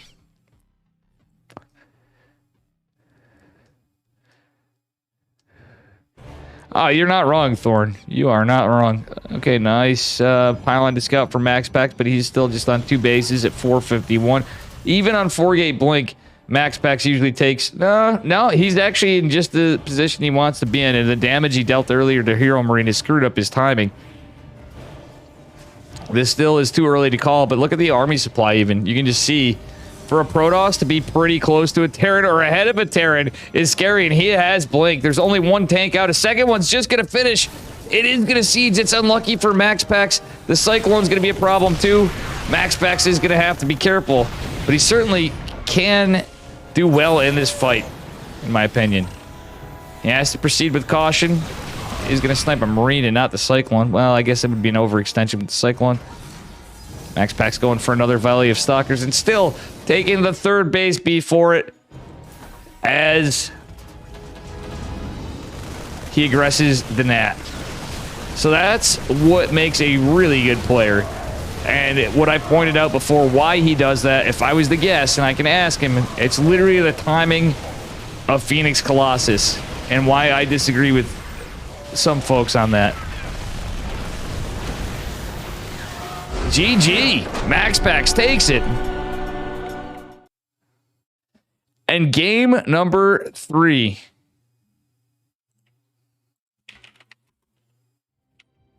You're on your phone, Yeti. I'm not going to bug you for that because it'd take too long. We're in the finals. Max Pax is up 2. It's going to take Big Gabe 3 games.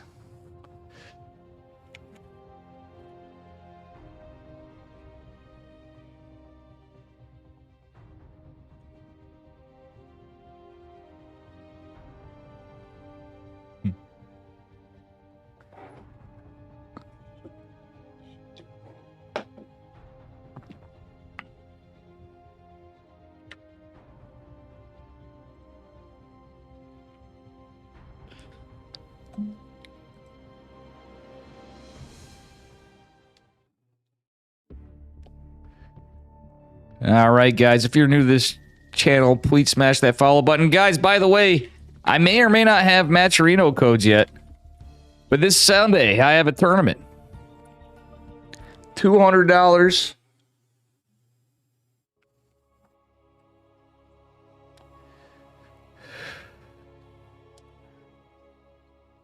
Unless it grows the more, and we already have people signed up as of now, and pretty stacked lineup, but it's sure to grow. But anyway, here we are back at it again, spawning in the upper right-hand corner, taking 2 games so far in the blue. Give it up for MaxPax. And his opponent in the bottom left. Give it up for Hero Marine. So, this is on Royal Blood.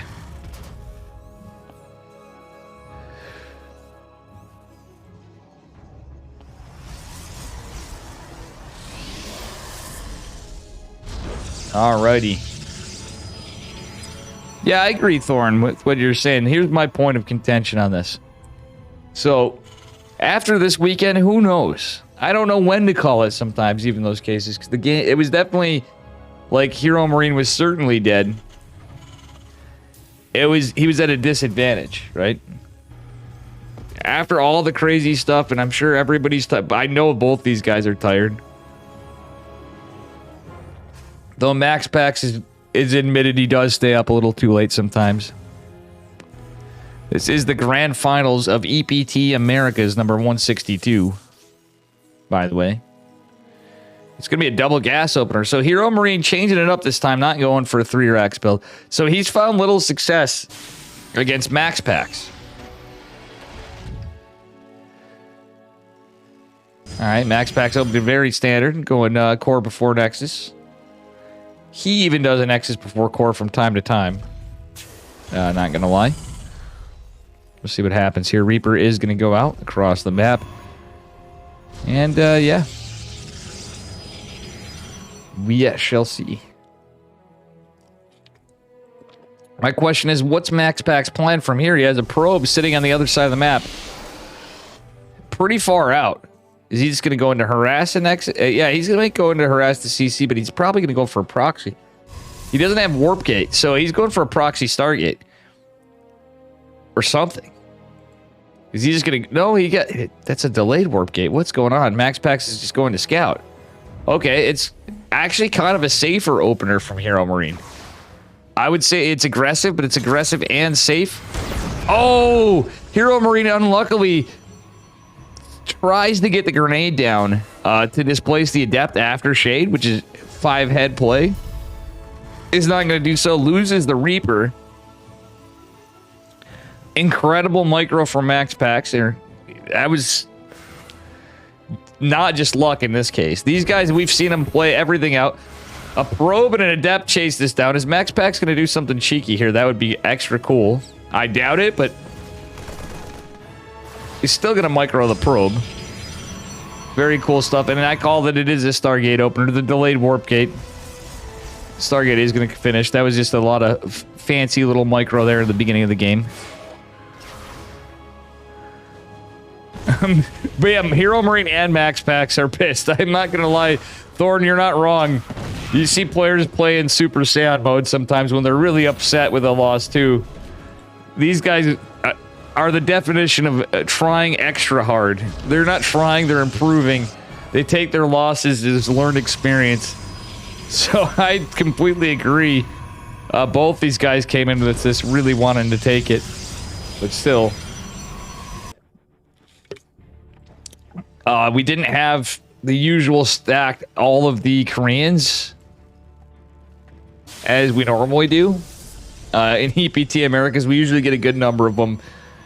Like Solar, Dark, Biyun, Gumiho, from time to time, to name some.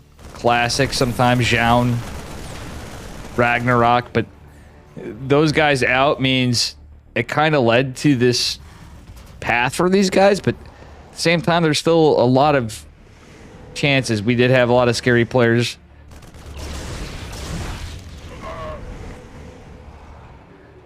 But it did seem like it was very possible for this to happen.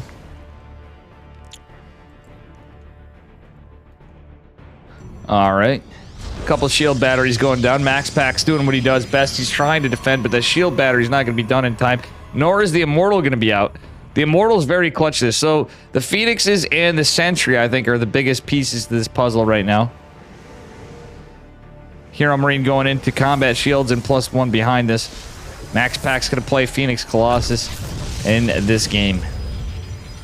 Hero Marine just backs off. Okay, so Max Pax is going to go across the map, trying to take advantage of this, that there will likely be a missile turret to defend in the main base of Hero Marine. Mr. Biggest Gabe. Biggest Gabus. Oh, wait, he picks up the Marines. Wait, there's so many Cyclones out. 3 Cyclones. These Phoenix is looking trouble, and Max Pax did not want to lose that one Phoenix. We'll see what happens from here.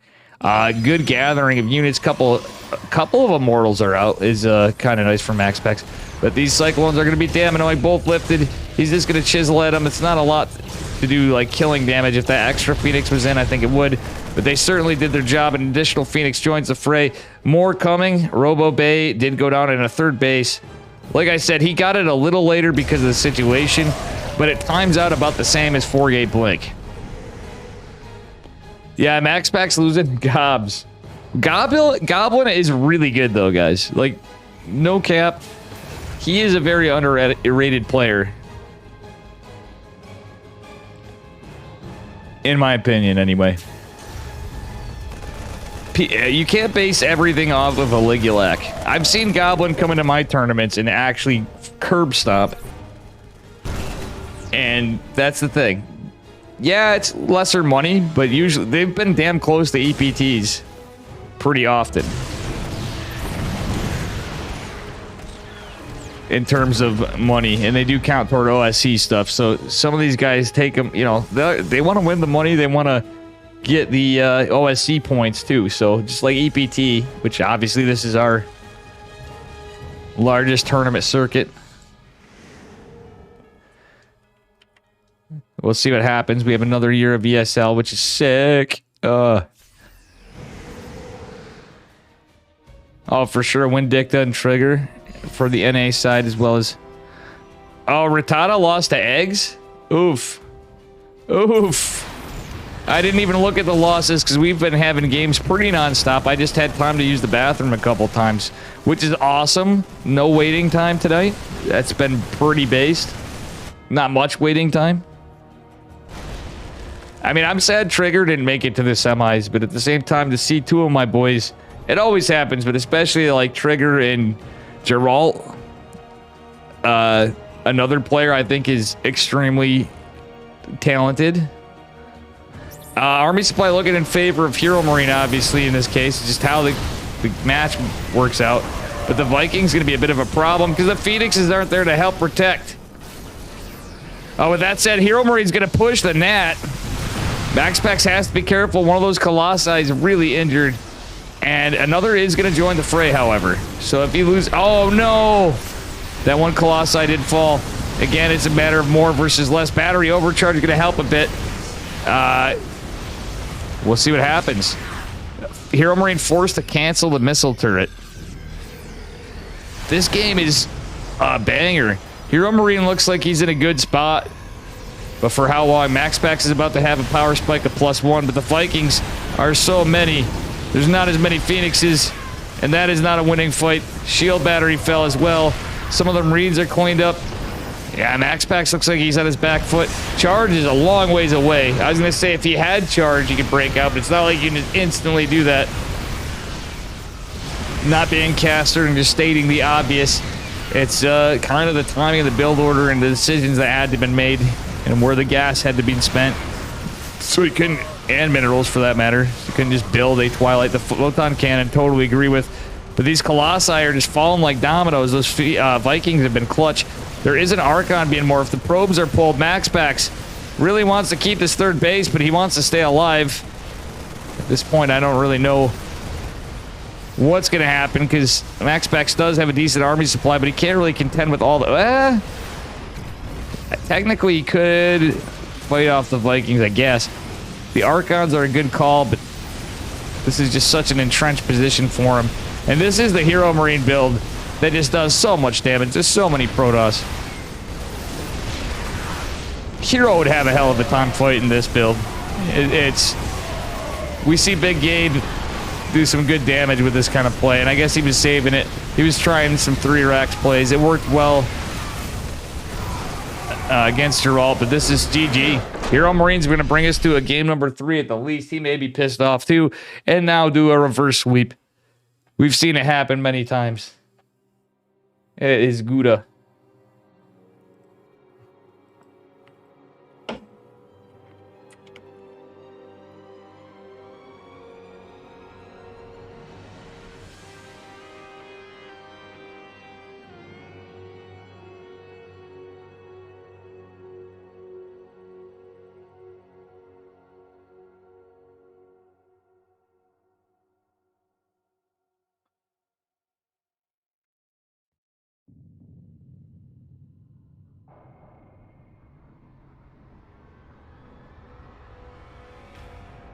The Battle of the Titans. Is Big Gabe going to come into even larger Gabe mode? And that's the question.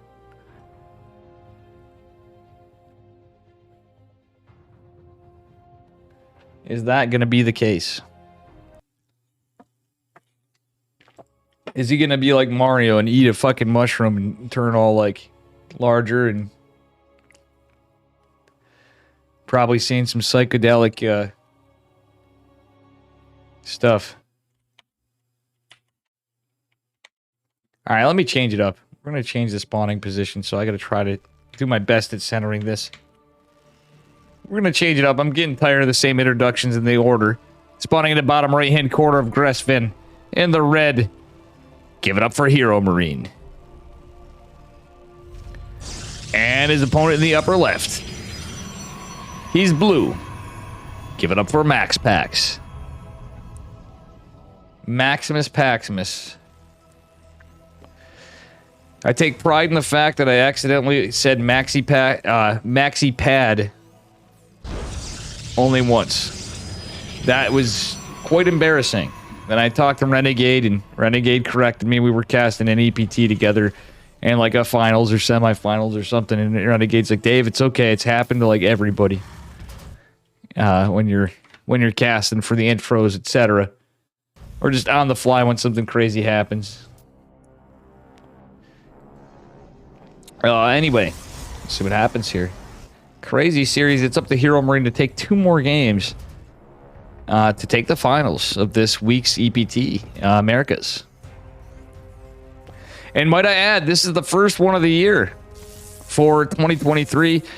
All previous EPT Open Cups in 2023 were toward last year's. I would say it probably figures Hero Marine if you're blind testing me, Thorn. But I also say Illegal Act's full of shit to a certain point. It's not full of shit, but it's pretty accurate to a point. But I've just seen so many upsets in anything that's in Open Cup or any open smaller tournament. Anybody can come in the winner. Not and almost anybody. Like when you get to the point where you're at high brass, but I've seen so many upsets in EPTs. Like tonight, I wouldn't have been surprised to see Trigger versus Hero Marine, which would have been awesome. I could have seen Geralt if he wasn't against. Yeah, the bracket obviously wouldn't have said that either way, but Geralt or Trigger, I'm saying. But some of it is a bit of luck in how the matchups go and whatever. And also at this time, both these guys got to be tired.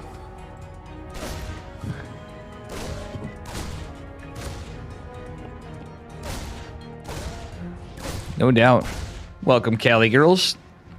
Oh, I'm sure you made some great ones. I actually was rooting for the hero because I have to. I had so many friends in there after, and whatever the case, that it was rough. Some of it was like a dice roll, though. But I kind of realistically thought anything was possible. My only call was, truthfully, and some of those ones I did get absolutely curb stomped.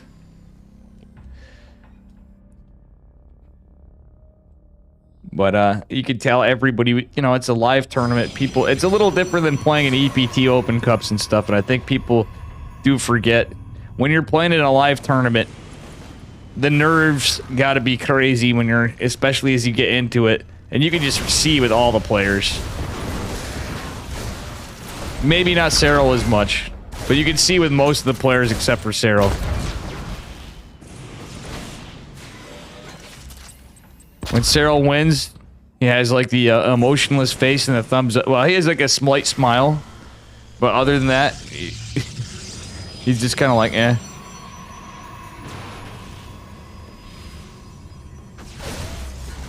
Anyway, well, the 3 Reaper opener, Hero Marine being aggressive, going into a triple Rax factory. MaxPax may know it's... Oh, yo! I missed this. Hello, that was some sick micro. Oh, MaxPax with a block. That was not 1, but 2 Reapers. What the hell did we just see? Very cool stuff.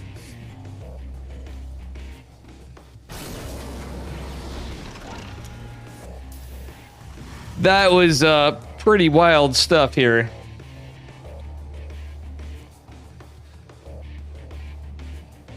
And I already found my series I think I'm going to send to Loco today. I think Han Mono versus Geralt was a really cool fucking series.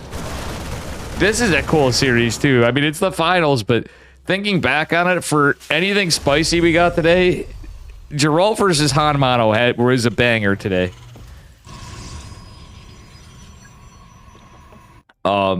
There were so many good possibilities of series. I'm sure we missed a lot of stuff. It would have been a lot better casted. And I'm very sad there was only myself, Steadfast, and Rocklets covering.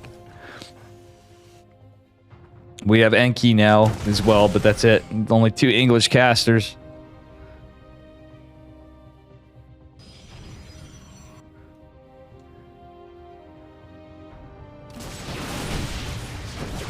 Oh my goodness. Hero Marines with a big ass push. Every Protoss player would be absolutely shaking from this one. MaxPax especially, knowing he wants to take a third, he's not sure. Well, this looks pretty, it's pretty committed when you're in this case. But DTs are really good against this build. Oh, he's getting some snipes on the tanks. Does he get a tank? If he gets at least 1 tank with the DTs, oh, the DTs helping so much.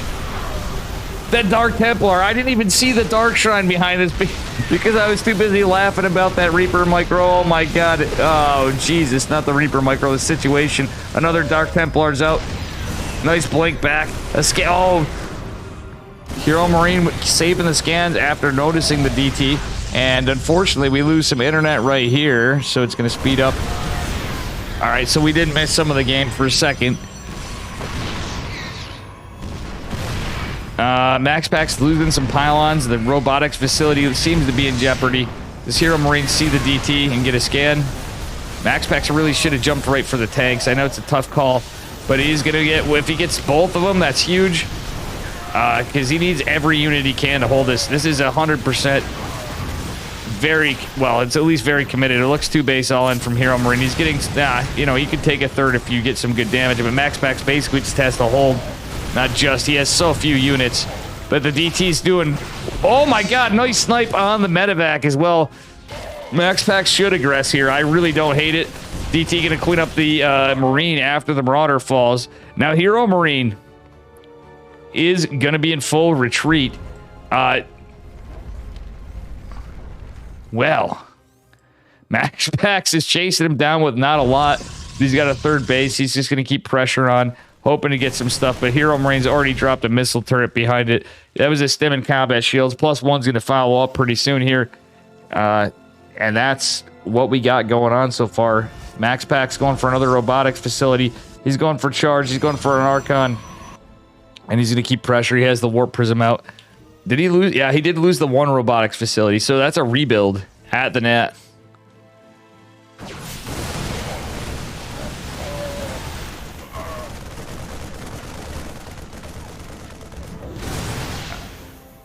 Oh, man.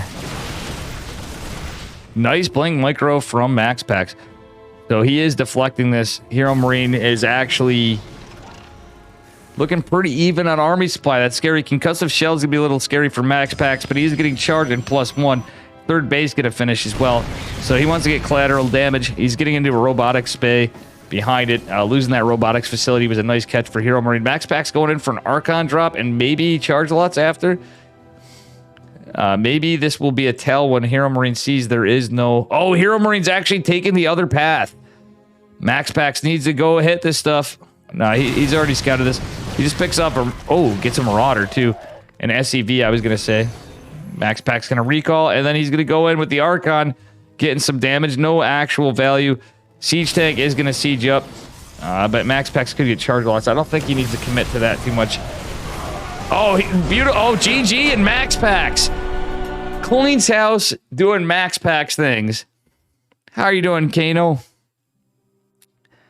Welcome, welcome. And that is it. That is the EPT Open Cup America's number 162. Max Packs does it again. A 3-1.